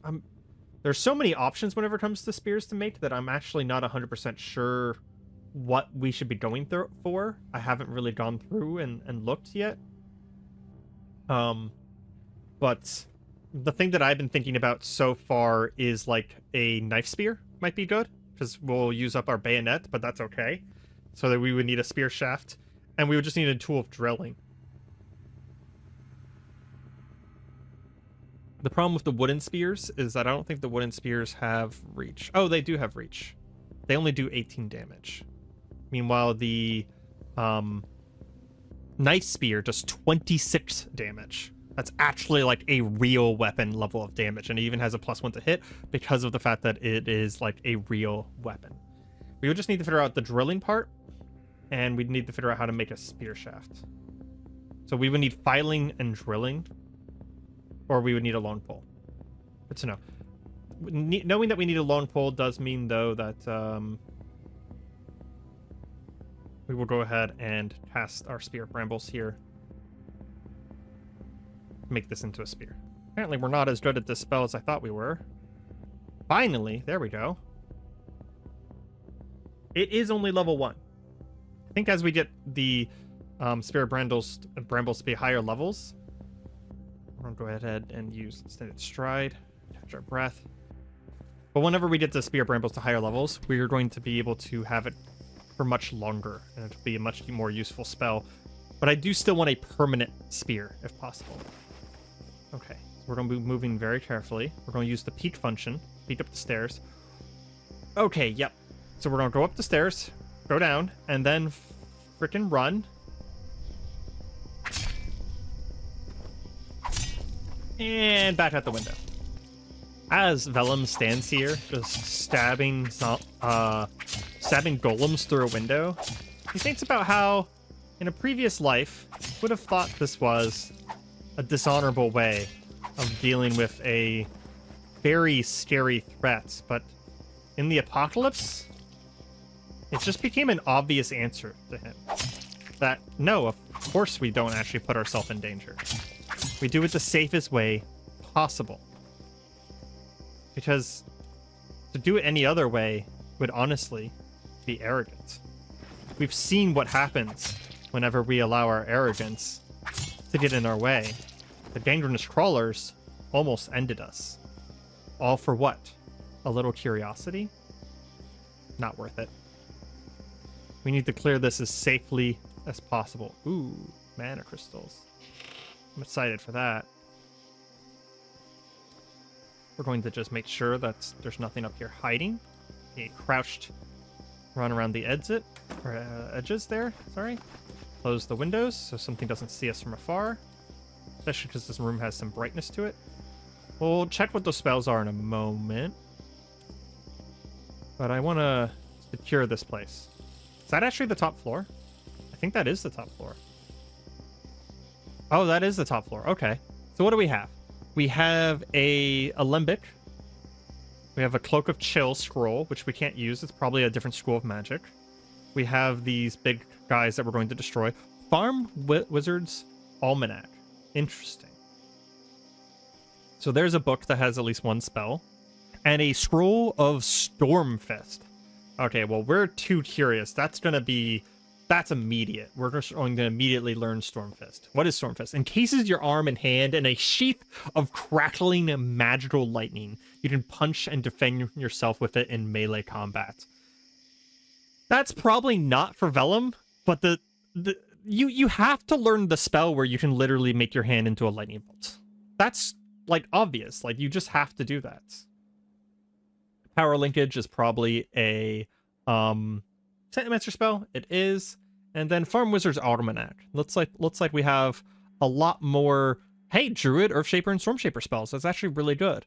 We have a Seed of Growth, which allows us to offer some life to make a seed grow, communion with nature, improves our health and mood, and calms the nearby wildlife, but you only can cast it outdoors away from civilization. Kind of hard to do while living in a megacity. Sacrificial Regrowth. Through giving one's own life force, you restore withered and barren plant life nearby. What remains will need time to regrow to its full strength. So we can actually like turn dead trees into living trees. And then Electric Eye. Enhance your sight with your powers to allow you to see creatures of the same energy around you. Enhanced perception enables you to see more attacks incoming, allowing for an additional block or a dodge attempt. Oh, that's actually probably our first buff spell of like something we'd want to cast on ourselves before going into combat. So I do think that we're probably going to learn every spell from this book. So we'll definitely be taking this book with us. It does look like we have already taken it. And then Cloak of Chill. Yeah, that was a Kelvinist spell, so we can't use it. But we are going to whip out... Oh man, our dress shirt is taking a beating. We need to repair stuff soon. We're going to whip out the crowbar and smash away at these boys and get all of the mana shards and crystallized mana. And with not that much difficulty, we have in fact taken our first wizard tower. We got a little bit out of it, but not as much as I was hoping. Is there anything in the other floors that we're missing? Let's just double check real quick. Seems like the top floor is where pretty much everything is kept. Honestly, catch our breath real quick, just in case something happens and we have to run. Yeah, I don't see anything else worth our time here. Worth our space, even. But, we probably gained a lot of skill here. We almost got piercing weapons to 3. And I imagine we probably have, like, a quarterstaff or polearm or something like that. Familiarity now over here. Be surprised if we didn't. So we used one for... There we go, polearm familiarity. Yeah. Only 12%. That's kind of crazy that we only got 12% for killing like 25 golems. I don't even know what the count of the amount of golems that are on the ground here dead is. It's huge. It is a pile of plastic corpses, which if we did need plastic, we could actually butcher these for plastic. As it stands, one wizard tower down. We're going to go ahead and replace this note here. Replace the W with an X because it is cleared. We have one wizard tower to go. I do worry about the fact that there's something called a Migo Scout Tower to the north there with that wizard tower. Why is there a single tree out here? That's suspicious. A single tree from the origin of Magiclysm? Definitely feels like there's something there. There's also a cabin on our map marked for Magiclysm as well. We did read a magic brochure at some point, which might be informing Vellum of some of the magical sites nearby that we might want to visit. So we'll probably do want to see what this single lone white tree is that's been marked on our map, and same thing with this Magiclysm chasm. It's been marked on our map. But just as a quick search real quick, we're going to see if there's any wizard towers that we're missing. So there's one there. There's another one all the way down here. Good to know. Oh, and there's another one down south there as well, and one really far south. What about another Magic Academy? Because we learned so much more from the Magic Academy than we did from anything else. What is the Magic Academy actually called? Literally Magic Academy. Let's type in the word magic. We have the Magic Shop and a Magic Meadow. Okay. So if we do ever manage to cross the river here, which I think there's a bridge down south. There is. There's a bridge right here. We could check out what this Magic Meadow is as well. Interesting. Do wish I could just search for Magiclysm, like search for things from Magiclysm. But yeah, there's a suspicious forest marked on our map there. It's from Magiclysm as well. There's not a lot of places here. So what we'll probably do is we'll raid a lot of these houses for food, and we are going to probably rest up, get our full mana, make sure that we have full HP and everything like that, and move on to the next wizard tower. It is daytime though, so moving around during the day is highly ill-advised. So we are going to just go back into our safe little abode. Is there a new MP3 player there? There is. That's really nice. We've been missing out on an MP3 player for this whole time. In fact, we're going to play that MP3 player right now because it'll bring us a little bit of joy. We're also going to mark it as a favorite so that we always know where it is. Oh, we had an MP3 player. Oh my gosh. There's so much stuff in our inventory sometimes. It's really easy to lose track of things. We'll just drop one. We don't need to. Okay, just listen to music and maybe play off our cards a little bit to get our focus back. And then we'll study until we're tired and go to bed and head to the Wizard Tower tomorrow. While reading our book, our focus on our power is actually, and our use of our power in a previous day has actually led to an insight. You could control your teleporting, traveling short distances without crossing the intervening space, if you can figure out the proper technique. That sounds, so worthwhile. What is that? What did we just learn? Phase. Is this basically Blink? This is Blink without the randomness, I think. Interesting. Okay.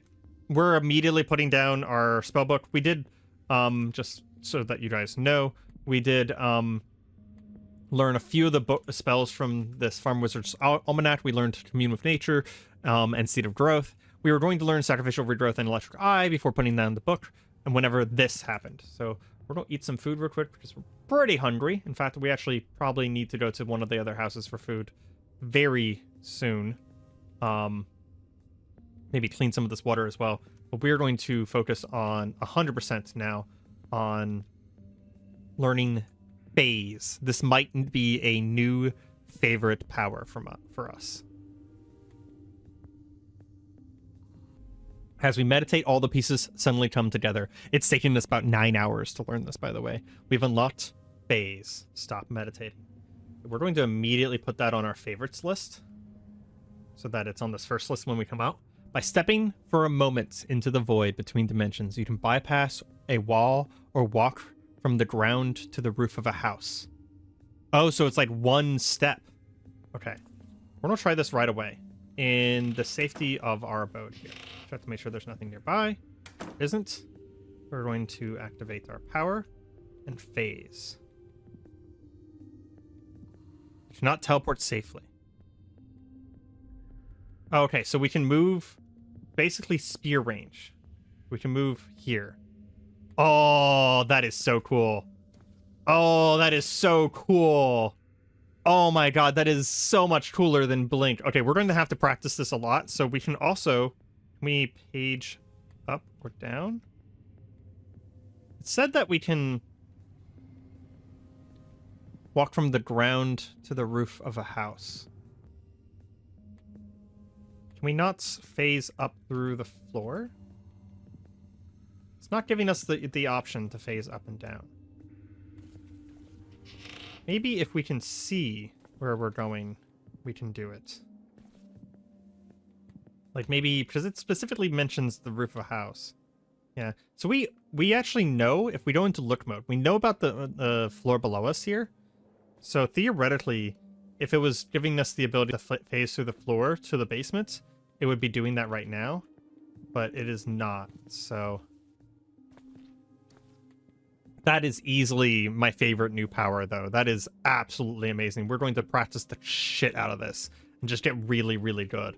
Fortunately, we don't have to practice it the manual way. We can just sit and meditate on it. And I think every time that we just have some free time, we're going to be practicing phase. This is easily one of my favorite powers so far now. Yeah, how much does a single meditation give us? It gave us, like, quite a lot of experience, honestly. We're already close to level 2. This does bring me the curiosity now, though, of, like, can we phase through this wall and check out this pit over here? No, because it's not considered safe. Interesting. So we can't accidentally teleport ourselves into a wall. That's very good.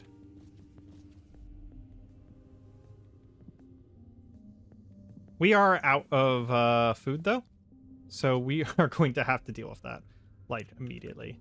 I want to, before dealing with it, I want to very quickly take apart one of these desks and get some wood out of it.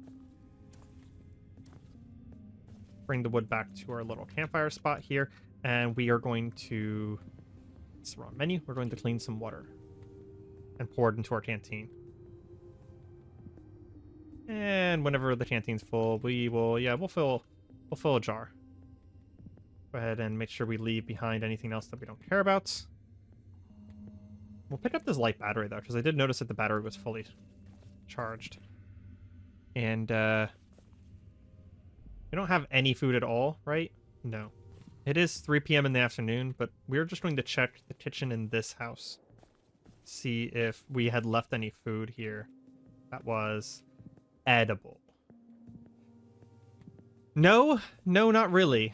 I'm not surprised that we didn't leave any food here. There is a stick in here, though. We can definitely use that stick.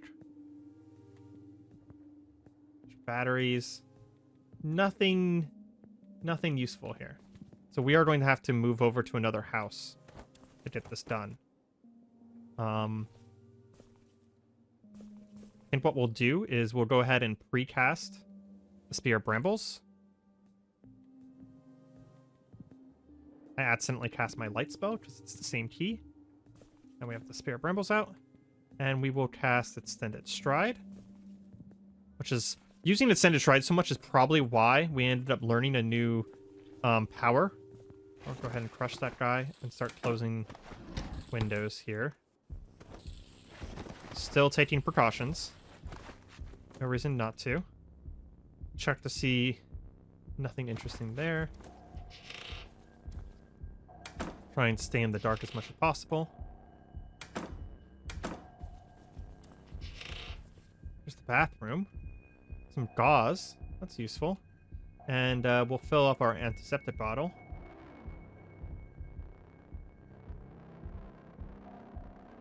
Not much else there that we care about. And just make sure everything's closed. Everything's closed. Yeah, I kind of figured that most of this food would just be rotten. But we have at least got enough food out of this that we have food for the immediate future. And we have a lot of houses nearby. So we can really just kind of go on a loot spree here. Get a bunch of free medical supplies. And free food whenever possible as well. That door's closed. Well, we're going to take advantage of our new ability, Phase. So, what button do we want to put Phase onto?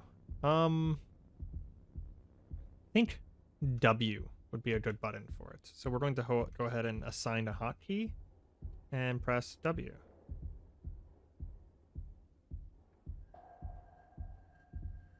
We phase into a room that is fully bright. Not the greatest. I'm also curious. We have this Sorcerer's Hand thing. Can we Sorcerer's Hand? Oh wow, it has range of 1? That seems really useless. Pull a target or set it items to you. Range 1. I hope that range goes up as you level it, because range of 1 with that is actually... Yeah, that's actually useless. But I was curious if I could, like, close a window from afar or something like that, because there's some value to that. Go ahead and phase back through the store. Catch our breath, because the phase does cost a decent amount of stamina. Our Bramble Spear did actually disappear already. With how long it lasts, there's a good chance that we want to not cast it until we actually think we're going to be in combat. Did we see anything around here that's made out of metal? Any wood objects that we could probably break down for a stick or a spear? I was hoping that there'd be like a coat rack by the front door or something. We actually haven't checked this room. There's a hazmat zombie out there, but that's okay. We'll go ahead and close windows as best as we can. No, I don't think so. That's metal. It's metal standing lamp. Yeah, it doesn't look like it. It doesn't look like we have anything here. We do have enough food to make it until nighttime, though. So we are going to go ahead and head back and rest till nighttime, at the very least, so that we can loot some of these other houses and move towards the wizard tower as soon as night falls. We wake up fully ready for the day. Very happy to see that message. You're like a rubber ball. Whenever it hits you, just bounces right back. We wake up fully rested, fully ready for the day, meaning that we are taking great benefits from our health. Despite the fact that our food and like our actual eating habits haven't been the absolute best, we are taking, you know, multivitamins and stuff like that so that we have a good handle on this. Okay, so we are going to, well, job number 1 is I'd like to find a stick. So I'd like to make another spear, if possible. Oh, here we go. This is perfect. And then grab it and have it ready.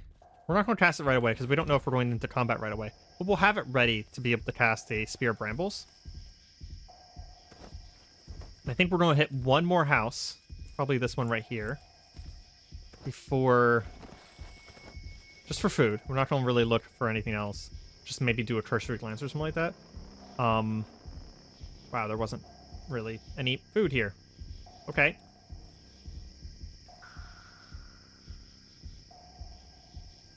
Some clam chowder, so I guess there's that. We have at least food now tomorrow. And we'll do a cursory glance specifically at the books. Ooh. I'm actually happy for that one. General chemistry. That's applied science. We really need... science and alchemy kind of go hand in hand. So we need to learn science better to have a better understanding of alchemy. We're not allowed into this room, so we're gonna phase. And there was nothing in here, of course. Catch our breath. And we should honestly... I think we're gonna leave our bicycle down here. I'm not sure about this. See, I have two minds on this. One is that we take our bicycle with us. We have room in the cart here to start dropping stuff. In fact, we can actually do a lot of that now. Drop stuff into the cart here. Cart's not even full yet. And that leaves us with more inventory space. But if we do take our bicycle, then it's a lot more likely that we run into problems. But I think we're just going to take it. You know what we forgot? We forgot our roll mat. We're going to go grab that right real quick. Because we're moving far enough that we're not going to be able to come straight back to here. We're going to have to find another place to bed down tomorrow night. So we're going to come back down here. And we don't need the practicing of Zen, but we are going to take our blankets. And we're going to take down the roll mat and take that with us as well.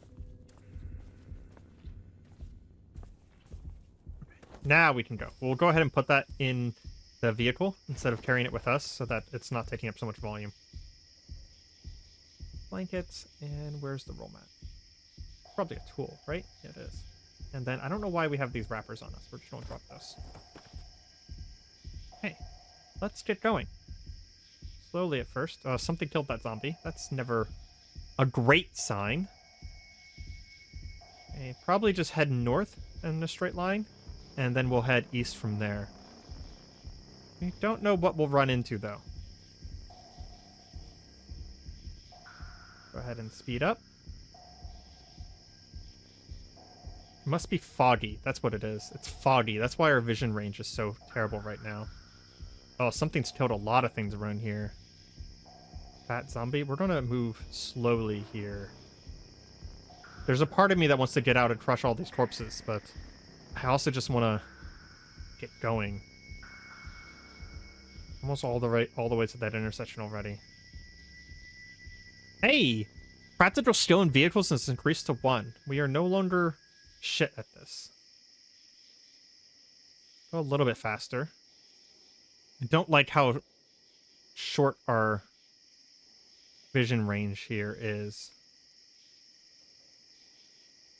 And this is our turn. Okay, let's stop.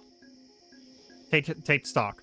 There is a Zunaceratops zombie, a massive, shambling, four-legged dinosaur with tall, thin, bony crest, 2 brow horns, and a beak. Its eyes ooze putrid black tears. Okay, we'll take 1 second to stop driving, let go of the controls, and fucking run. Is it faster than us while running? Much slower than us. Holy shit, that thing's scary. Okay, then. We're going to assume that thing also has some degree of reach. And, yeah. The only sad thing is that I haven't actually marked my bicycle as a favorite vehicle. Is he just trampling my bicycle? He is. What a jerk. I would like to get him away from the bicycle. There's a feral goblin chasing us now. We're going to start to cast Spear Brambles here, which took apparently enough time that the guy just caught up to us. We'll drop the stick. Pull out our knife. Get him down.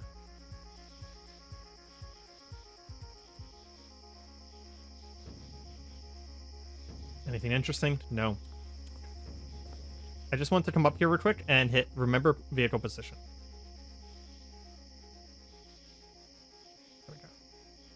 It does look like the Ceratops has moved away a little bit. Can I lure it away so I can drive off of this thing? We'll drop this. Match it missile. Okay, it's coming for us now. Ah, jeez. It's so fast. I went to go pick up the stick and it charged me and managed to get a hit off. Okay. We drag it down there. Go grab our bite. And immediately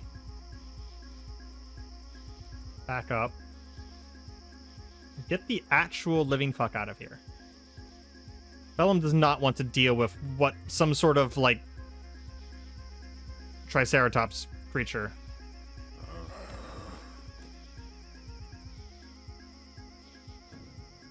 That's a lot of and that's a grabber.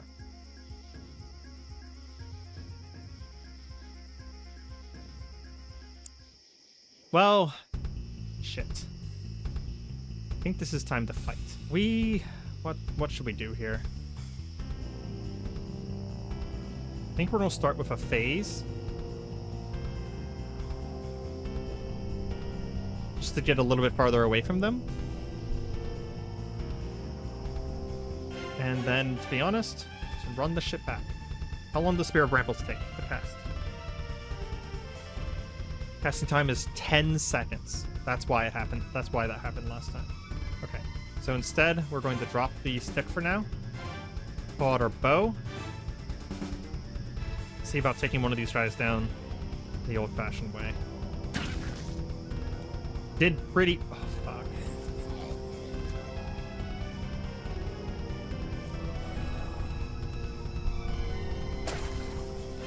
This has become a problem very quickly.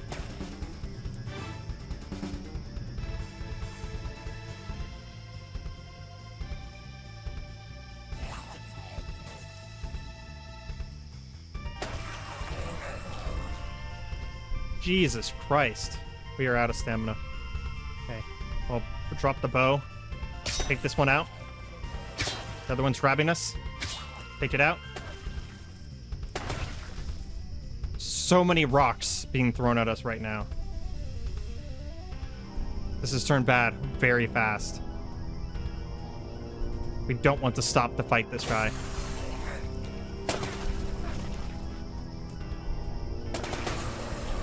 What the hell? Why are there so many goblins here? So many goblins and dwarves. What the fuck? Is there anything we can do?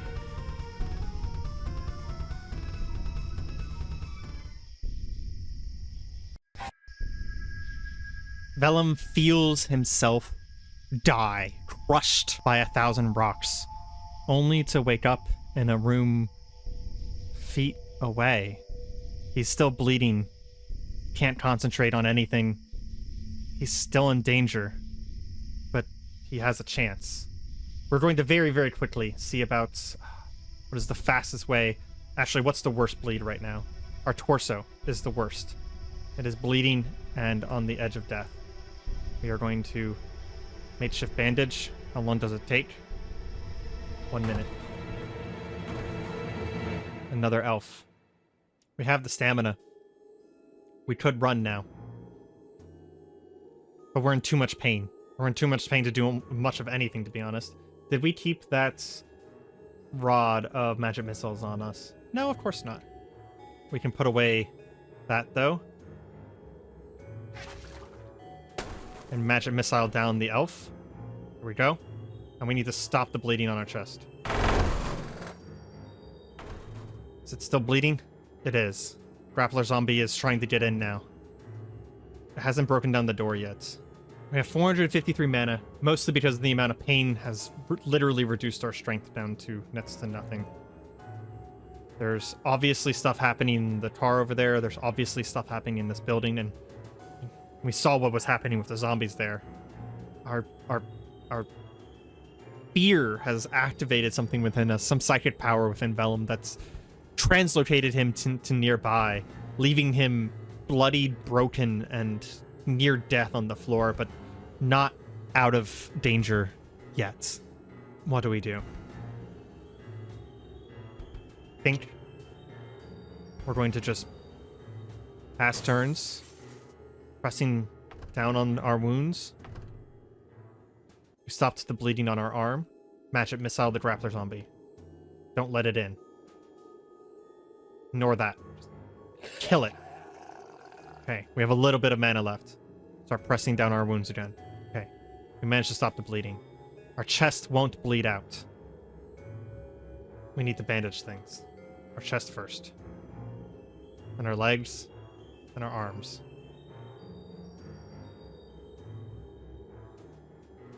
Now, take some Tramadol. Fuck it, take 2. I don't really know what the overdose limit of this is, but we want to crush down this corpse. We really do, but there's just no way. What fell whenever we lost everything? I know that some stuff fell out of our backpack. We don't have the strength to fight. We'll close windows. Is there someplace we can just hide?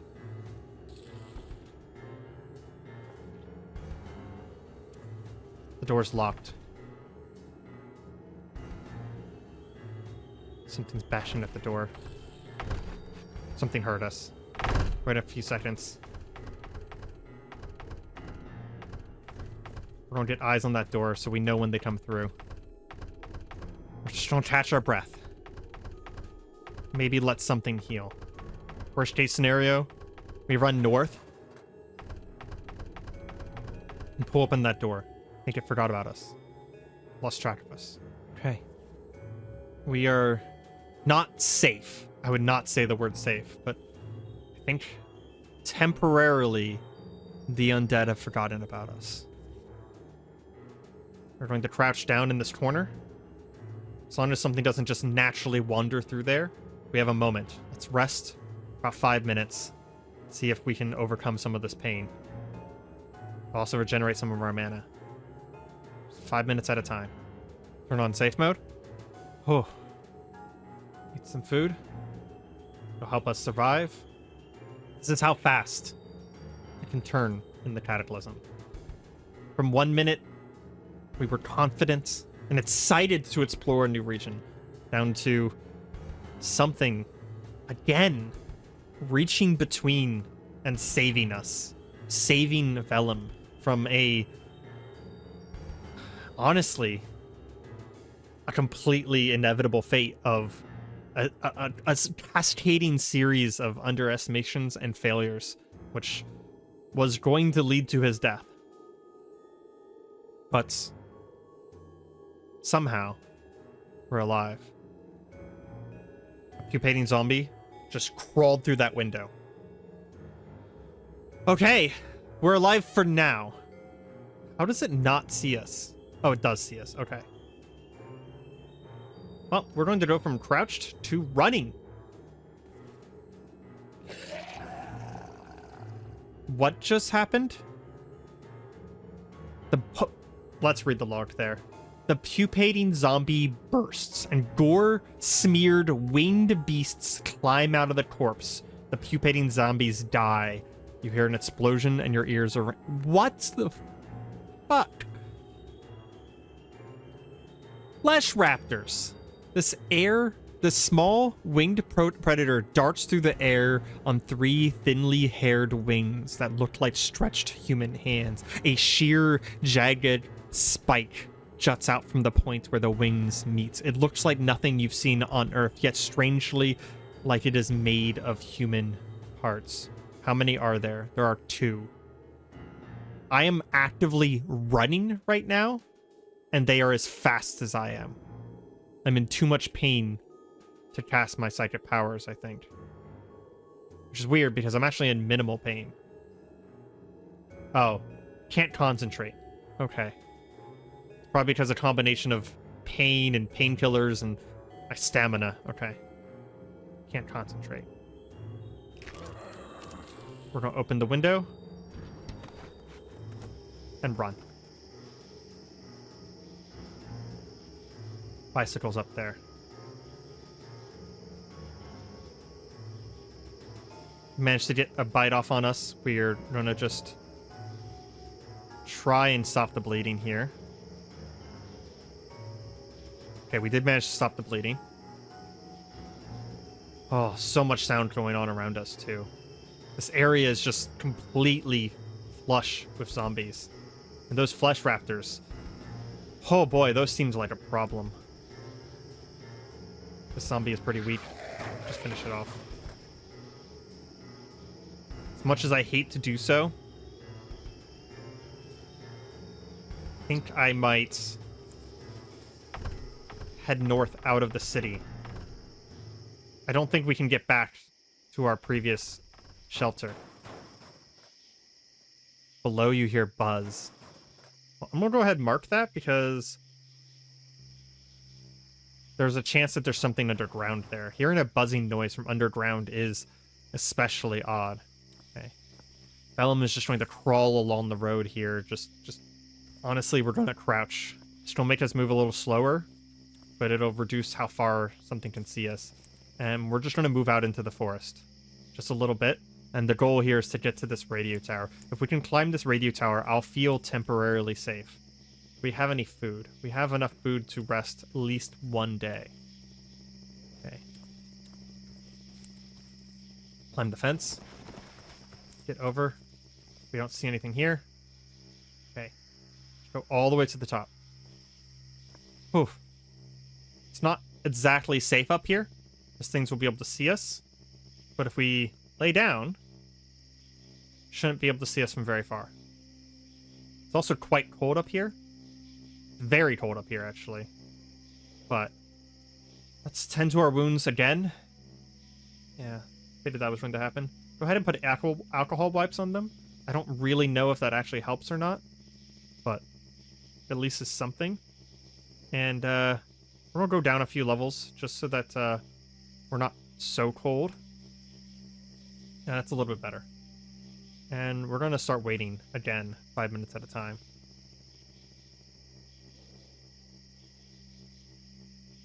We can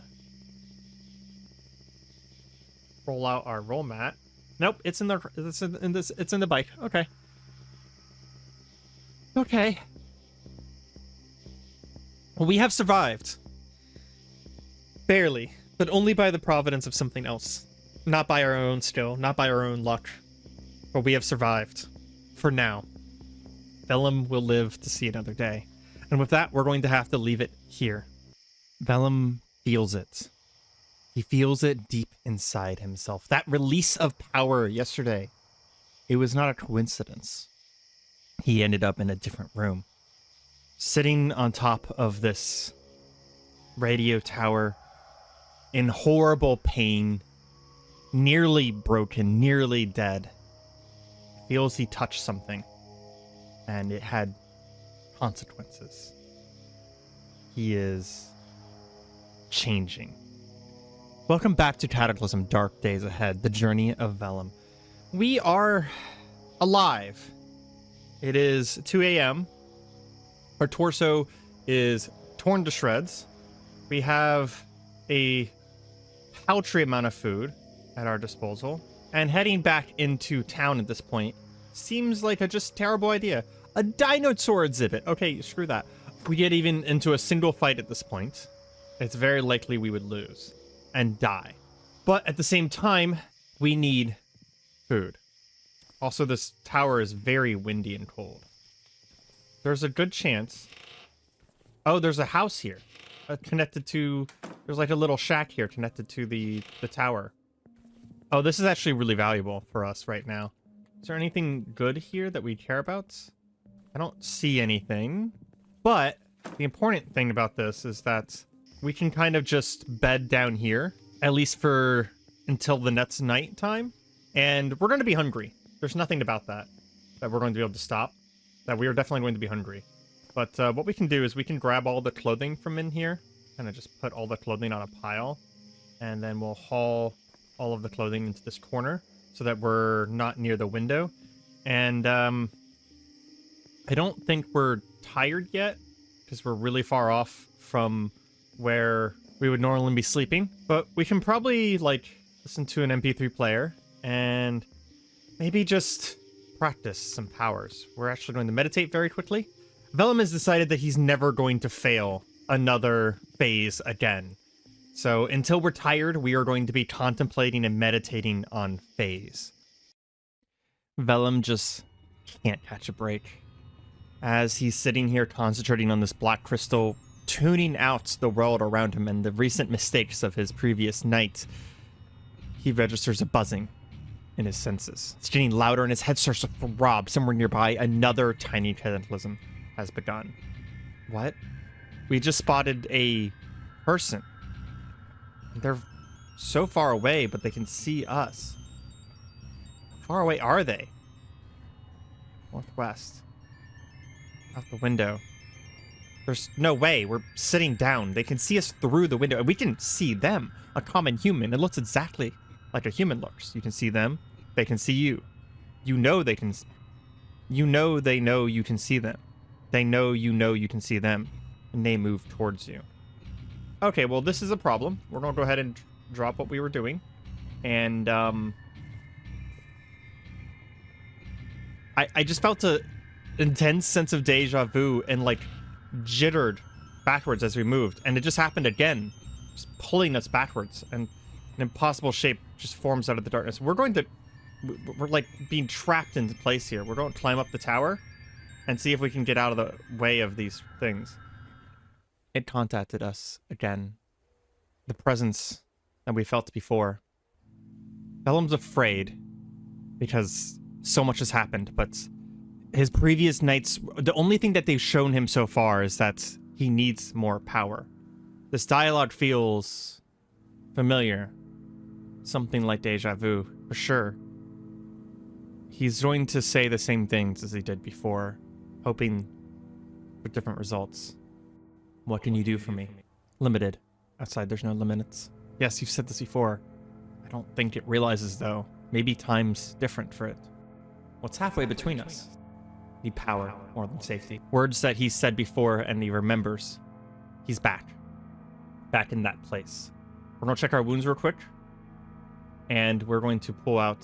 In fact, we're going to summon a... Oh, we can't summon a Spear of Brambles. We don't have any sticks.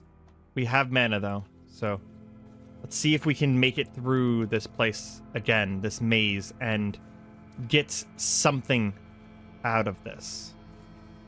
It did say that it was a minor portal storm, so this might not last very long at all. We've noticed in the time that we've been in this Cataclysm that the smaller the storm, we should have imagined this out, and it just deflects off of the Twisting Blade. I don't think that thing actually hurts us, so we're just going to ignore it. Step into one swirling vortex.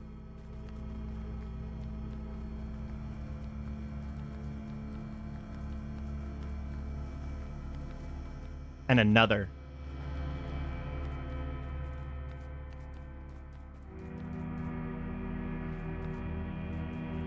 Vellum has learned from his time here that perhaps walking around is pointless. Patience is more powerful. We are going to stand still and wait for the portals to coalesce around us.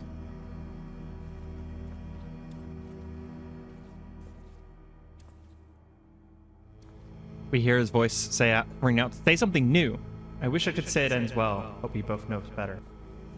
We do. We do know better. We've seen what this Cataclysm does to people. Vellum would have never imagined doing the things that he's done. Never imagined performing the acts he's performed. But he must survive. Must be willing to do whatever it takes to survive. We hear our own voice saying, did I really used to look like that? Is that all we used to be? So small, but solid? Suspicion enters our mind that we have left a piece of ourselves here at some point. We are no longer whole, but we knew we were changing already. This comes to no surprise to us. I did just realize that our MP3 player is still playing, so this entire time in this swirling apocalyptic vortex, we hear beautiful guitar solos. I never learn, do I? I remember this being you, hearing me telling me to stop this. I didn't listen then, so I guess we're doomed. I wish I could say it ends well. We know better. We've heard that before. Even we are repeating ourselves now. But we do feel a sense of belonging here. This is where it began, our power. We're not afraid of this place. In fact, this place feels almost safer than the outside now. I do feel like the storm, though, it must be ending soon. We don't have much time to make more progress here. And we're hoping that our progress from last time, how deep we've managed to move into this storm, perhaps is being remembered. Perhaps there's value to this madness, to this insane task. We can hear ourselves screaming now. I'm you from the future. Please leave now while we still can, and let me cease to have been. But Vellum does not go down easy. We know that what we've been seeing, these visions of our death, they're not visions. Vellum felt it. He felt his bones crunching, pieces of him breaking. He needs power. Power to survive? No. Power to thrive. Power to dominate the Cataclysm. Be a force to be reckoned with. He might be changing, but he can't be himself anymore. Even as he has his thoughts, he hears a voice saying, I wonder when it went wrong. At one point, was it too late? This isn't him. This is some other version, some failed version of Vellum. Something that he isn't and won't be. Just because it's the future doesn't mean it has to come true. He's seen that. There are different versions of himself. Versions that failed and versions that succeeded. He isn't going to be a failed version. Vellum's learning the patterns. He knows now that he only has a few seconds. He sees a hole open, and it's within a few steps. He can reach it. If it's not, we might as well wait. We're becoming efficient at traveling this place.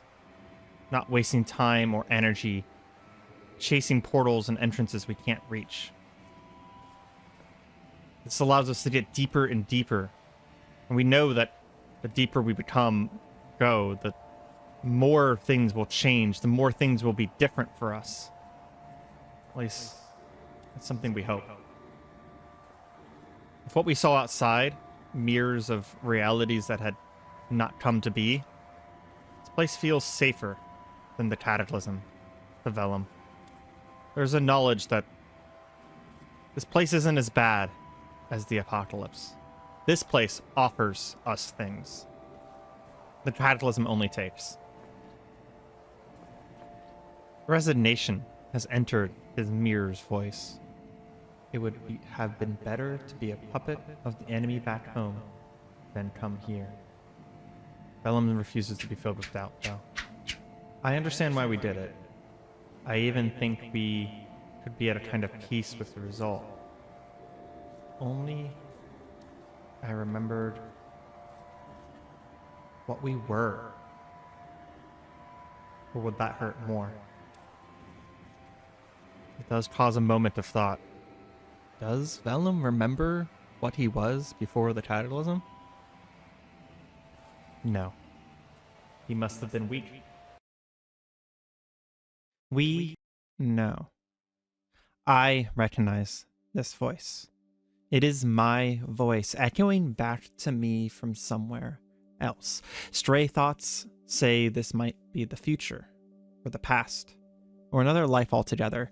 The answer to that question doesn't matter right now.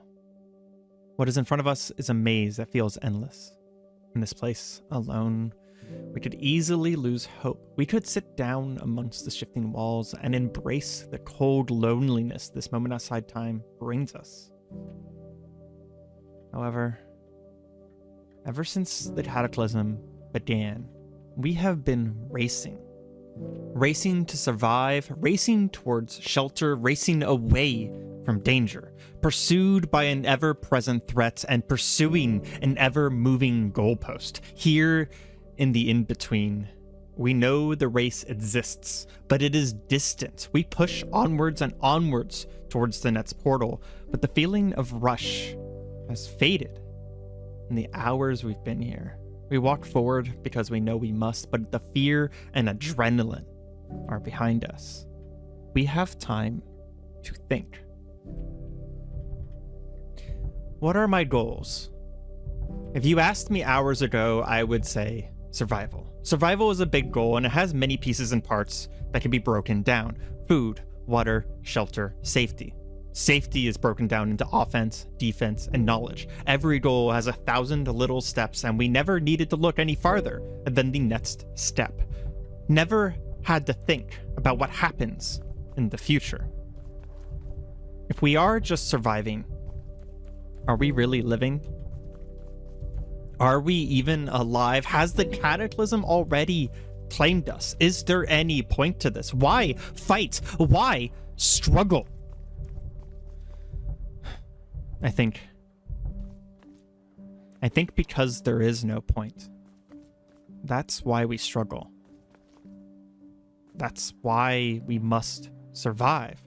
There is nothing waiting for us at the end. No giant shining goalpost that's once we finally lay hands on it, someone will tell us that we're done. No, today is the prize. Today is the goal. Every day we wake up again and gets to fight, gets to breathe, get to live is the point. I knew this once. It's definitely occurred to me before. People have said it and we've heard it, but today we feel it.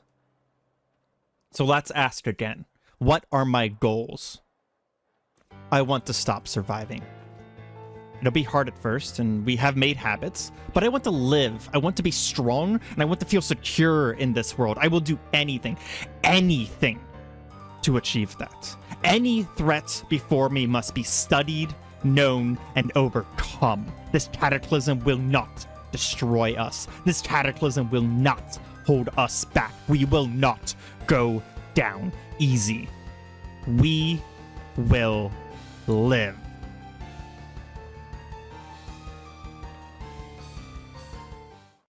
We don't remember when it happened, but we stopped sensing the storm outside.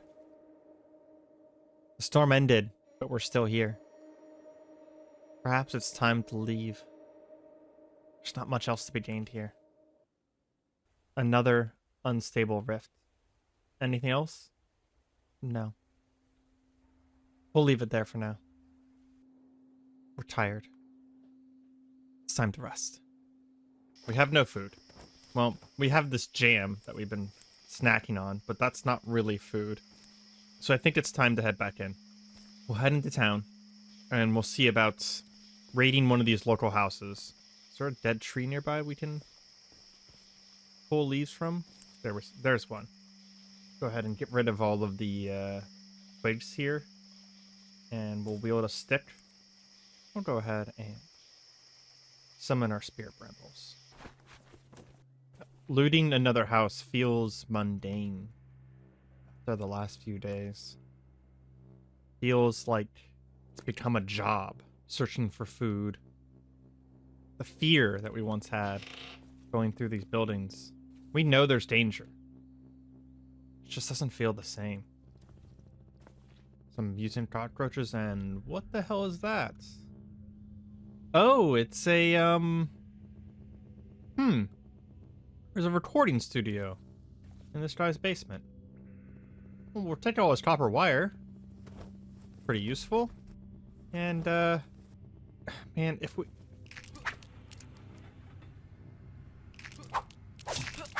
had a better way of carrying it, it would actually be nice to take one of these instruments with us. I would be more partial to, like, a violin than a banjo or ukulele, but playing our own music instead of listening to an MP3 would be kind of nice. It'd be a nice break. Try a few times to open this lock with our lockpicks, but not really any luck there, and we're ending up just wasting time.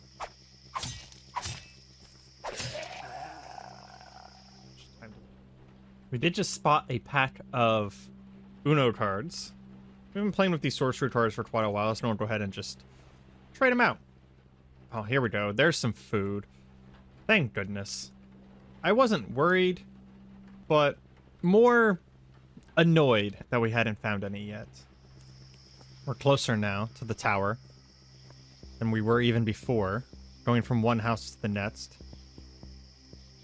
Come on, zombie.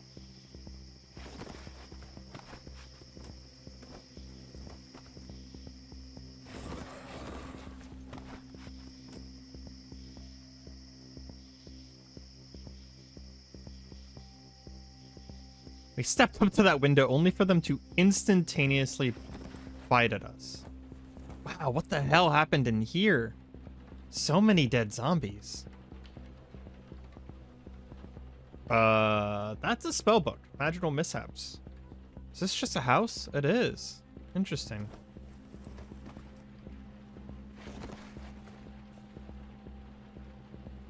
I really do feel like something's been happening in here, though. Like, look at this. This is ridiculous. Go ahead and drop our spear. Go ahead, pick it up. Back up, actually.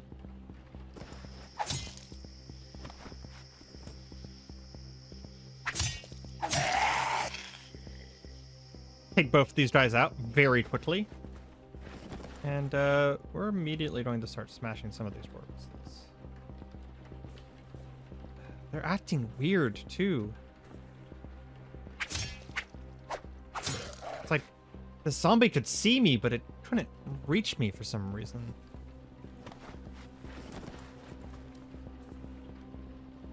I have no idea what happened here. This is strange. Very strange. We're gonna take this bottle of antibiotics, though. And look at that.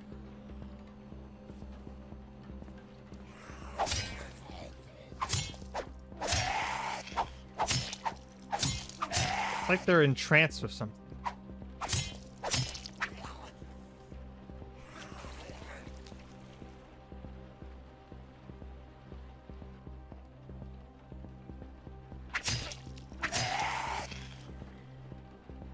Learning from our recent experience, after Vellum failed one phase, we're just going to stop trying.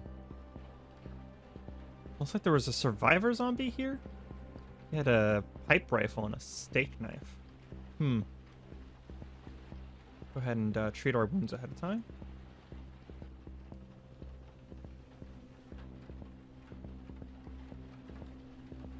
We're going to do a quick search through everything here, see if there's anything worth our time. No, not really. Not really. Seems like someone maybe had bedded up here as in the apocalypse and unfortunately didn't quite make it in the end.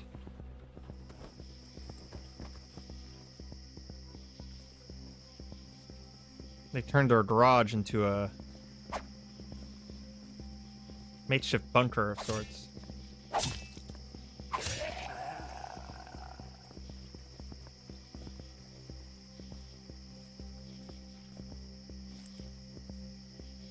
Even reinforced the windows pretty heavily.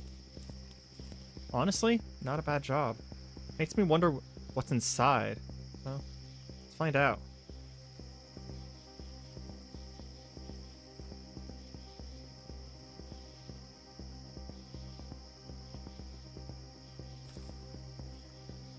There we go.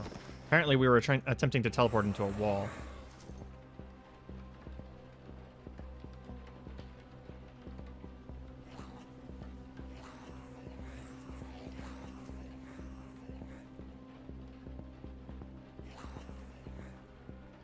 I'm going to go ahead and take a moment.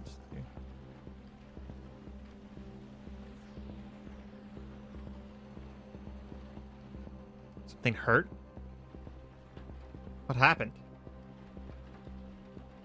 Nothing's changed.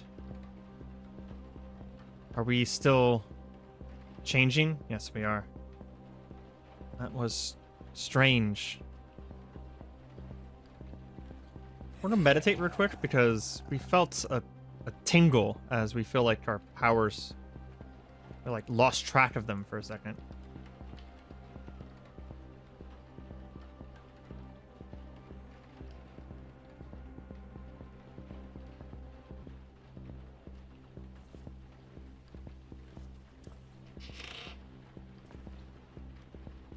Definitely a survival home. A whole bunch of spiked boards. A lot of spiked boards, actually. These would actually be pretty useful to take with us. They're not the easiest thing in the world to make. Does that guy see us? No, not really. Oh, a toolbox. Nothing new in there. And a shotgun trap. We should be careful. Another shotgun trap. This, if we're not careful, this place could actually be pretty fatal for us. Oh, and that's just a shocker zombie. We're gonna go ahead and pick up one of these traps and redeploy it in the front of the stairs there. And can we cast Spirit Brambles, please? Of course not. I'll take a moment to play with our deck of cards. Get some of our focus back. That shotgun trap makes me nervous. One blast from that, it really could kill us. Just straight up kill us.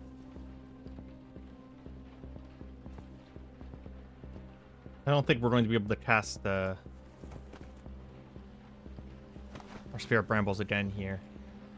Just having too much trouble focusing right now. Too much trouble concentrating. Pain probably doesn't help. See if we can take some aspirin for that. As a survivor house, there could be potentially a lot of value here. So I really would like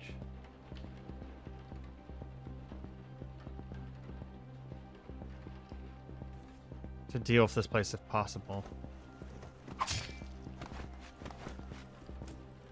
As we step over, something slammed into us, but also we slammed into it.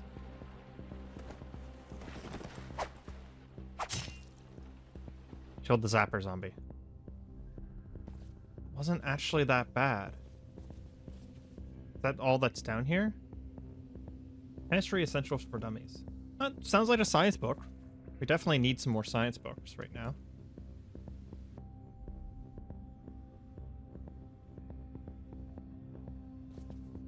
More water here, but that's not really an issue of ours most of the time.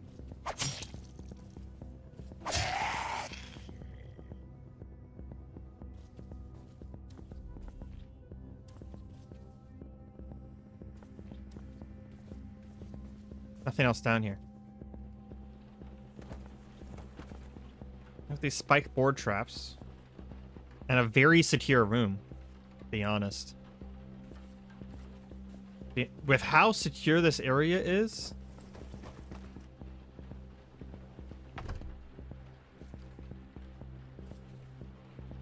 we might spend the night here.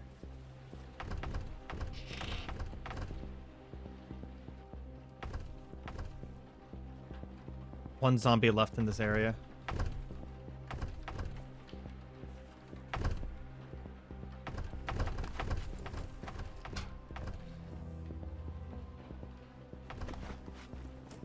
Kind of just sneak past that trap.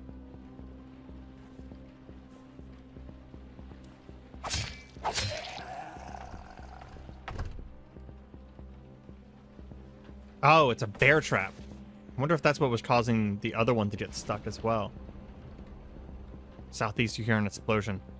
I'm thinking that there's a good chance what just happened is that that zombie just walked into that shotgun trap.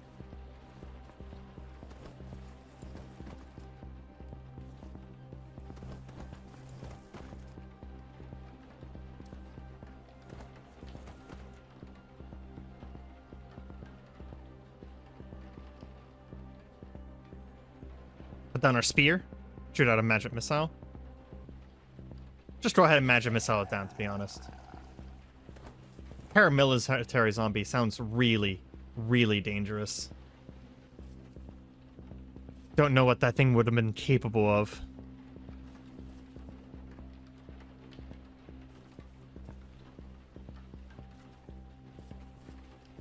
There's a part of us that really wants to disarm this trap here. But there's a much larger part of us that's terrified that if we tried and disarm this trap and fail, we're going to literally get blasted in the face by a shotgun. So, with low mana and only a few hours left on the night, what we're probably going to do is going to bed down here and study. But the benefit here is that we have stabilized again. We are in a good place. It's been a weird day, but we're okay. Vellum is probably going to spend the rest of the night and at least most of the morning studying, reading, and sleeping, getting fully recovered. And then tomorrow, hopefully, we'll finally be able to attack this wizard tower. With that, we're going to leave you there. We have gone through the storm, deep through its eye, and returned changed. After being left alone in the labyrinthine halls of the storm for hours with nothing but our thoughts, we have emerged a new person. This cataclysm is not a barrier to survival, but a world for us to live in and thrive in. We will become strong. We will overcome. We will live. Welcome back to Cataclysm, Dark Days Ahead. The journey of Vellum. Okay, a lot has happened with us in the last few days. Let's make a quick assessment of where we are and what is going on. So we have actually slept through the day and are solidly in nighttime. We are only a couple houses away from the wizard tower that we want to hit because, well, knowledge is power, and we need that knowledge. There is a spider den that we have spotted just to the north here. We are underweight, which I think, I'm not sure about this, but I think that is a byproduct of using our psionic abilities. Every once in a while, we'll be informed of our nether attunement, feeling like we have a sudden spike of feeling the nether. And whenever that happens, I believe it is literally ripping calories from our body. We don't have any food, and we're peckish. And you spent 2,300 calories yesterday, which is impressive because we didn't really do much. And we're starting to veer towards underweight. So we might want to start using our powers a little bit less. Potentially like just using our concentrated powers a little bit less. And the first priority for tonight is probably going to be hit this house just next to us here to see about finding some food. I don't think there's any food left in this place. And we also have to be very careful moving around here because there are still some very scary traps around here that we could accidentally walk into. Most of the injuries that we had from earlier are gone. And we do have some water here that we can put into our canteen and then drink the rest to kind of just tide us over for now. Our stomach filled with water is not the most ideal, but it is at least something. Do we have a stick?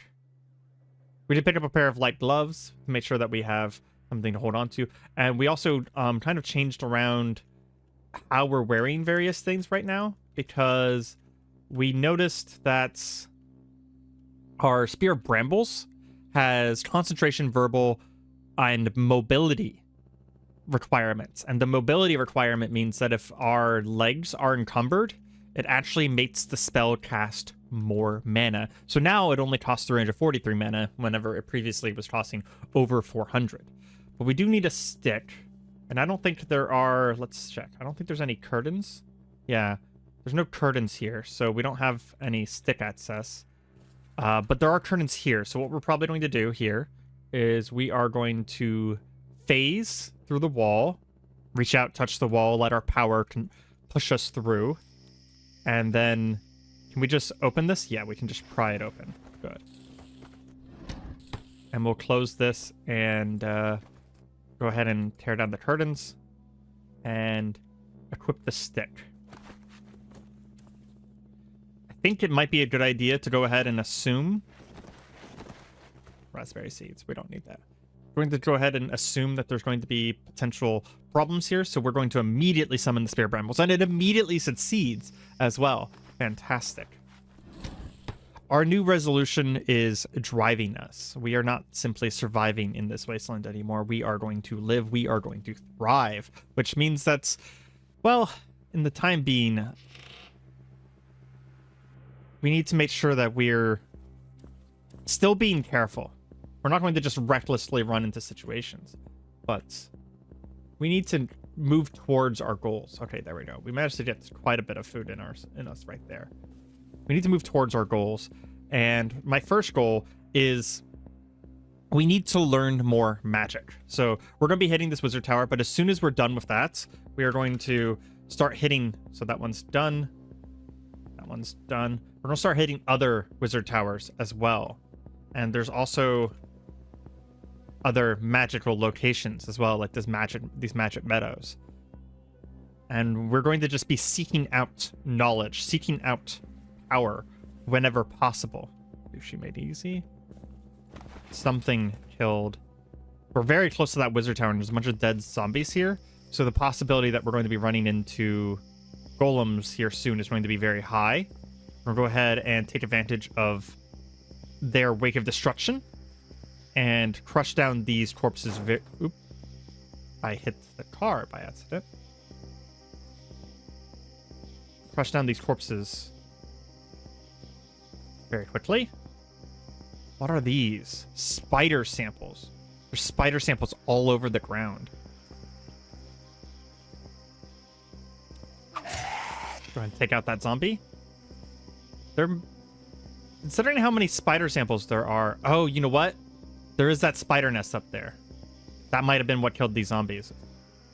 Web spinning spider. Yes, there we go. That last corpse that we just crushed was a web spinning spider. So it seems like there might have been some sort of war between the zombies and the spiders. There is a meat cocoon here we're going to go ahead and take care of. Seems like that's might have been some sort of zombie being converted into a spider creature of some regard. Let's make progress towards... We could attack the wizard tower now, but the issue with that is that if we did that... I'm going to change this note. Give me a second. Okay, we changed it to Survivor House because that's a really nice house. We attacked the wizard tower right away, and we have to retreat, and we don't have any food. So I think I'm actually going to get supplies first. Once again, raiding another house. We do have... Due to just the nature of the city here, we do have like a semi-infinite amount of food supplies, and sometimes even like other supplies as well. I'm not seeing anything super valuable here in the way of food. Our immediate needs have not changed too dramatically. It's more of a change of motivation that has overcome us. Our time in that other realm, that in-between realm, has made us resolute. Again, because we're underweight, I don't want to activate any of our web spinning spider. There is one right there. Okay. It's faster than us. A light gray mutant spider the size of a dog with long legs, big eyes, and oversized fangs. There's a good chance that that thing is poisonous. There's two of them. We're going to go ahead and get into a house here and close the windows, just so that we can look around with ease. I think until we have no choice otherwise, we are going to avoid interacting with and interfering with these spiders. Insect sample there. Insects could be from... We've seen those insect samples drop before. They could simply be from... There's some light down here. Maybe a car. They could be from... what are they called? The Skittering horrors, which are what's happened when the Cataclysm has come and touched cockroaches. Simple cockroach, no more. Ooh, a candle. That's actually very useful for us. We'll go ahead and grab that as well. Nothing else here. We don't... I mean, obviously we're going to check for bandages whenever possible. But outside of that, there's nothing else that we much need outside of food. So we're going to kind of make a quick, very, very fast circuit of these houses. Looks like our spear just wore off, unfortunately. And of all times for it to do so. In fact, is it cheaper? I think it is cheaper. Yeah, we'll just send out a series of magic missiles, shattering the crawling zombies' bones. Taking care of them quickly and cheaply. There we go. There's some food. Something digestible. We try not to be picky, but our elven diet does not bode well with some of this processed human food. It's not even pickiness, it's more of just things that are difficult for us to eat. I did see some kerosene in there. It was in a refillable lighter. We'll take that, actually. I can think of a use for kerosene. We also do want to go back and get our bicycle at some point. If nothing else, just because it has a decent amount of supplies. in there for us. I believe it's going to be a good idea that once we... Ooh, solder. Once we clear out this next wizard tower, we should have enough food that we can start working on that now. That actually scared me. I freaking jumped.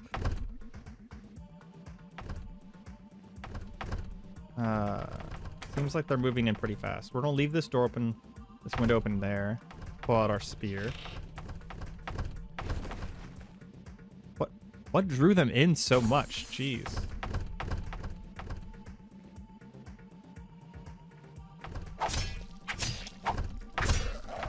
There's one down. Slice them up as they come in through the windows.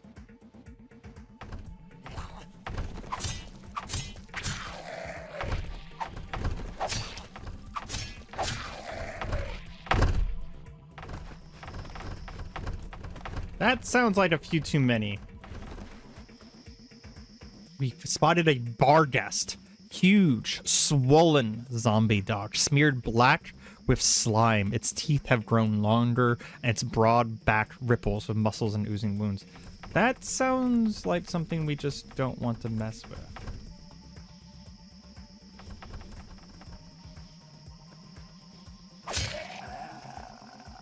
Take down the tough zombie as we move farther north.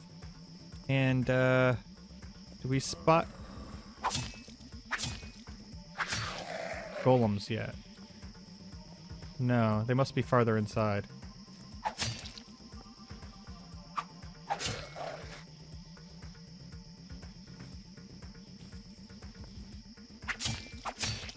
There's another acid-filled zombie there. We have theorized ways to get rid of them.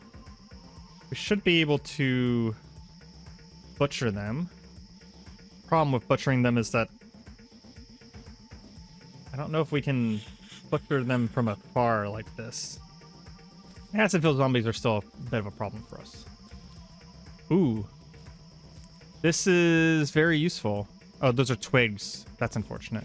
I was hoping that those were going to be full sticks.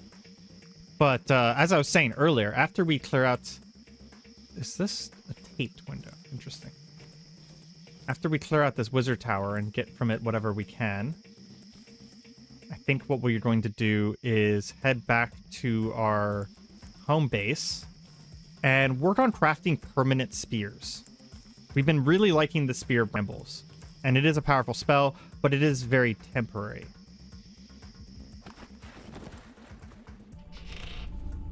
Oh, what is that? That is a clay golem and another clay golem. Wind strike?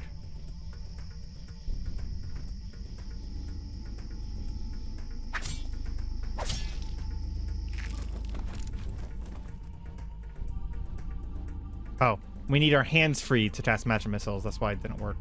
But Wind Strike does not require our hands. Just need to be careful.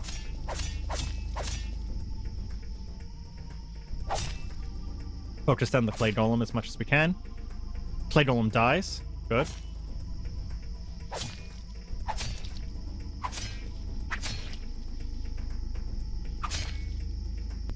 After hacking away at these guys for what has felt like a very long time now, we do have both of the Clay Golems down, and now we're just slicing away at the Placid Golems, but our spear is going to run out. There we go. I was just trying to say very soon, but immediately. The answer is immediately. We need to find more spear materials. Should be able to find something nearby. Worst case scenario, we pop into another building. Oh, we only have 74 mana left, though.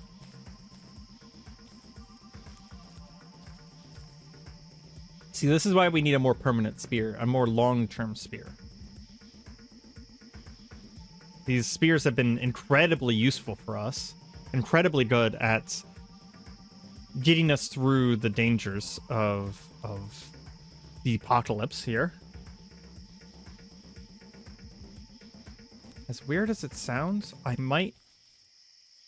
We're gonna break in to the wizard tower here. What's the greatcoat like? Full length wool coats, 50 warmth. That'd be fantastic when winter comes, but right now it's probably going to be bad enough that it would, we'd probably die in our own sweat. Our current level of mana regeneration, it would take us approximately 8 hours to get our mana back. So it would be 4 hours if we want to get half of our mana back. So to be honest, we're going to just take a moment here and kind of just rest to get our mana back, and then we'll summon another spear and finish clearing out this tower. Okay, we have enough mana now to be able to do this. Man, we're just burning through our food. There's a possibility that whatever's changing us, the consequences of our recent actions, is also consuming food very, very rapidly, to the point where I actually think we might stop and go get more food again, because we're peckish again, and we have burned through all of that food that we've eaten. So we have stick now, and after several attempts, did manage to summon another spear of brambles.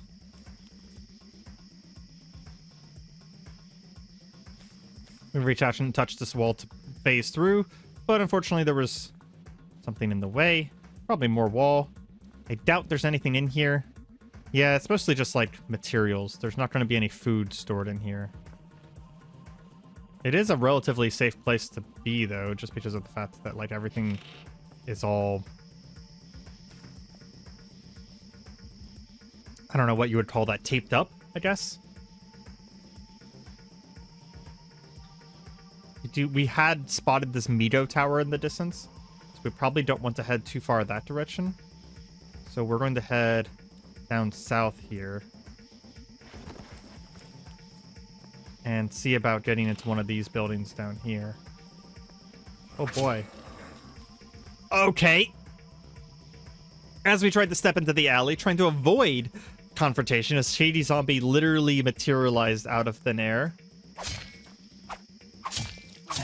As they do. We've run into these before. They are essentially invisible until they are on top of us.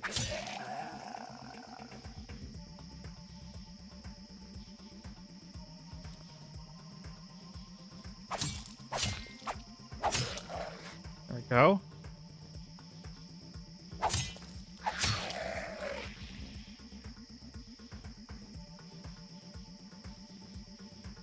Did he lose track of us? I think he did. There we go.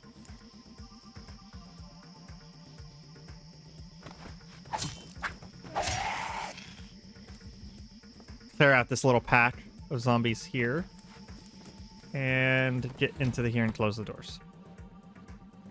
Whew. I'm not stressed. I don't know what you're talking about. Not stressed at all.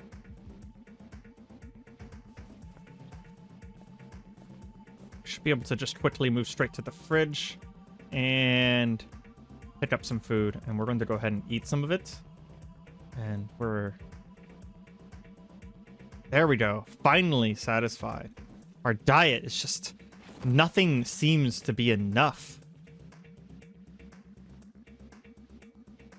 But here we go, we actually have a significant amount of food in our backpack. Something that making us salivate slightly, just thinking about how much food we have. I also think that we're running out of space. Yeah, we are officially out of space in our backpack. But we should be able to drop some of this stuff here. We kind of want to keep the copper wire. I'm not sure about keeping the copper, though. We did pick up a huge, just like, block of copper. You know what? We can eat some of this food to get rid of some weight as well. Just go ahead and fill ourselves up because we know we're going to need it. Okay. Now we're not overweight anymore. Once again, our spear just vanished. Not the greatest situation.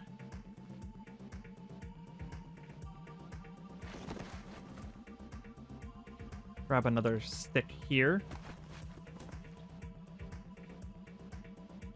Nothing interesting here.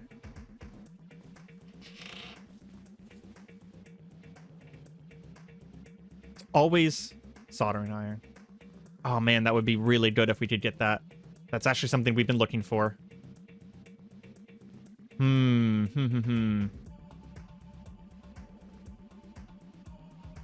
What can we drop? Well, the copper isn't useful if we don't have the soldering iron in the first place. So we're going to probably drop just like half of our copper. We'll drop some of our copper wire as well. Yeah, this thing is incredibly light, so I don't know what's taking up so much of our inventory weight. In fact, what we can do is we can sort this by weight and then look at what we need to drop here. The Chemistry Essentials is actually pretty heavy, that's for sure. That's a lot of copper wire as well.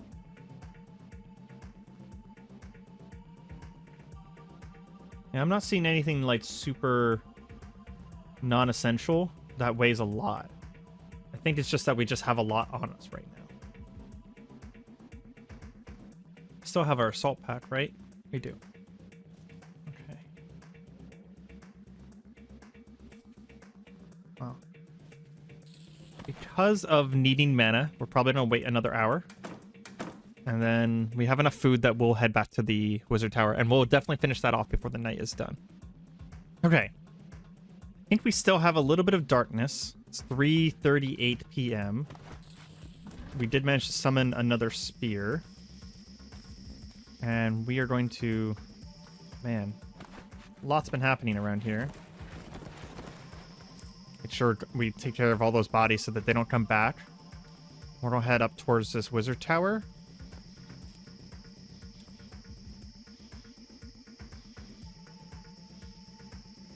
We're going to quickly dismember. It did work.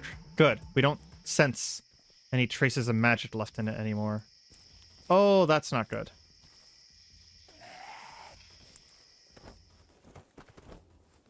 All of these zombies busted into the Wizard Tower, got brutally destroyed by the golems, but they busted down the front door.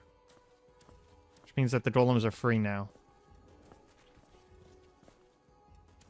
Okay, we're going to set up this area back here to be a golem destruction area now.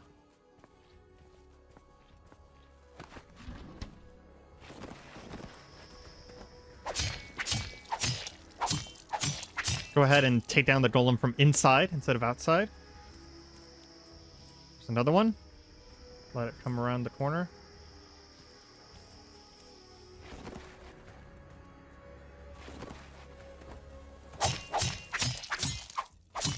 Quickly take it down. There we go. Okay, there's more upstairs. It saw us. Good. We need to not be so fast that it doesn't follow us, though.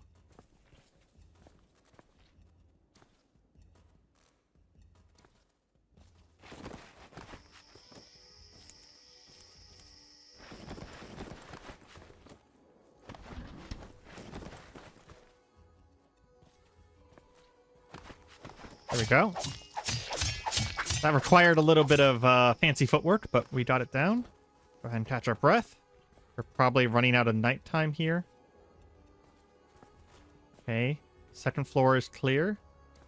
Third floor. Here's clear. That might be the last one.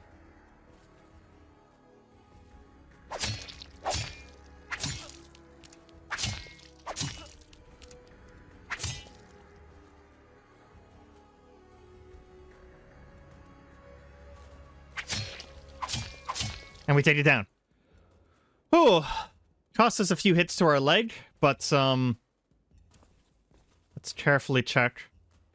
Make sure that was the last one. Okay, we have this place clear.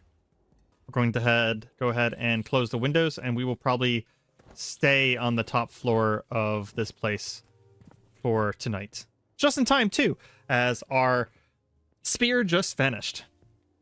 Let's see what we got. A Scroll of Invisibility. Unfortunately, we can't learn that. Apparently, it is a Technomancy spell. It's unfortunate. Grokking Algorithms. Not sure what that means. Fireball. Hoary Blast. Those are both Kelvinist spells. Again, counter to our schools, so we can't learn them. A Scroll of Escape. Ooh. Teleports you a random distance and medium distance to help you escape your foes in dangerous situations. That might be a good backup spell to learn whenever we're too damaged, too much in pain in order to use our psionic abilities. There's some diamonds there. Yes. Diamonds are going to be pretty useful for crafting. Okay. Kind of curious if we can see... We can't see the state of the hordes, but it should be daytime relatively soon here. So we're going to go ahead and close, while we still have some nighttime on our side, close all the curtains we can. Can't exactly, there's no doors here anymore, so we can't exactly prevent... Oh, we do have doors. We have interior doors. Here we go. Okay. I feel a little bit safer with these doors closed. And then we're going to go up a few floors, just so that if anything catches scent of us, it's going to be pretty hard to find us up here. And, yeah, we're going to bandage ourselves up and start reading these books and see what we have at our disposal here. So the first one is actually this Magical Mishaps book that we actually grabbed on a previous day. It looks like someone has taken a catalog of misspelled and mismade spell creations and has created a bit of a catalog of them. We have Cause Bear, a spell that's we have a lot of curiosity about and we can now actually fully study. Then we also have Tornskin, this spell which resembles Thornskin through the sap and needles covering the page seems to involve multiple thorns and bleeding wounds. The marred words may have altered the function. And we also have Cloak of Frog. Someone's personal notes were added to the spell. You're positive that they both changed the name and the function. So we're going to probably study these as well because we're really interested in the strange, chaotic nature of these things. And we also have this, what is it? Make your own special effects. Shadowfield. Sounds pretty interesting. Shrouded in area in intense shadows. Could be pretty useful as a backup during the day. And then the actual Cloak of Fog spell. Call to the Sky Spirits for aid and ask them to conceal you from your enemies. The fog will hide your passage, but do not have any special ability to see through it yourself. So that is a two-way street. Cloak of Fog actually does sound like something that will be added to our permanent spell list because the value of Cloak of Fog is very high. Adding darkness with Shadowfield is good. Yes, but if something can see in the dark as well as we can, then we are both in equal situation. But if I do a Cloak of Fog, I could use that in order to cover my escape from something that can see just as well as we can in the dark. So we're definitely going to be learning that. We also have Scroll of Escape, teleports us a random medium distance. It's random and it's medium, so that means that it probably will never drop us next to ourselves. And then we have Grokking Algorithms, a fully illustrated friendly guide describing how different algorithms are used to solve practical problems, both in real life and programming. Seems like a boring computers book. Yeah, we won't leave it here, but we'll probably toss that in our bike right away. We are probably going to spend the next little bit here reading and just getting through these books. Having read through all those books, we are in like way into the late day. We have learned all those spells. Something interesting did happen. We are no longer changing, but we did not change. Despite the fact that we felt the pressure of this external force upon us from wherever else has been assisting us, we did not actually change. So for at least this time, our actions did not have consequences. Interesting. Does not mean that we need to just fall back on and use the safety nets, this protection that we are being granted to our benefit. knowing the future does not necessarily mean that we can be sloppy. But it is good to know that there's a chance that nothing can happen as a result of this, instead of just something every time.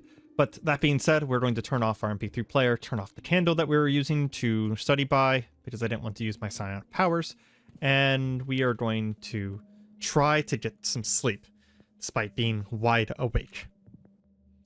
We wake up hungry, but we no longer have that supernatural hungry that changing was causing us to have. So fortunately, we should be able to go back to our usual self of being a light eater. One of the other things that we managed to accomplish last night is that we now have the proficiency of Wound Care Expert, which means that we are going to be able to bandage our wounds to an even greater and more skilled degree than before. Before we leave this place, I would like to see if there's anything I can use to shatter these crystals. Managed to get some crystallized mana and a small mana shard. And can we use the crystallized mana to power our Wolf's Head cufflinks? It does not appear that we can. It does not appear that we can, no. We'll go ahead and shatter this one as well. More crystallized mana and more mana crystals. Those will be useful, especially if we're going to be getting into magical crafting in proper.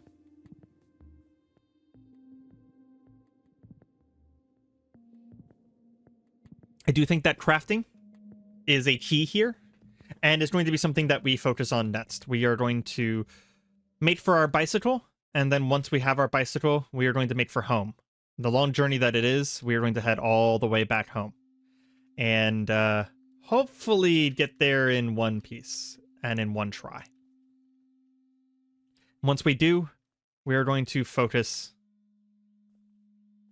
I left my headphones in, or my earplugs in, so I did not even hear that zombie being in here.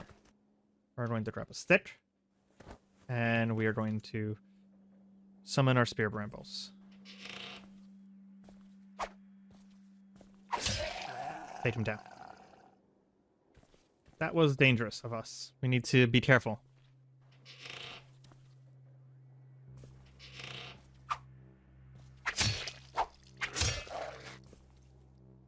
SWAT zombie. That's something worth considering. Is more armor. More armor would be very good. But we need to make sure that we don't weigh down our arms. We don't weigh down our hands, our arms, or our legs, so that we can cast spells with full efficiency. The ballistic vest might be pretty good for us.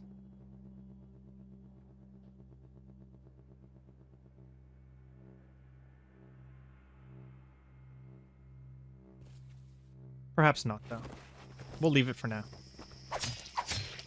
Take care of that. Where's this other small meat cocoon? I don't really want to leave these things behind. I don't know what they do. I don't know what they're capable of. But we've seen some of the nightmares of the Cataclysm. And if something is growing, if something is evolving, it needs to die. It needs to be destroyed.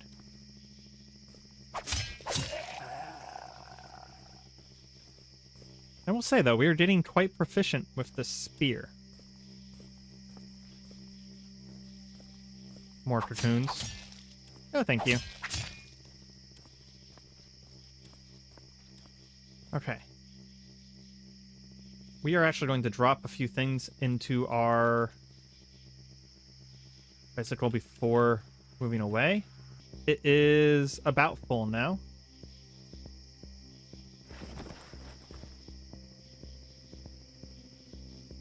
And let's get out of here. That Survivor Zombie is not the greatest news there. Yeah, let's back up. And head up north here.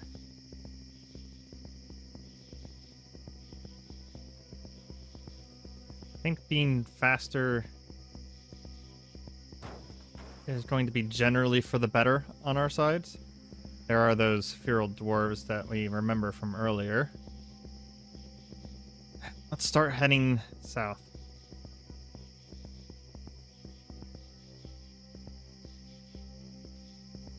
As we were heading for a bike south, we have run into a fairly significant horde.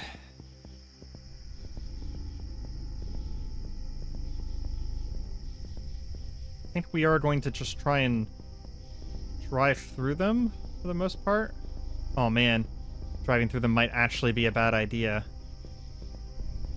We remember what happened in our past whenever we tried to ignore hordes like this.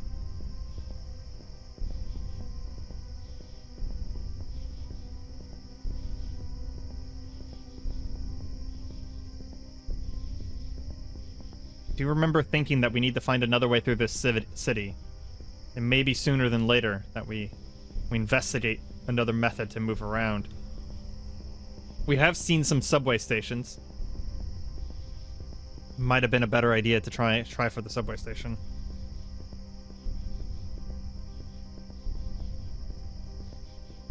I think for now,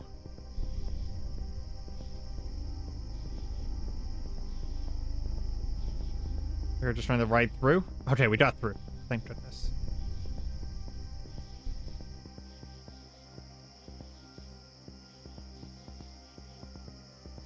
We've at least made it back to the magic shop where we used to live. Not too far now. Just have to head to the southern intersection and head west. Something that needs to be made on our list of goals is a better way to more securely travel through this city. That's intersection. And we have just spotted one of the first problems. There's a zombie brute here.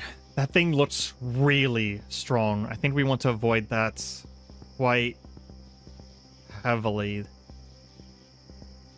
So we are actually going to have to take a different route. Which means taking routes through parts of the city that we've not actually been through. At the speed that we've been trying to move, that is far from ideal. Yep. That's a new one as well. A tentacled zombie. What likely used to be the arms of the zombie are now a set of strange purplish tentacles with what appears to be vestigial fingers at the end. They trail several meters behind the tall zombie as it shambles along. That's awesome. I do actually sort of mean that literally on a certain level. Our school teaching has made monsters fascinating to us. And we've always been partial to them.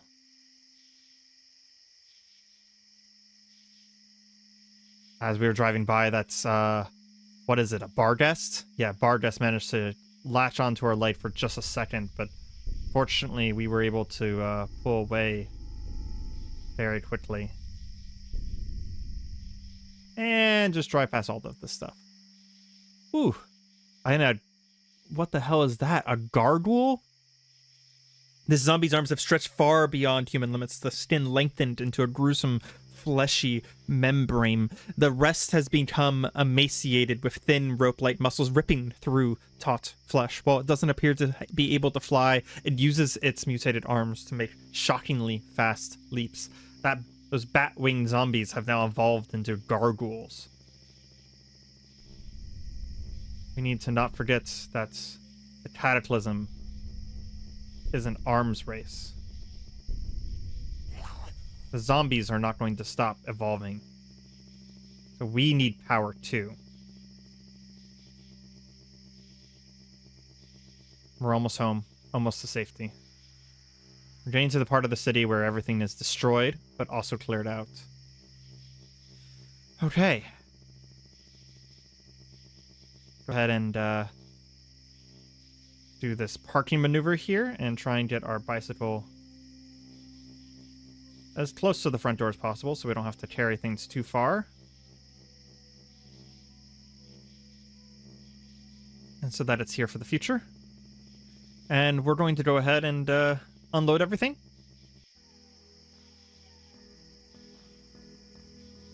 And home sweet home. We may be here for a day or two. Go ahead and equip the staff. Because we would like to, if possible, get a real spear going. And get really set up for actual significant crafting.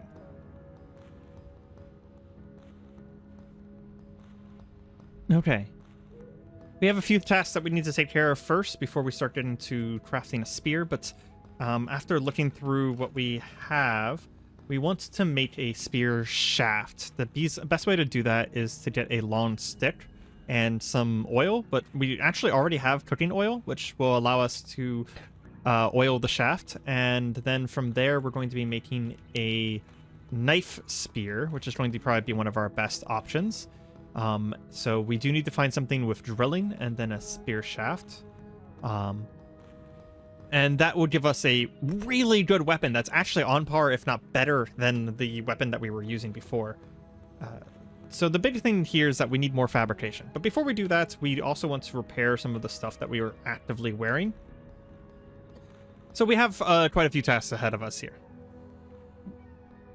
And we're not going to be afraid anymore to really take on these tasks, because it's not just survival, it's not just getting food, it's not just getting water, it's planning for the future. And we have no materials. Of course we do. We don't have any materials. But we have a lot of stuff we can take apart. So we're going to get starting working on that. As we've been sitting here studying, we did finally get our fabrication skill, which was holding us back on a lot of different recipes, up to level 4. And we now understand a recipe that I want to work towards. So if we were to make a steel spear, we would need an anvil. We need a lot of things here. So this is a good list to start working on here. But we need an anvil, a settling torch of some kind, or a charcoal forge or demon forge or gas forge, some sort of forge. We would need a pair of tongs and a spear shaft. But if we do manage to make a spear, then using mana dust, we could actually make a +1 and then eventually a +2 spear using enchanting. Which means that we'd be able to actually have like a legitimately magically enhanced spear. So this is going to be what we're going to work towards, is being able to craft a steel spear. In the meantime, though, we also just learned, by getting our fabrication up, we just learned all of these amazing recipes to be able to enchant various weapons, which is just awesome. Curious if we also have the ability to make a druidic composite bow now, which would allow us to channel our druid spells. Okay, we have most of the steps that we need at this point. So now what you need is, in order to get our spear shaft, we need a long stick. Should be able to find something like that nearby. And then we are going to, after that, make a knife spear for the time being. And immediately start looking for some like heavy blacksmithing materials. So we're probably going to be searching out craft shops for the possibility of like a metal working shop.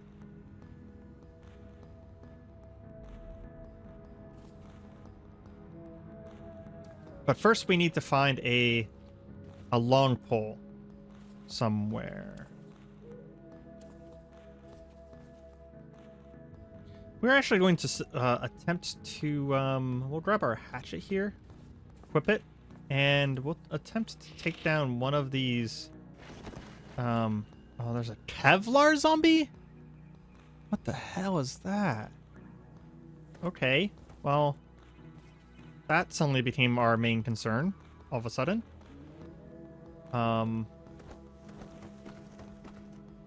Get some magic missiles. We hit it for 21 damage. It did actually take damage from that. Very, very good. Yeah, magic missiles away. Man, it's fast, too. Kevlar zombie, huh? Another zombie down south there. We'll go ahead and Magic Missile that guy down as well. I'm curious. Can we butcher this Kevlar zombie? Go ahead and do a full butchery real quick.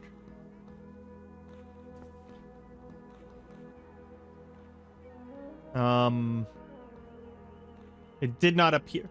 Oh my gosh, we actually did. We made Kevlar patches and sheets from the zombie that has mutated with Kevlar. That is so strange. Okay. We'll go ahead and take those. We're going to have to wash them, which will be difficult, considering that they're in dozens and dozens of pieces now. But we'll keep them in as a pile. We'll go ahead and take the sinew, because that's useful. And then we're going to pick this up, and we are going to compare this SWAT vest to our ballistic vest and see which one's a little bit better here. SWAT vest is a lot more encumbrance. I'm not surprised. A little bit warmer. It covers more of our torso, and it's damaged right now, so it's showing us different stats, but if we were able to get it fully repaired, it would be just more protection pretty much across the board. Actually, no, it looks like it's the same amount of protection. Interesting. And it weighs more. Oh, but it covers more. So it is more protection, because it takes that amount of protection and covers more of our body with it. It's almost all in the torso, though. So... and this only covers the upper torso. So I do actually think that this SWAT ballistic vest is going to be better for us. We just need to work on getting it clean and in a better sort of position for us. We're gonna start taking some of the stuff here as well, because we need stuff to break down for parts. We need clothing and things made out of synthetic fibers and such like that. And if a feral falls into one of our holes here, then they tend to actually have clean clothing on them, and we don't have to go through the step of having to... oh, there's some just sinew in there. That's interesting. We don't have to go through the step of having to clean everything. Put a plank over the pit there. And there's some sticks here. So what we're going to do is we're going to pull that hatchet back out. And chop down this tree real quick. Okay, well, I made a tree trunk. That's progress, I guess. Now, can we turn that into something useful?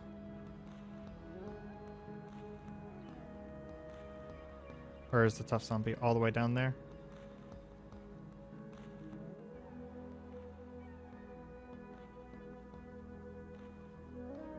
Okay, it's too close. It got on top of us very quickly. Oh. Get some magic missiles on it. Back the hell up. Take it out.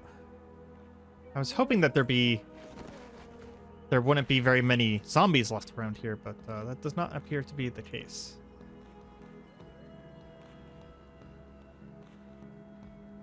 Long sticks. There we go. We have 2 long sticks. In fact, we're just trying to haul all of this inside. Okay, so that's how we get our long sticks. We need to chop down trees and then chop up the logs.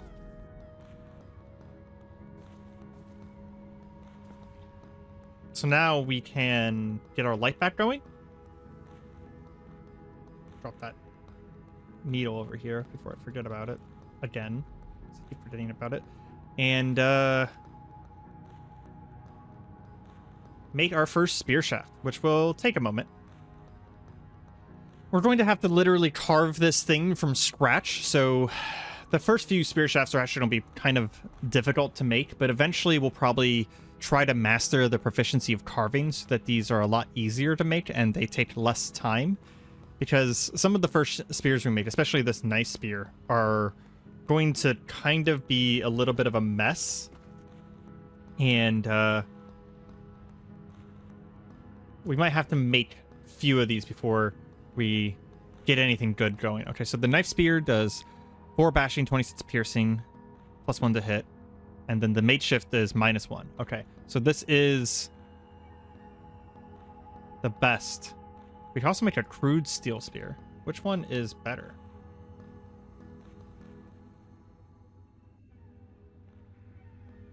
It's hard to say which one's better. Knife spear and the crude steel spear seem to be about identical.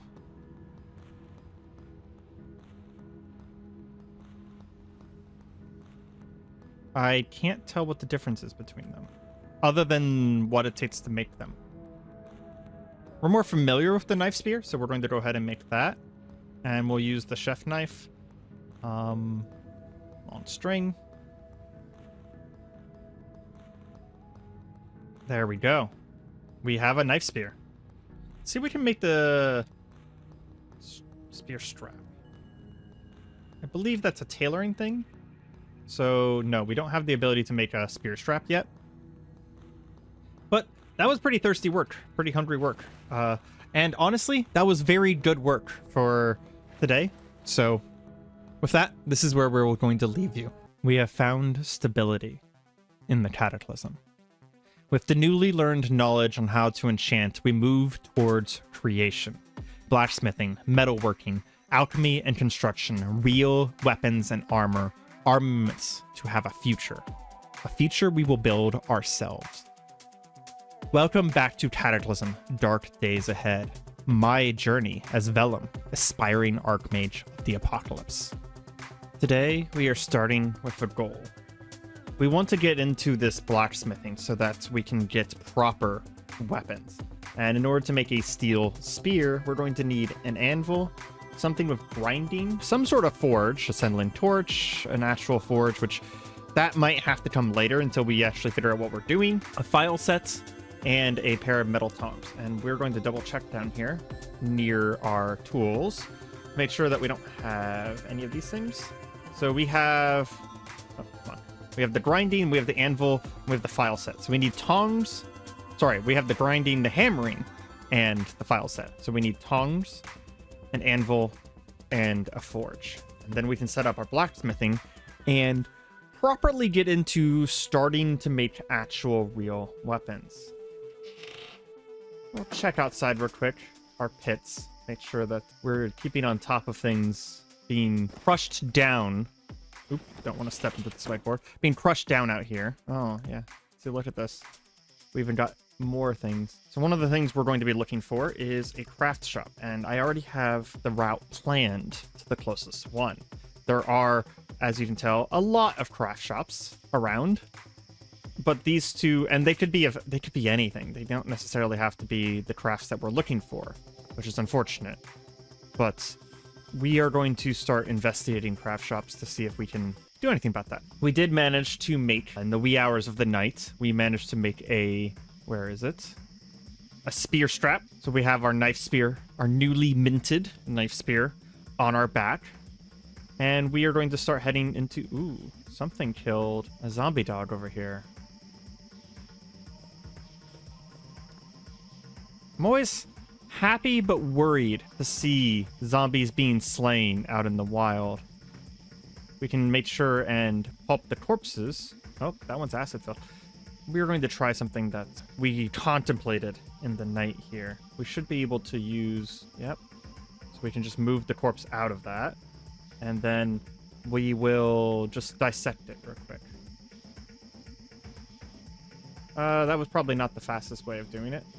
Wasted an hour. But dissecting it will probably teach us more about it. And the more we learned about these creatures,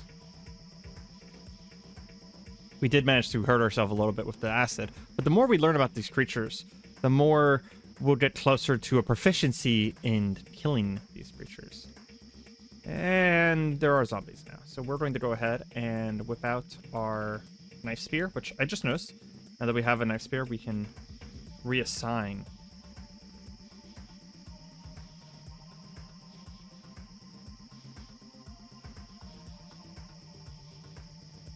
we go. We can whip out the knife spear and put it to good use. Zombie goes down in 2 hits. That is what you want to see.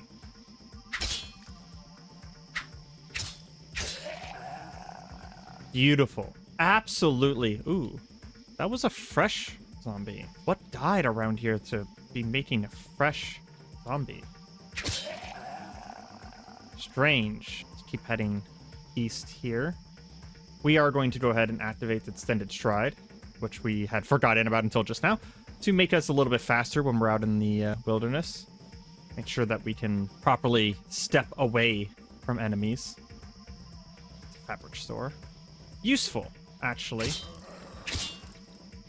But not right now. I did want to check. Okay, we do have inventory space. A zombie hunter. That's new. You're barely able to believe this thing was ever human. It scrambles about on all fours, its nails and teeth sharpened into dangerous-looking spikes. That thing is not ideal. Go ahead and take out this zombie runner down here. And I think we will kind of take a southerly route here. Oh, is that thread? That's a lot of thread. Okay. I know I said that I didn't think this place was going to be useful, but it might actually be useful after all, because we have a lot of stuff to repair. And oh man, yeah, there's just so much thread here. We were kind of running low on thread. Actually, most of this is pretty useful now that I think about it. The electric spin wheel, not so much. Go ahead and phase through this wall because the door's locked. Catch our breath anytime we phase. Make sure that we're staying caught up there. Is there anything back here? Nothing useful. Okay, just go ahead and leave, to be honest. This is so close to home that instead of looting it now, we can just keep it in mind. And next time we need a lot of thread, it'll be where we go. This, however, this gun store, looks like it might have a decent amount of materials for us. We need to pull this body out of the way of the door and then close the door behind us. Okay. Arc welder, hacksaw. The hacksaw might be useful for metal. Yeah, metal sawing. There we go. Okay. Arc welder. We would need to be able to plug it in, but it does have welding capabilities.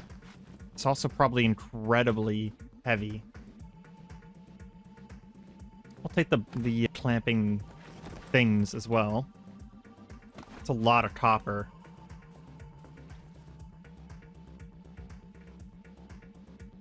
What does this hand press do for us? It doesn't say. Looks like it's specifically for making ammo. That's not as useful. We can check this store real quick, though. I doubt there's going to be anything in here amazing, because it is a gun store. What does the helmet liner do? Oh, interesting. Just adds a little bit of encumbrance to our head, but also adds a lot of warmth. Coyote combat jacket. You don't say. Looks like it's only a small amount of encumbrance. Arms, legs, and torso. Interesting. It is worth considering. We need to not be balking at the idea of wearing armor. Still not keen on guns, but armor is useful. Oh, one of those things. Pupating zombie. I believe this calls for use of our magic. We're going to go ahead and put our spear in our spear strap and pull out a wind strike. Losing concentration on it the first time. We're going to smash it into a second time. And it is hurt. So we're going to go in.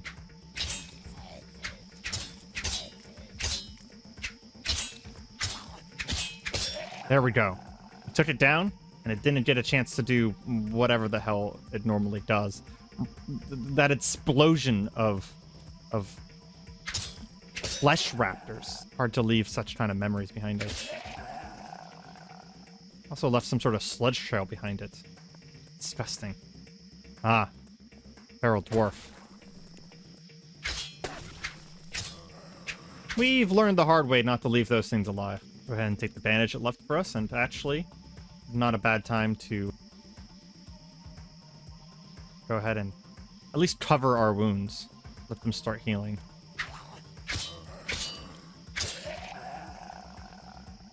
An Urban Explorers map.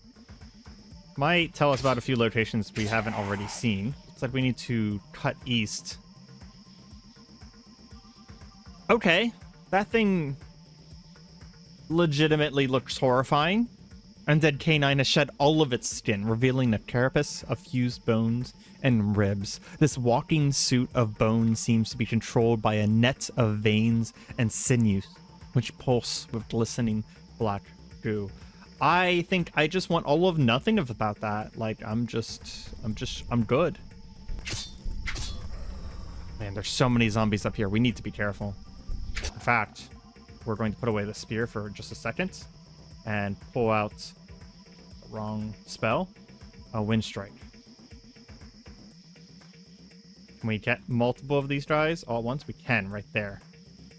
Hitting all of them for 35 damage, knocking most of them to the ground. Pull out the spear, start finishing them off.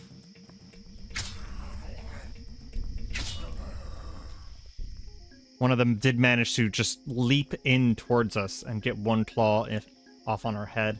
I'm gonna back up, put away the spear, pressure on the wound, bleeding stops. Good. I do actually think that this is a good time for another wind strike. Wait, why did it cast the wrong thing? There we go. Taking down the tough zombie and deeply hurting. We're going to go ahead and finish this guy off with magic missiles. Pull our spear back out for the normal zombies.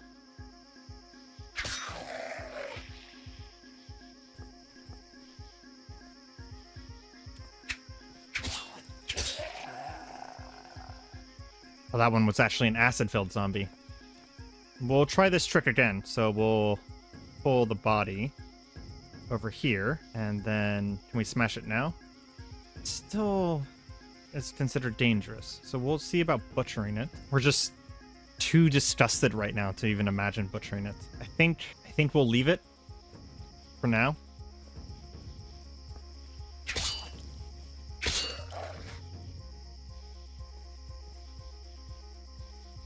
And let's go ahead and head towards this craft shop. What's in there? Is that another gun store? Yeah, it looks like another gun store. Go ahead and put away the spear. We can pull it out very quickly. Jump the fence. And looks like we have access to the crafts. Cordless drill. That's promising. Piano wire, circular saw. Do you think we'll probably take one of these cordless drills? What's a luthier tool set? Guaranteed to have right tools for creating musical instruments. Oh, okay, so this is some sort of music shop. It's unlikely that we're going to be able to find an anvil here. There's a drill press, miter saw, planer, a table saw, and a power lathe. Some pretty useful power tools, but unfortunately there's no power anymore. Some sandpaper, ukulele. What about upstairs? It's like there's honestly a lot of stuff up here. Probably be a pretty good location for resources. Fortunately, we need tools right now. We actually have the resources we need. We just need the tools to be able to finish it. Ooh, 101 Home Repairs does sound like a fabrication-focused book. Bunch of files, battery chargers. Nothing too interesting there. What is this? Light machinery. I don't think we can actually identify what kind of machinery that is. We're not exactly familiar with this sort of stuff. We'll go ahead and mark this one off. Leave a note, though. There are power tools here.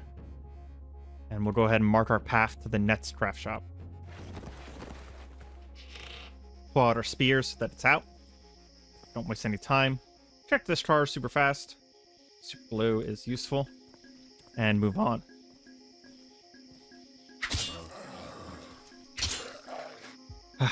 God grabbed us for just a second and immediately pulled something out of our backpack. We need to be more careful.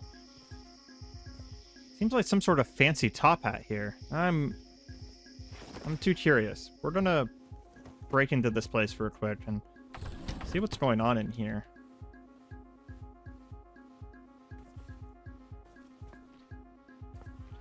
Perhaps just the home of someone very fancy. There's a tuxedo too. I think they heard me. It's okay. It's actually not a bad place for us to fight them because they're going to be pretty slowed down by trying to get in. Plus, we could do with some food. Go ahead and nab a little bit there. Check for any good healing supplies. Nothing worth mentioning. And we'll head back out. We should actually probably go ahead and close our wounds while we're sitting here. Our new healing skills are paying off in being able to close our wounds at a much higher efficiency with less efficient materials. And that's a shocker zombie. Let's double check. Is our spear conductive? Because it has a wooden pole. It does not conduct electricity, which means it is actually relatively safe to fight a shocker zombie. We're going to go ahead and phase through the wall here. We don't want to spend the time trying to bust down the window. And we ended up in the wrong building. Of course. We'll grab a little bit more food, and I think we will actually take a moment to just kind of catch our breath and just snack on some stuff, really. We can just go out the back here as well.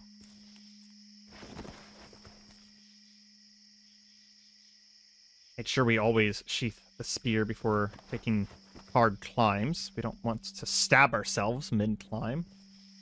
What is this? This is a craft shop, yes, but I don't recognize what they might be making here. I see a lot of metal junk out here. Oh, this might be some sort of car shop, but those welding goggles might be useful for us. If we're forced to, we will end up using a welding method instead of anything else. Gas forge. Gas fueled metalworking forge. With the rice tools, you can use it for metalworking. It's too heavy. Can we wield it to pull it out? We can. That is actually an option. There's also a full sewing kit here. We've been using like a little wooden needle this whole time. The sewing kit would be a significant step up from that. Look on metallurgy. I'll take it.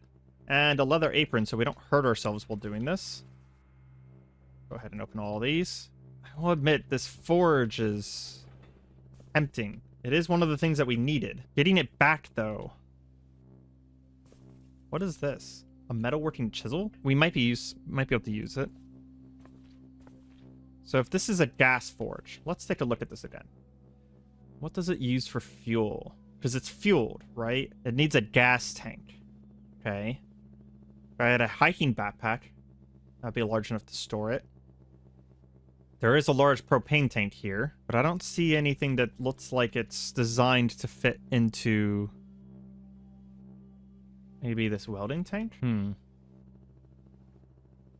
Oh, and there's rock forges here. Interesting. Can we grab them? No. Can we deconstruct them? Potentially. Let's check around outside real quick. Is there anything nearby that's going to see us? At least that we can see. Also, are these empty? These are empty. Go ahead and poke at this guy through the fence. Very glad that worked. And see about... Man, this place is all glass. Okay. Maybe some use of some spells will help here. We did just recently learn the ability to create a shadow field. It's too hard of a spell. Oh, no, it's actually not. It's probably just because we're distracted. So we're going to play with our Uno cards for a moment. See if we can get our mood back up. Kind of focus on what we're doing. And then do this again. Are they trying to get in? That's just a lot of footsteps. That is a lot of footsteps over there. Okay, let's not worry about it right now. We have a way out. We know where we're going if we're going to try and get out. Again, let's see. Shadow field. Still too difficult. Let's stop concentrating on our other powers for a moment. Pain's also probably not helping. Take a few aspirins. Wait a few seconds for them to kick in. What about now? There we go. So now we're in shadow. And while we're in the shadow, we're going to light up our area and deconstruct. No. We can deconstruct this way. It just turned into rock. I see. But deconstructing it gave us a good idea of how we can make one ourselves. If we had more skill in fabrication and we had a shovel of some sort, which I think we actually do have a shovel back home, we would be able to make one of these ourselves. We would just need 40 rocks, which, I mean, there's a pile of 40 rocks right there, but we definitely don't want to just carry 40 rocks back. We're going to stop concentrating. Shadow Field's pretty useful. No idea how long it lasts, though. That's a spell that we're probably going to want to get better at, actually. Okay, so this forge is an option. We'd still need an anvil. I think the rock forge would probably be better than the gas forge. And even though we haven't actually found anything yet, it did give us some good ideas here. So this one wasn't a complete bust. Where would we want to get... There is a strip mall nearby. There's a chance that there's some other shops there that are pretty interesting to us. Although I am worried at this point that even if we do find a forge, we're not going to be able to carry it home. Take out that zombie from the height of the fence. There's also an antique store to our south. We might as well check it out while we're out here.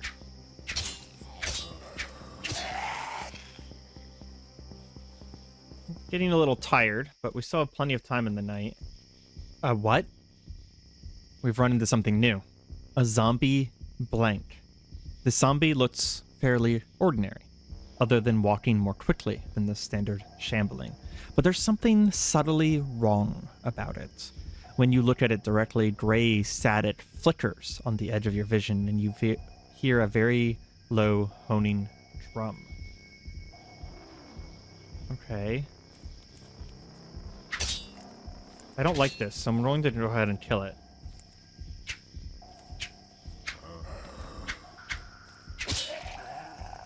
It's down. It caused a dull pain behind our eyes and a terrible sense of loss. I don't feel any different, though. Not sure what it would have been doing to us, and I don't like the implication. Perhaps we just don't find out. Some sort of pond here. Even some fish in it. I don't like fishing, though. There's very little that even the apocalypse could do to get us to start fishing. Oh, I went into the wrong store. That's the clothing store. Let's see. Some sort of antique store here. I'm curious. Bit of an antique myself, so. Satisfying click. Door lock opens. Halberd! I'm sorry, what? We can't tell if it's real until we open the case. Hold on. Don't we have a knock spell or something like that? Nothing of the sort. Okay, let's close the door and take a crack at this.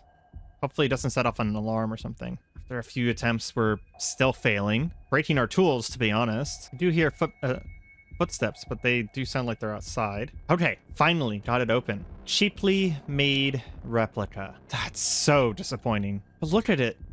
It would have been beautiful. It would have been a beautiful weapon for us to have. If we could find a real halberd somewhere, that really would be something. Is there anything else worth our time here? Or have we just wasted time? Jade. There's a chance that this actually has jade in it. We'll take it. Could be fake, just like everything else here. Oh, halberd. What a tease. We'll go ahead and mark that place. Everything there is found. Is there another craft store? There is. There's a craft store right down here. We'll head to that one next.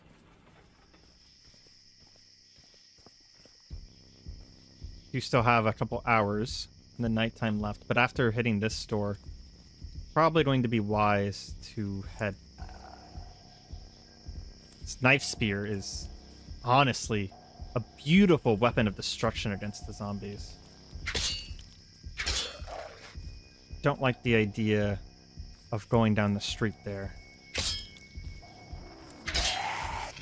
Actually, I think I'm going to head through here.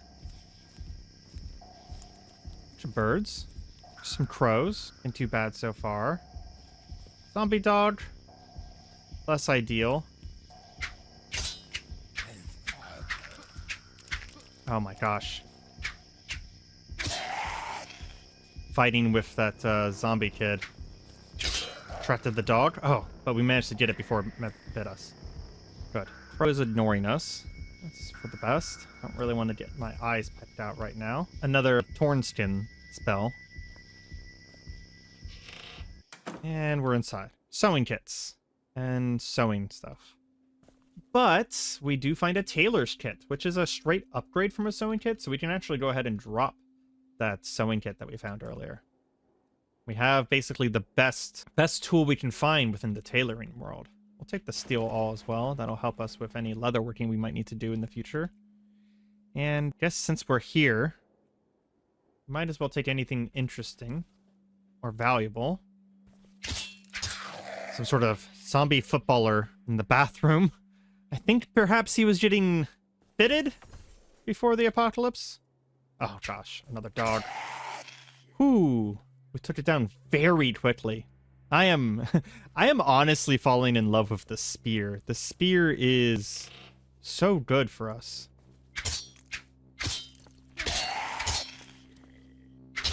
There we go. Zombie dog and zombie down. Some clay back here. That's promising. Do they have a kiln? Oh, here we go. Clay kiln. Interesting. It's not a forge. It's not an anvil, but something. There is some charcoal here. We are actually going to take that charcoal. We plan on starting a rock forge. So the charcoal might be useful. Because we don't fully know how to make charcoal yet. Although I'm sure we could figure it out. This one is, I want to say a bust, but done. Very least. Looking around, the next nearest craft store is starting to get pretty far away from home. And it being around 2 a.m. in the morning, I think it's a good time to start heading back.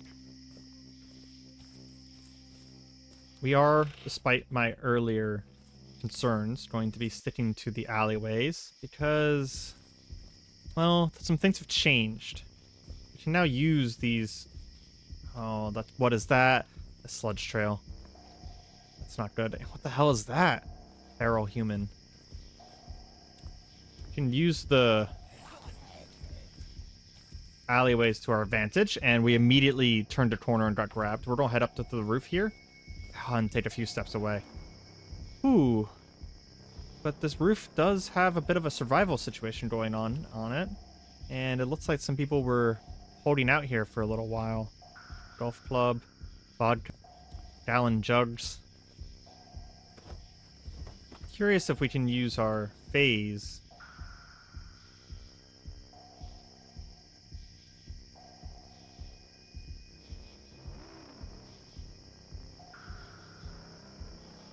And we tried the phase to the ground, and unfortunately, I think we missed as we slammed into the ground.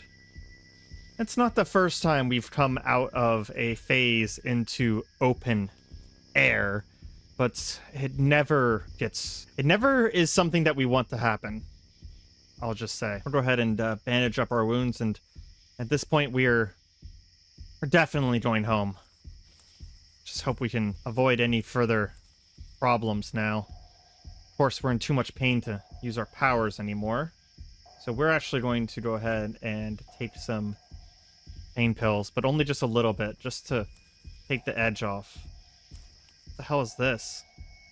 It's a grocery store, but it's been barricaded. No time to figure it out. Let's just leave. An ornithomius zombie. Bipedal dinosaur. Great. There are so many zombies in the street here.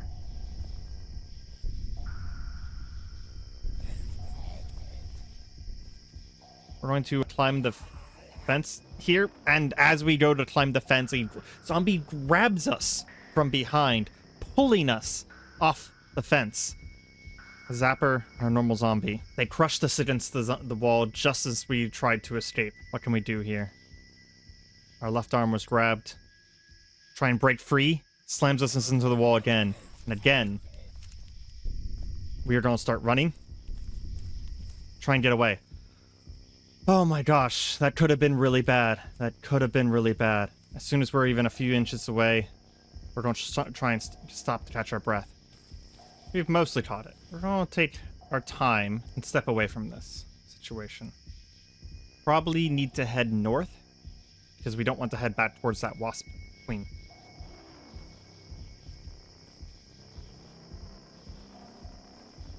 There are just so many zombies out here. It may actually be a good idea to try and find someplace safe to bunker down for a little bit. Perhaps one of these places that we've already checked, like the craft store. Let's head for there. We know it's clear because we've already been there. Try and take a similar path to how we moved before, because we have been clearing things as we go. Let's head in. Place is mostly glass. That's really not ideal. What about upstairs? I just don't remember. Okay. There's some areas here that are at least relatively closed off. No curtains, though. We could head to the Net's craft shop. But I do worry about the state of our injuries right now. We don't want to get caught outside like this. And we're in a lot of pain. I think we're just going to have to make do. We'll close these doors to try and create a little bit of a dark spot here. Catch our breath.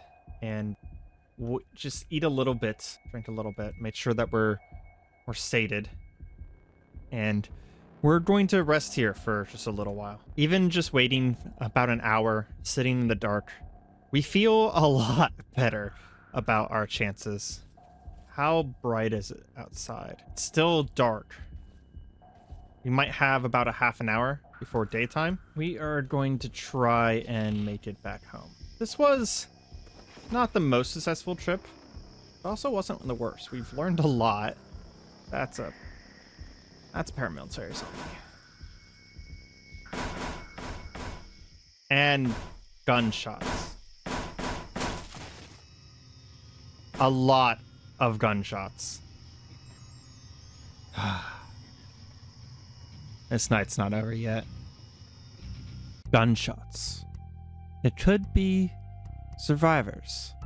Someone else out here who has lived through all of the chaos so far. It could also be ferals. Creatures taken by the storm who have still enough cognitive ability to shoot any moving target.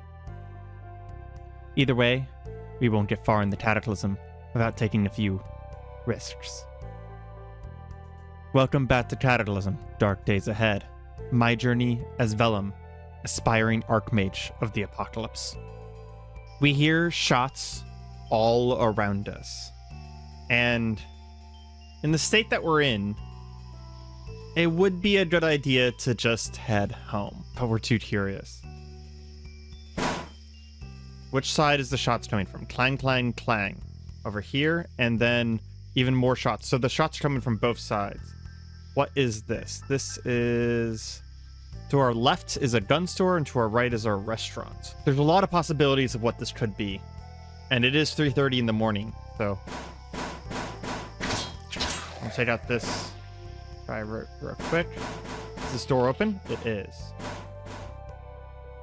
Okay, so the clanging over here is coming from zombies. The shots have stopped. Either whatever's in here... What? A new creature. A new evolution to the zombies. A slavering biter. A distorted and swollen human body. Its jaws have elongated into a crocodile-like snout, dripping with foul-smelling saliva. Okay. We know we can't shift through this wall right here, because there's crates on the other side.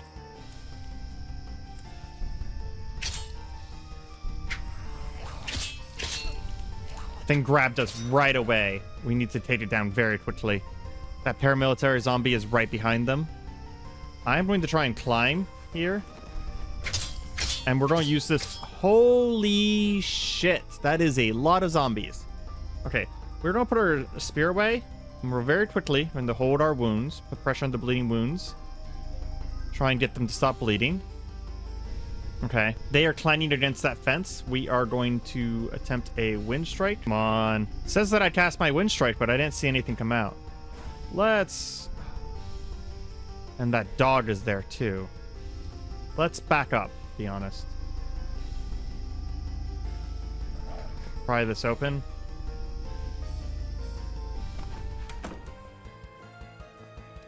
And we're going to make some distance here between us and them. In fact, this roof right here might be great use to us. So what we're going to do is we're going to get up on this roof and we're going to hope that nothing can hit us from up here, but we're going to activate our candle to get some light on us, and then we'll immediately sniff it out. And then we will swing down at the creatures from below us from the rooftop here, using our reach and our spear to just completely wipe out. Oh, that's not good.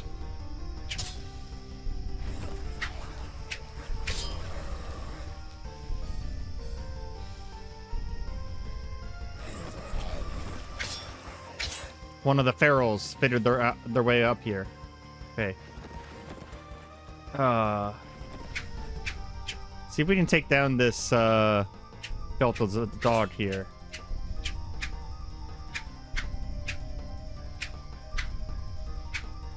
The pain that we're in, this is actually pretty hard.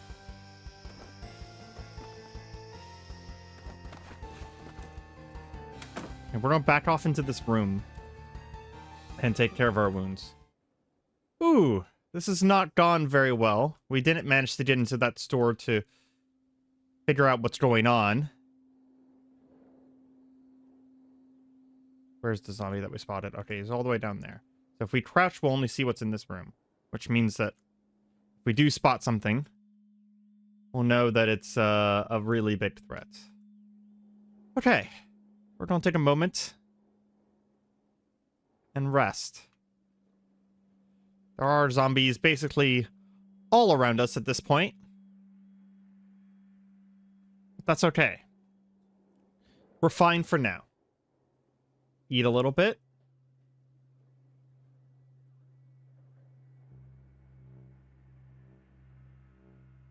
I don't know why we stood up. And just kind of rest a little bit here. Does sound like they managed to get into the shop below us, but I don't think they're going to come upstairs for us. We probably do have time to go ahead and put in our earplugs and try and get some sleep just on this floor here. I don't think we have anything we can sleep on. There's a towel that we can pull into our space. Anything else? Nothing that's going to be comfortable. And we'll just go ahead and try and just get a little bit of sleep here. Fortunately, being an elf means that the daytime didn't really bother us that much, and we got a good amount of sleep. We did wake up hungry and thirsty. But if we can find some water nearby that we can put into our thing here, we should be able to... Yeah, put it into our canteen and go ahead and take out our earplugs. Make sure that we're not just sitting here deaf for no reason. Our bandages are still looking good, and we will go ahead and put away the nice spear and see about casting purification seeds so we can make some. There we go. Costs a lot of mana, but it will give us clean water, which is vital. In fact, I'm actually going to pick it back up, and we're going to clean some more water here. There we go. Sounds like there's still some zombies down below us. We need to be careful, but we'll probably take some time here in the morning to just kind of read through these books that we've gotten and figure out if there's anything we want to leave behind. Like, for example, this Birdhouse Monthly was not useful to us. No recipes, nothing we can learn from it. The rest of these, as I thought they were going to be, are in fast fabrication books. And the welding and metallurgy book is able to bring our fabrication all the way up to 7, which is a pretty big boon. So what we're probably going to do is, while those zombies have a bit of a mosh pit below us, we're going to just kind of read until we get farther in the day. And once nighttime falls again, we will head downstairs and see if we can take care of our neighbors. Hopefully some of our wounds will have healed by then as well. We can't really stay here another night because we're out of supplies. So no matter what we do, we will have to... Well, that's a different issue. Stand up. Can we magic missile it from here? We can. Straight through the door. One magic missile zips through the cracks in the door. We hear a whomp outside. There's a chance that more zombies have made it up here. That slavering biter actually managed to figure out how to get up here. However, it also has some interesting tools on it. It has a portable soldering iron. That's actually really useful. Okay. Don't think anything else got up here. Put away the nice spear for now. Check our wounds before we start reading. Still good. We could bring them up to very good, but it would be probably a waste at this point. Take some multivitamins. And yeah, we'll be back whenever night properly falls. Okay, it's officially too dark to read. Let's check our wounds one more time. They're all good. We'll eat the last of our food, so we don't have to worry about carrying unnecessary stuff with us.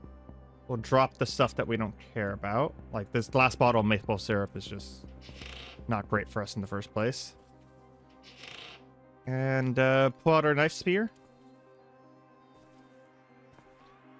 Yeah, that's what I thought.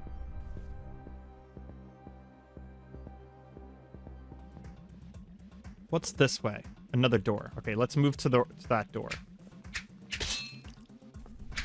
We don't want to get trapped in this building.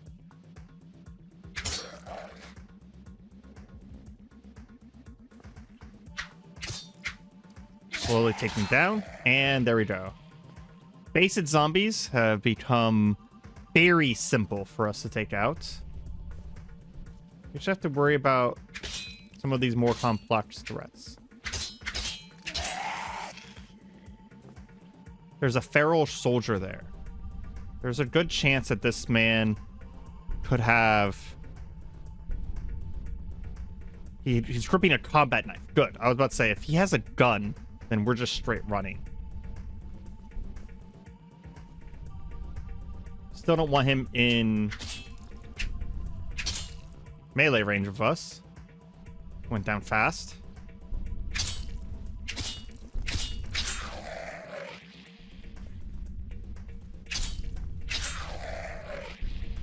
And that skeletal dog is going to be much faster than us. Actually, it says it's slower than us. Interesting. But we are going to put away the spear and magic missile it down.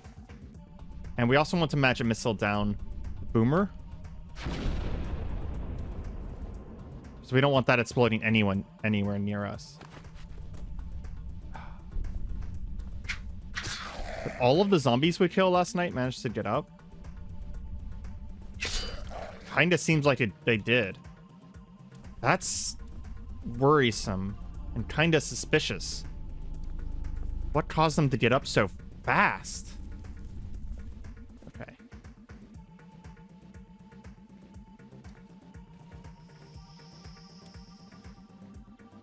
Man, there was a war zone here. Ooh. Tactical backpack. Military rucksack. Some of that seems worthwhile. Bunch of books about guns. Not really interesting.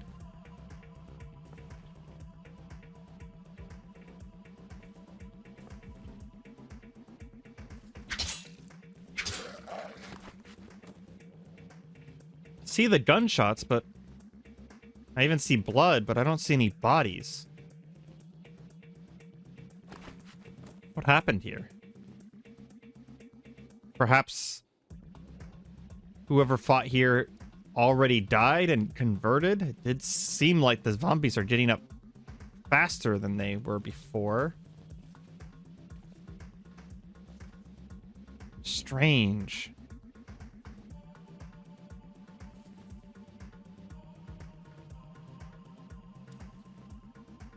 Yeah.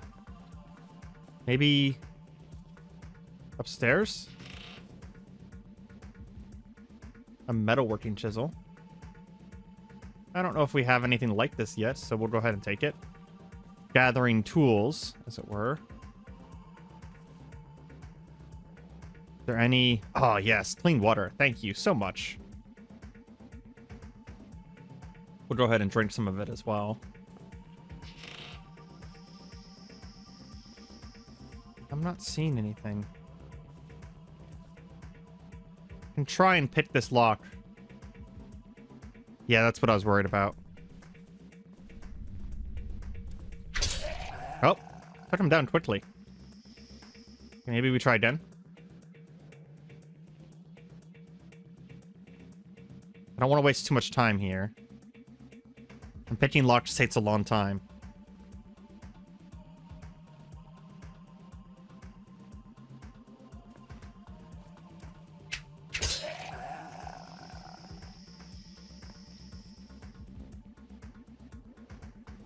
I think that,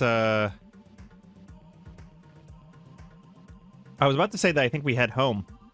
But I did just notice that in this complex of buildings, there's a dojo. And getting better at fighting would not be a bad idea.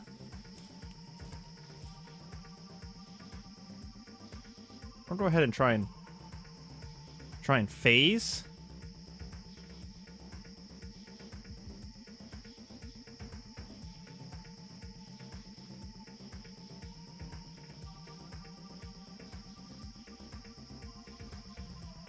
And we're going to try and phase up. Wouldn't let us. Okay. We do think that there is a way to phase. What the hell is that? A swarming amalgamation, a small flat creature dashing around erratically in 7 short legs. Its form is dominated by an oversized set of black mandibles on an almost comically small head. Featureless, apart from a single black eye. The rest of the body is covered with sickly white skin crisscrossed by black veins.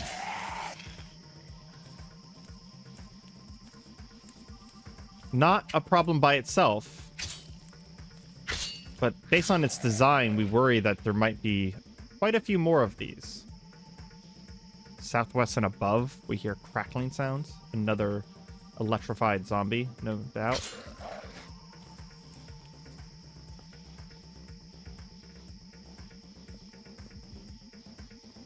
Zombie cop. I think you deserve the respect of a wind strike. And we lost our concentration. And we lost our concentration again. There we go. Smashed into it with the wind strike, and it is currently on the ground. We're going to attempt to approach. And before it stands up, slice it down. Very good.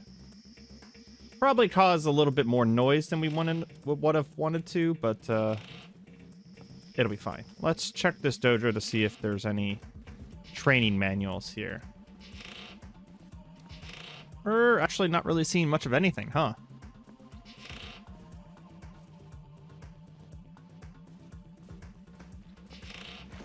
Oh, here we go. Taekwondo and Shotokan. Karate is well known to use staves as part of their combat style, fighting style. We hear more gunshots from the south now.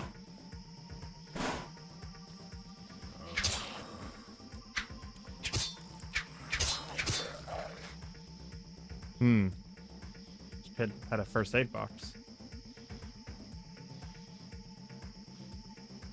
Really useful, those first aid boxes. And we're actually going to take their antiseptic too, because we've been getting wounded a lot lately. We're going to go ahead and put that improved bandage on our head. Our head is pretty valuable to us. What's south of us here? Oh, wasps. Okay. We might just start heading north back towards home in that case. We have taken a lot of damage. What's that? Oh, apparently it's a tiny little brown chick. Okay. It's interesting that the zombies are ignoring, for the most part, the natural wildlife here in the Cataclysm. You would think that they'd be more avid on, like, you know, actually eating meat.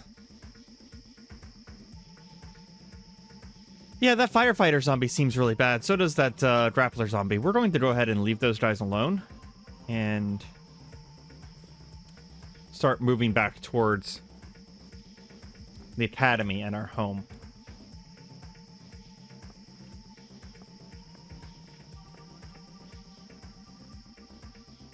One thing that's occurred to us is the value that these massive holes have had. So as we approach home with full mana, I do kind of want to use our mana. So we're going to cast Move Earth. And we're going to attempt to make some more holes around home here. Got it off once, lost our concentration. We have a bit of a shallow pit. And we want to up this down to, there we go, a proper pit. And ideally we do the same on the other side, because this is kind of our main entrance. So we shatter the ground. Make a pit. And we're out of mana.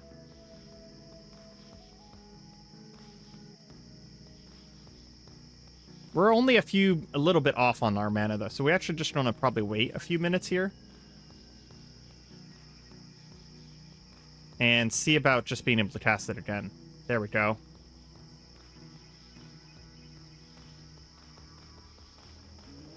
There we go.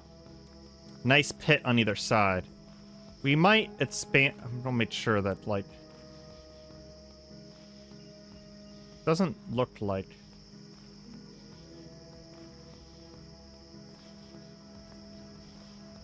Yeah, I think we'll be fine with these. It doesn't look like it broke into our basement. We'll check when we go down there. But we'll probably expand these in the future, like farther into the road, so that we have less angles for things to attack us. We also want to ideally deal with this little alleyway down here at some point. And I did just have an idea. Are these... No, you can move into those. Can we get this door open?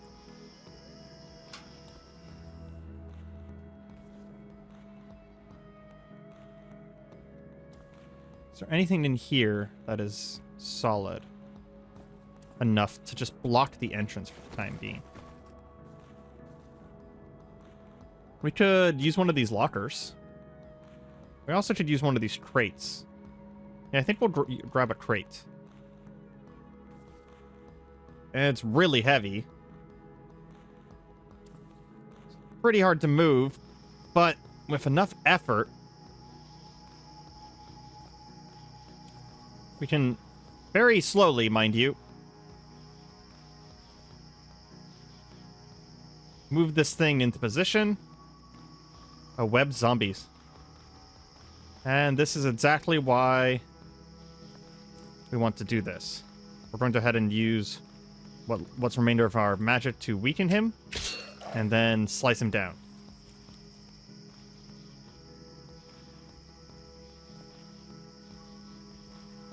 And slowly straining ourselves pretty heavily.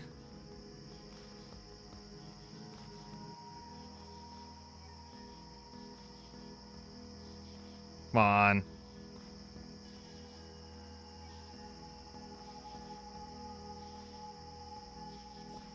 We might not be strong enough to move this, to be completely honest.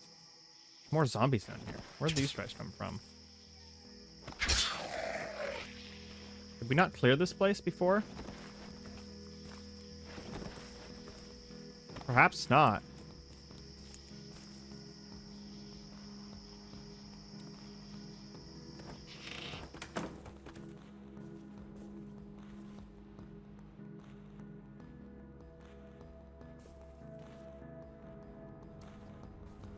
Well, regardless, we're home now, and we're going to go ahead and offload everything we have here. get it organized, and then we're going to look into figuring out how we can get a forge up and running. Okay, it does look like that amongst the tools we have, we do actually have a entrenching tool, which functions as a shovel. So I want to come all the way over here and see what I can do with the entrenching tool. Doesn't look like we can make a pile with it. So how are we going to get stones? Oh, hey, some fresh peaches. We'll go ahead and actually eat those. That'll be a nice little snack reward for the day.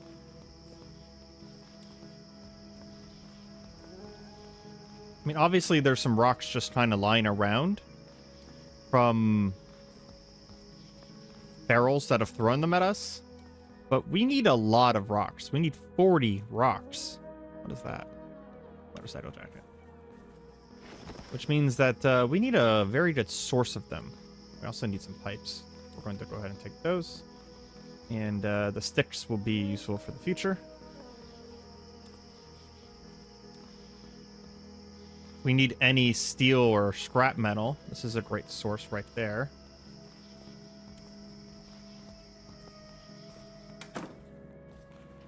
Make sure we remove the cover every time. We're going to contemplate this for a moment, and we'll be back. Okay, well, looking around our base to see if there was a way for us to generate stones, we did decide to practice our psionic abilities, and we have figured out a way to shift into the air, but unfortunately we shifted a little bit too high, I think, and we went from the ground to the second story, and then fell, horribly damaging ourselves in the process. Fortunately, besides damaging pretty much all of our clothing, we didn't break anything. And we didn't break ourselves, but we did basically ensure that we're going to be a bit of a homebody for the few days, but we're planning on crafting anyways, so it's not the absolute worst. We just need to be careful, and we need a little bit more practice with phase before we do too much more of this, but yeah.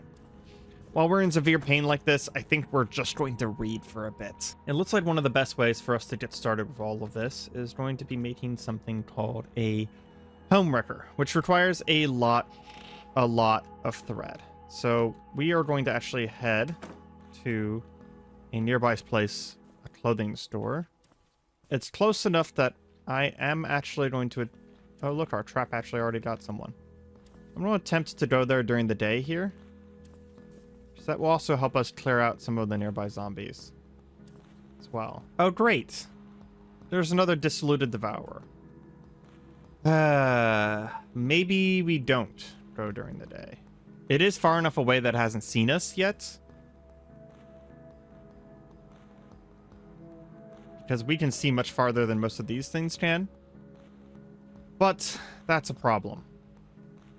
That is quite a problem. Oh, so much for our day trip. We might take a moment then, with knowing that there's something so dangerous nearby, to at least until something comes to try and move on us, we're gonna start making more pits.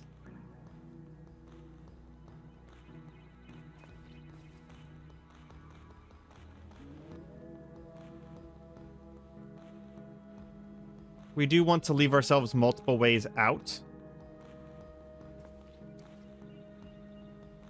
so we're not going to completely cover this area, but that should immediately already make it a little bit better. Hopefully quite a few of these guys kind of just wander in here. It's like there's a lashing zombie to the south there. Can we move this now that we're fully rested? Just a little bit farther down. On. There we go.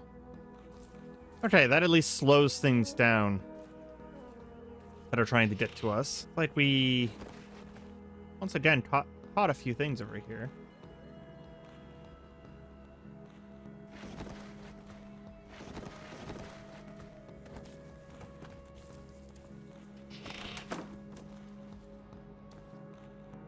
What we can do, though, to get a lot of this stuff is we can start just grabbing all of the clothing that is around the school and hauling it downstairs where we can disassemble it. That'll get us plenty of bread, plenty of copper, or cotton, that is.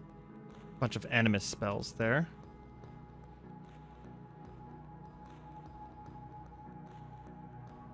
And just honestly give us a lot of materials for us to work with. At least within the fabrics area. We'll leave these here for now. We'll be working on that stuff soon. There's a part of me that like wants to make my workshop in one of these open areas up here so that we have daytime. We have daylight for some parts of the day. This Edmontosaurus still here. Need to not forget about him. There's actually motorcycle armor here. Is that actually useful in the way of being armor? You know, it's not that bad. Not that bad. It's very encumbering. But that might be something we actually don't destroy completely. Because again, we need to make sure that we're not balking at the use of armor.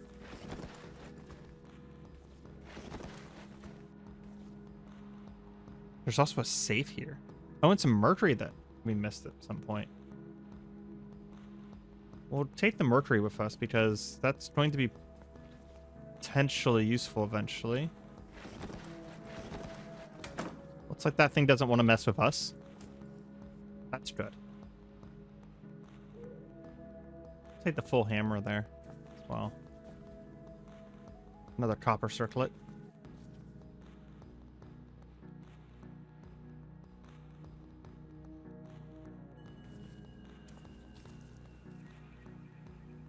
Now that we're mostly healed, I think we're going to take one more attempt at phasing between levels here. So we're going to phase and then... There we go. Okay. I think we have this mostly figured out now. We're also going to haul a few planks from here because we were running out of firewood. All of this downstairs. And we'll disassemble all of this, see if we can get, again, we're looking for this home wrecker, see if we can get enough thread in order to get this home wrecker going. And worst case scenario, we, burn the day away and then we head back out for more loot tomorrow. Preparations to move back out into the apocalypse and seek out probably quite a few different things. We need to find ways to get farther in our crafting. We need to find more magic. There's a lot of things we need to find. We're going to start searching this city farther and wider, I think. So we're going to try and hit some of these buildings nearby, get some food, and prepare for a bit of a longer trip. But with that, we're going to have to leave you here. This has been Cataclysm: Dark Days Ahead. I have been Areima. I hope you guys have enjoyed. If you did, leave a like. If you have suggestions, leave a comment. And if you want to see more, subscribe. Goodbye.